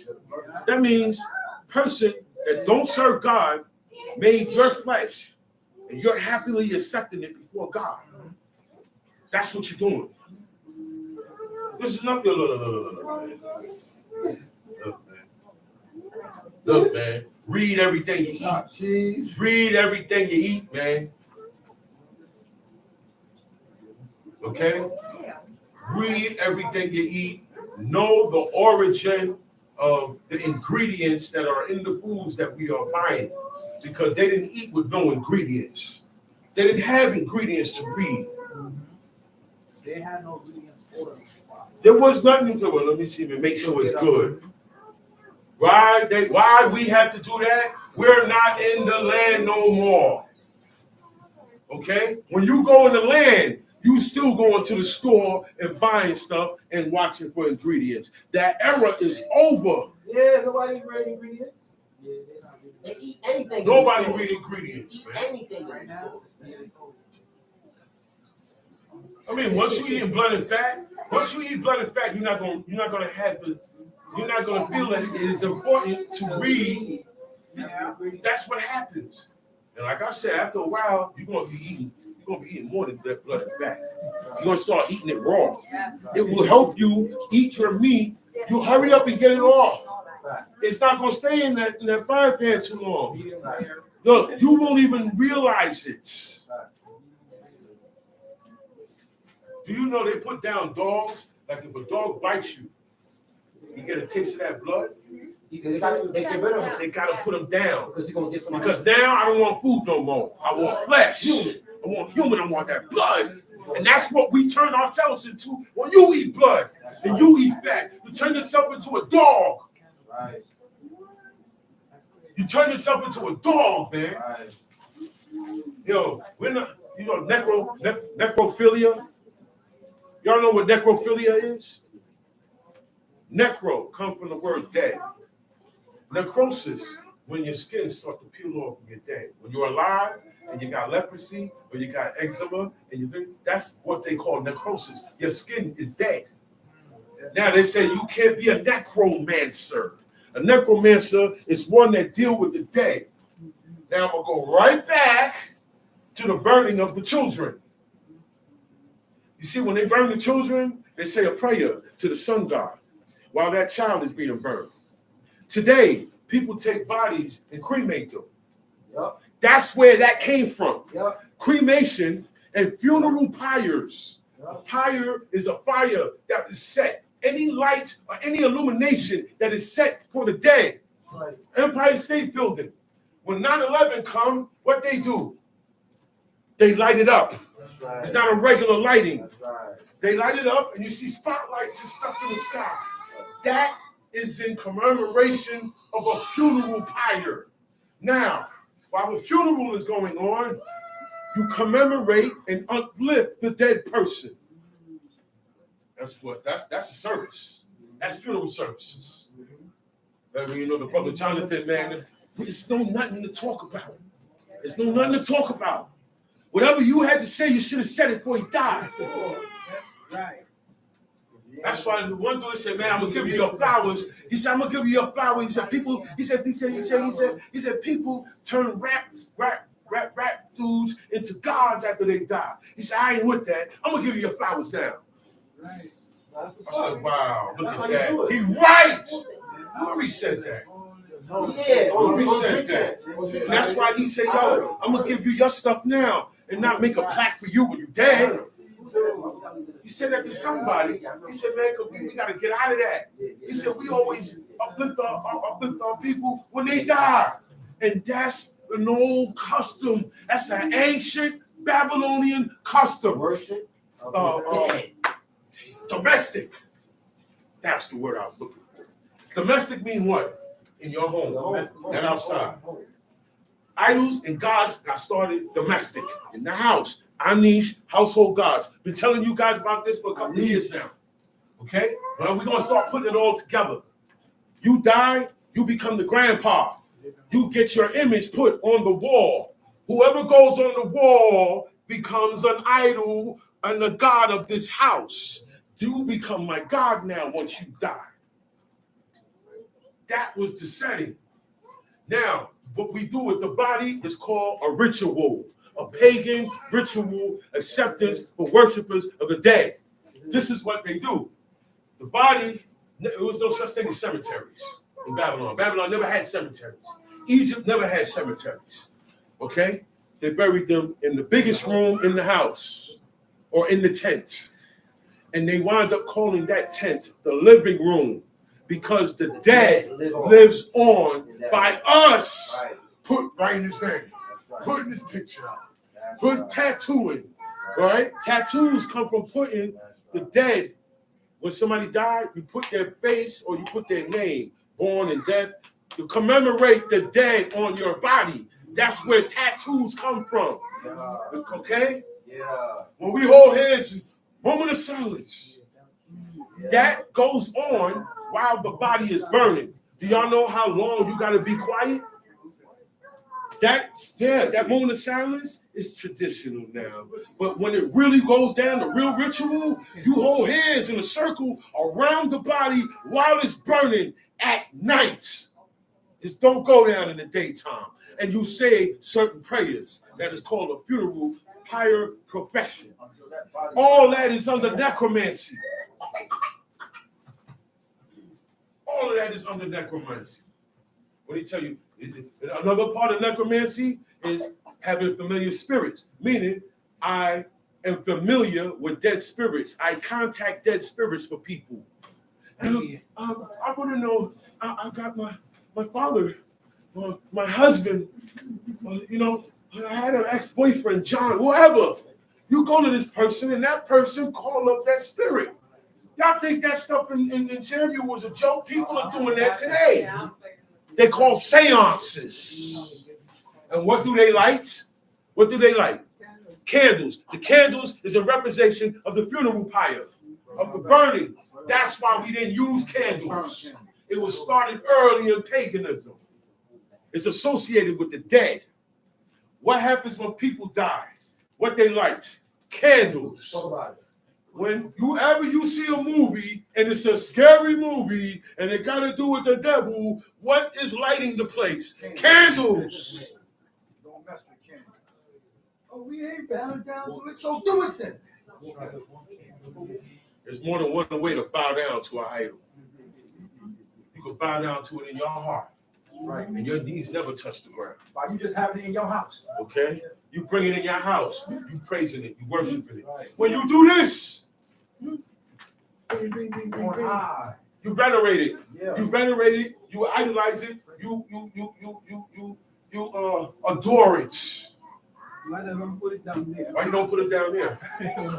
Why don't put it down on the floor? Why nobody put their pictures down on the floor? Huh? Because you worship it, and it's not the person. The person is gone. You got to let it go. We die. This is evil. Not accepting what God said in that garden. He said, you shall surely die. But we try to stay attached to death in the living world. Now you worship the dead. Okay? And when they say pour out a little liquor, for who? For the ones who died. That's a drink offering for the dead. Yeah. Yeah. In Israel, we got drink offerings, we got wine offerings, God. Right? And in the other world, the drink offerings is to the dead. Pour out a little liquor. Rolling up. What we said last week? Rolling up this guy. No. If you roll up, roll up. Why you gotta associate the dead for it? Don't commemorate the dead with this, what you about to smoke and eat and drink. Because that's part of the sacrifice. See how deadly it is? See how we can't even mourn the same? Your mama and father, you can't mourn them the same. That's why we didn't have no funeral service for our father Because he taught us better and he commanded us not to. And he showed us why. All that stuff where everybody take turns getting up, speaking about the dead and all that. That's how the wicked do. And it's really when you're doing that really sun, moon, and star worship. That's what it really is. Okay? Behind it. And behind that is the adversary. The adversary got all that hooked up because he know he can't come up to man no more and say, yo, listen, God is we already know that trick. Everybody will run from it. We already Christians will run from it. Muslims, everybody will run. Nobody's he's not getting that confrontation no Gotta more. come So he gotta come slick. deceptive. He gotta come deceptive. All he did was didn't tell Eve everything. He didn't tell her the last part. He said, that shall not surely die. He said, but you're gonna know, blah, blah, blah. He said, but there is a time when you're gonna leave it. You're not gonna die immediately as you eat it. He didn't do that. He didn't make it clear. People lie like that too. You didn't make it clear. You didn't tell me that part, or else I would have never did it. You knew what you was doing. You knew what you was doing. You made sure. And I caught somebody out there like that. I said, no, you made sure you didn't tell me that part because you know what I would have said and done. That's why you waited to mention that part when I wasn't here. And then a little bird, little Tweety bird, said, hey, man. And the Tweety bird see the play. He said, yo, wait until you left. Then he said this, that. I said, all right. The judge makes you say the truth, the whole truth, And nothing but. like the whole nothing. Because you lied. Well, all he got to do is say, tell the truth. Joshua ain't say that. Achan. He said, man, tell me your sins right now. Tell me your sins. And he spit it out. He had to tell him, stand up in front of the tabernacle. Put your hands up. Get the priests. We need witnesses. I need you to swear that you're going to tell the truth. Swear to tell the truth. I swear you're going to tell the Put your hand on the Bible. You know why, though? We need more proof. You know why you need more proof? Because it's more lies. It's more deceit. That's why we got cameras. Because dudes get out of lies and live and be good. You need that camera. And even with the camera, the dude say he still ain't doing that. Wasn't me. I said, how you gonna say that's not you? I said, that ain't me. I said,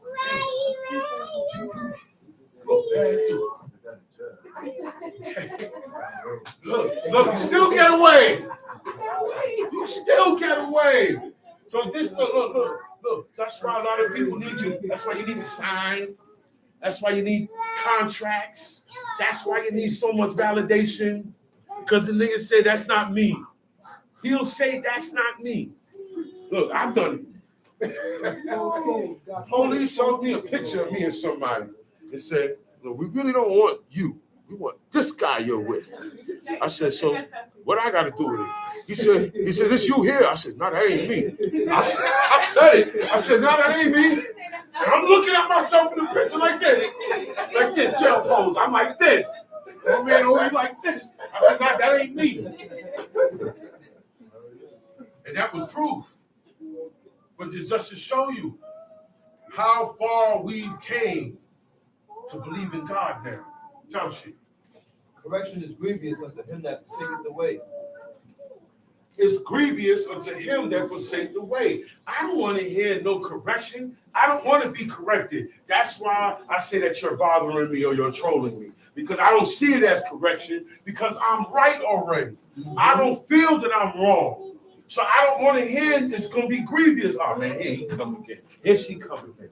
It's going to be grievous to one who left off, who forsake the way, who doesn't. If you don't observe the Shabbat, you ain't gonna want to hear about people who are observing the Shabbat. That's right. You understand me? I'm using that for an example. It's gonna be grievous every time we bring up the Shabbat to one who doesn't like the Shabbat. You got people who don't like the Shabbat. Don't you?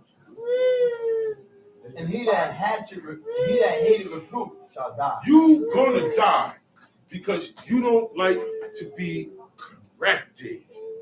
So now, that's gonna, being corrected stops you from going the wrong way into death.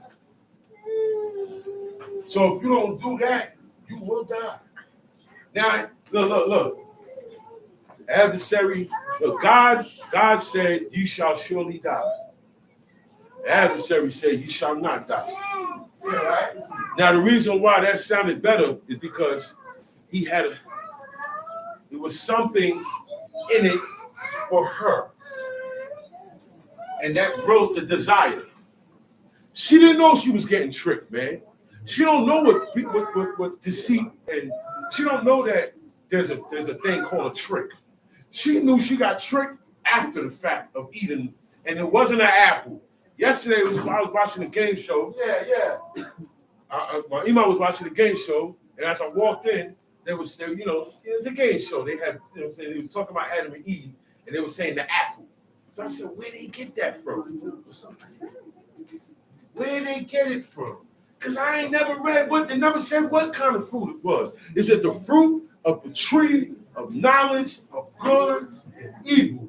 It never said, it said the fruit of the tree of life. Did it say what fruit that was? It never specified. How do you know? And you wasn't there millions of years ago. How do you know it was specifically an apple? Nobody knows. And then you call this lump here in the man's throat an Adam's apple. Because it was, where you are getting this from?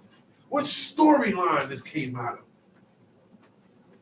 All that is untrue. We don't know what fruit it is. It wasn't specified what fruit it is. All we know is that fruit was forbidden to be eaten.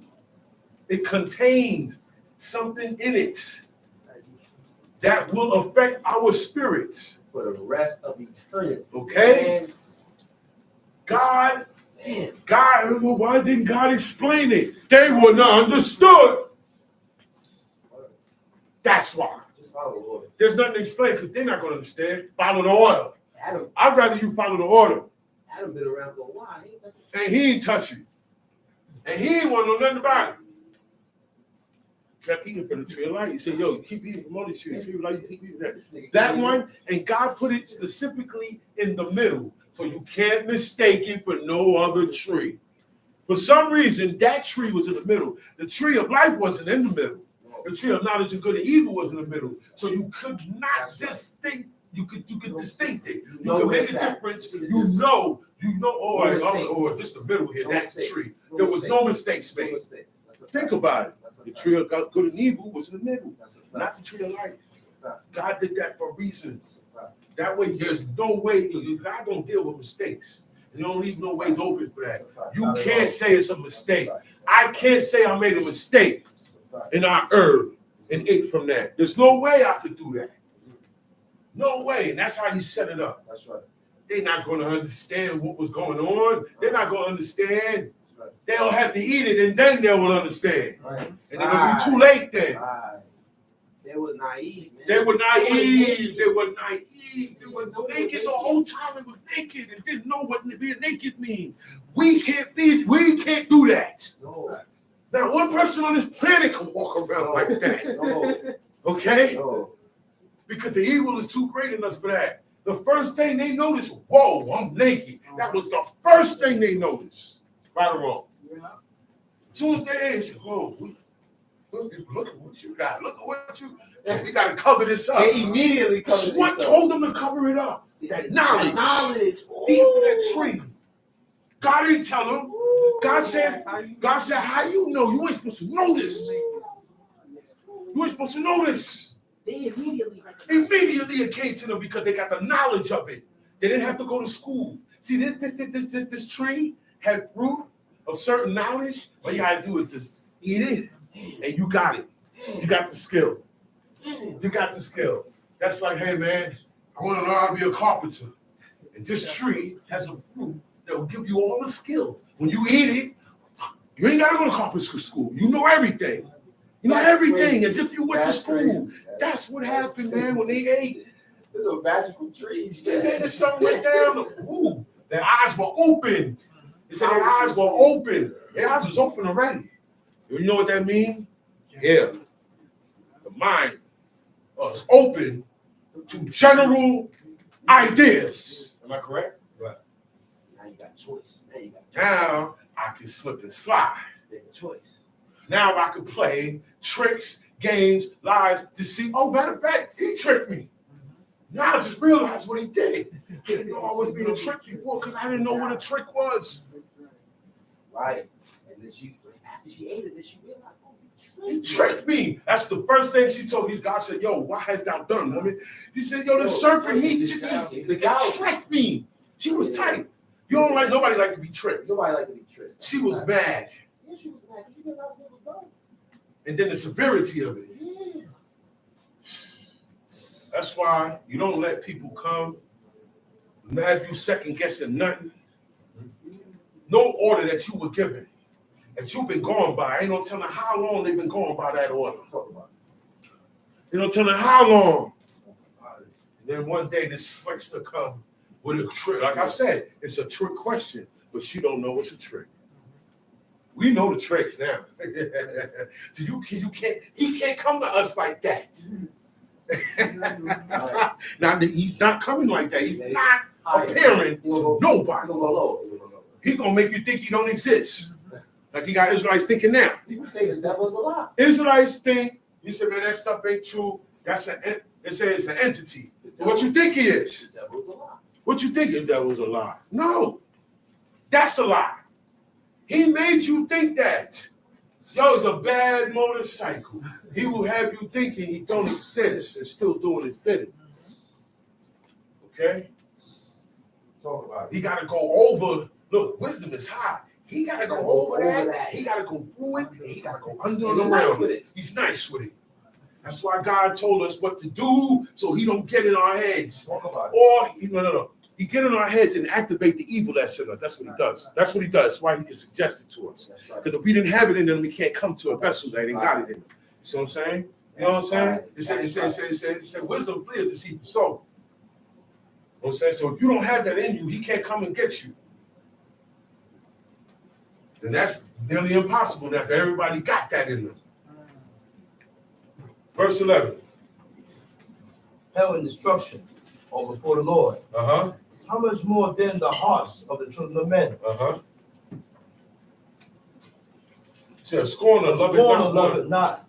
Scorn of love it not one that reproveth him. All right. Neither will he go into. All the kids love me out here. They call me Uncle Mick. They call me Uncle Rebel. Everybody love me. You see that, right?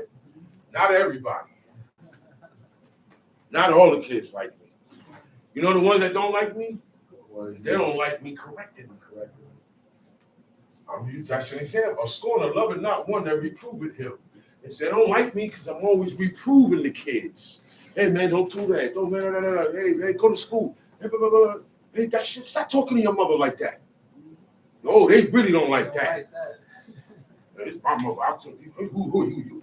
I said, man, stop talking to your mother. I said, my mother come in here and smack bite out of me right now, and I ain't doing nothing. I said, but you got a lot of trouble coming to you because you don't listen to her. A lot of them don't like me because of that. They avoid me. Those are the scorners. Okay? He said, neither will he go unto the wise. He's not going to go to the wise man. The Rehoboam went to his father's advisors, the same men who advised his father. Right? They told him what to do. What they told him to do? Serve the people. Grant their requests. And what happened? They will serve you. They will be loyal to you. Right or wrong? Yes, sir. Once you're a leader, you show the people you for them. You make it, you accommodate them. Yo, man. They get in front of you, man. I see that up to today. Even heathens still have that. Yeah. Once you holding them down, oh no, ain't nothing happening to this guy. You bugging. If it wasn't for him, listen, man, you ain't doing that to him. He'll go to jail for you. Trump supporters like that. He got supporters like, you know why? Because he accommodated them. He made sure that they got what they requested. And look, it was heavy on them. And he lightened it up. This guy said, man, I don't lie. Inside of him, he did not want to do that. But he went to the young man. He went to the ones who he grew up with. They said, hey, tell them you're going to be heavier. Your yoke going to be heavier than your father's. Tell them your little pinky going to be thicker than his loins. And how he's going to beat them with whips, with scorpions. It's going to be worse. And he had two, he had one, he had this counsel, he had that counsel. He chose the bad counsel. And the bad counsel worked against him. But the reason why he chose the bad counsel is because he wasn't doing what God said in the first place. Rehoboam wasn't following God like his father Solomon. So the advice that he listened to is not going to be right. You're not going to want to listen to the right words. That's why when you show people things, they're not even when you show them, they're not doing that. Because from the giddy up, they're not right with God. Exactly. You understand what I'm saying? They're not right, so they're not going to be able to see these things. He said, a merry heart maketh a cheerful countenance. He said, but by sorrow of the heart, the spirit is broken. 14. The heart of him that hath understanding seeketh knowledge. If I depart from evil, I'm going to want to seek all knowledge upon that has to do with me departing from evil. Anything from departing from evil means me accepting and doing these commandments, ways, statutes, and judgments of God. That's departing from evil. So if I depart from evil, I'm going to always seek knowledge, knowledge that is good. He said, but the mouth of who? But the sorrows of the heart, the spirit is broken. The heart of him that hath understanding seeketh knowledge, but the mouth of fools feedeth on foolishness. You are what you eat. It said like souls or like spirits attract. Meaning this guy is like this guy. That's right. They're gonna see that they're gonna bond. They're gonna see eye to eye. That's right. They're gonna agree on the same things. That's right. They're gonna fight on the same bill. That's right. Okay? That's right. Birds of a feather. That's You right. say flock together. That's right. That's a known saying. No, you ain't gonna stick with your kind. Nobody stays with a kind that's not theirs. That's a fact. You're not, man. You're not. Drop me. In the Hebrew, it says, but by sorrows of the heart. When you look up the definition of sorrow, it says azebet. Azebet means when you put through pain, hurt, Affliction. or injury, right? Affliction. When you put through affliction, he says, when you put through affliction, your spirit is broken. The word for spirit is broken is nake ruach. Contrite spirit. A broken You're spirit. able to serve God now. And that's why God does the things that he does to us by putting us through pain, making cars hit you, pick you up, drop you down, you end up getting shot, stabbed, to make you consider your ways. And that's supposed to break your spirit. See, it's a spirit. So you It's a spirit that is stubborn and hard against God.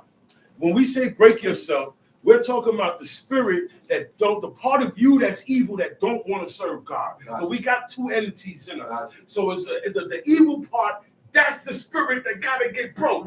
Because you got good stuff in you, but it can't go no further because the evil is in there.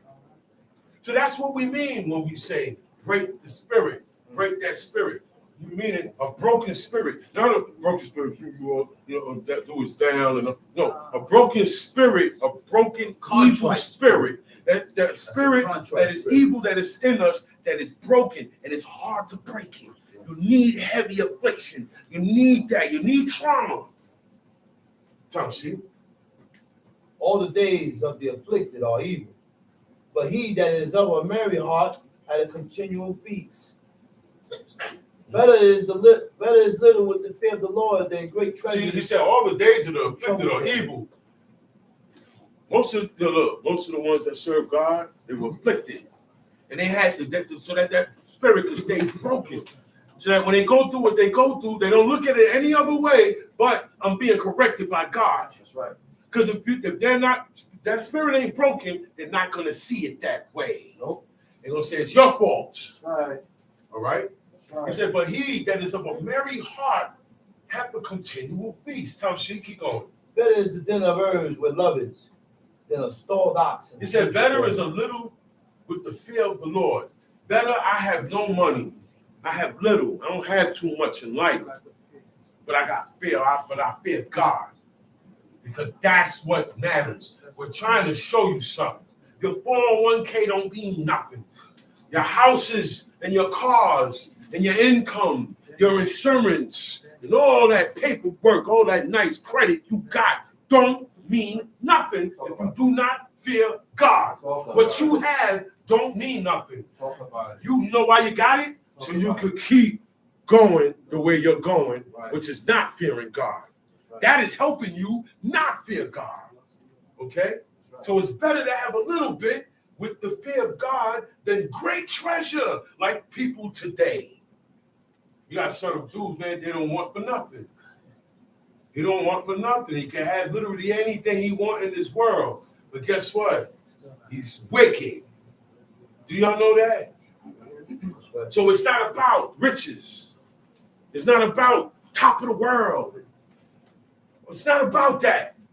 It's about serving God and then you die. That's right. That's it. Everything else that I said, serving God and die. Everything else in between that is a distraction. Watch it. You may get married to the wrong person. Distraction. Yeah. Time sheet. A wrathful man stirred up strife, but he that is slow to anger appeases strife. They say a wrathful man, he's full of wrath. You have dudes like that. They just go around, they want beef everywhere they go. They're not comfortable unless they riled up and they want to get into it. These guys like shooting and fighting every minute for no reason. What you looking at? What you looking at? Ah, that's a wrathful person. Everything that happened, you get upset. They want to do this and do that. He said that type of person is going to always start trouble. A wrathful man. That's right. When he said angry man, he said, the show Martin, there was a character called Angry Man. And every time they showed him, he's angry for no reason. So Martin called him Angry Man. Angry man. And that's this. You angry. What he said was you're banging on breakfast. You mad at breakfast. What kind of a dude is mad at food or water? Or mad at air? That's a wrathful person because you're mad for no reason. He said this type of person, he said, what? Stir it up, strife. That's the troublemaker. The guy is always upset. You never see this guy smile. He's never speaking a happy word. He's always tight about something. That's right. The godly man said, watch him, he's going to stir up something. That's right. Then he'll feel comfortable. That's right. He said, but he that is slow to anger appeases strife. When a person is slow to anger, you can deal with the situation better. Yeah. And you can. I learned that. I learned that. I learned that too. It goes better. I learned that too. The result goes better. You say, you know what? No. I'm starting to get upset. But no. Calm down. I have a right to be upset though. But you know what? No, I can deal with this. I'm good. Now. Oh, okay, I let the person talk. And then I said, well, hold up. We're not yelling at each other. Chill. Like, all of this is a piece of strife. Tom sheep. The way of the slothful man is a lazy man. Man that don't want to do nothing. He don't want nothing. He don't want gain. He don't do nothing to gain nothing. He's a mooch. He's a leech. He live off other people. He is as a hedge of thorns. He's being compared to a hedge of thorns. You're not going to get over that hedge because there's a bunch of thorns on there. He's the thorn, Tom sheep. But the way of the righteous is made plain. Uh-huh. A wise son maketh a glad father. Yeah, man. A wise son. When you listen to your father, that's when you become wise. That's the beginning of you becoming wise. That's right. Okay. When you listen to your father. Okay. Even beyond the grave. Okay. Look, and I see that. Look. It sticks with you for your whole life. Rocket lights. And it goes, look. And that commandment, if you follow it, will live through your children. Facts. And your children's children's children. Facts. Like God said. Rockabites. Like the Rockabites. Jonathan had been there. And when they was talking about him, when that was brought up, him and his children was dead. Facts. These are his descendants. Facts. Great. Descendants. Right. You can't even put We can't it even. on. This is so far back now. That's right. They come out of this guy. Descendants. That's right. And they still followed. He said, man, our Heathens. father told us that his father told him. We don't even know our father's father, let alone know Jonathan, that we were not supposed to drink wine and live in houses. We're supposed to dwell in tents all our life. Heathens. My father's mother said, okay, I got the signal. I'm going to hit y'all with one thing now, and that's it. My father's mother, she said she was sick on a sick bed, on a deathbed, and she was in the hospital. They put sneakers on her, and she didn't like it. She said, oh, they put sneakers on me, and she was tight. You know why? She said, my father told me and my sisters never to wear sneakers because they belong to men. Shalom alaikum. Shalom.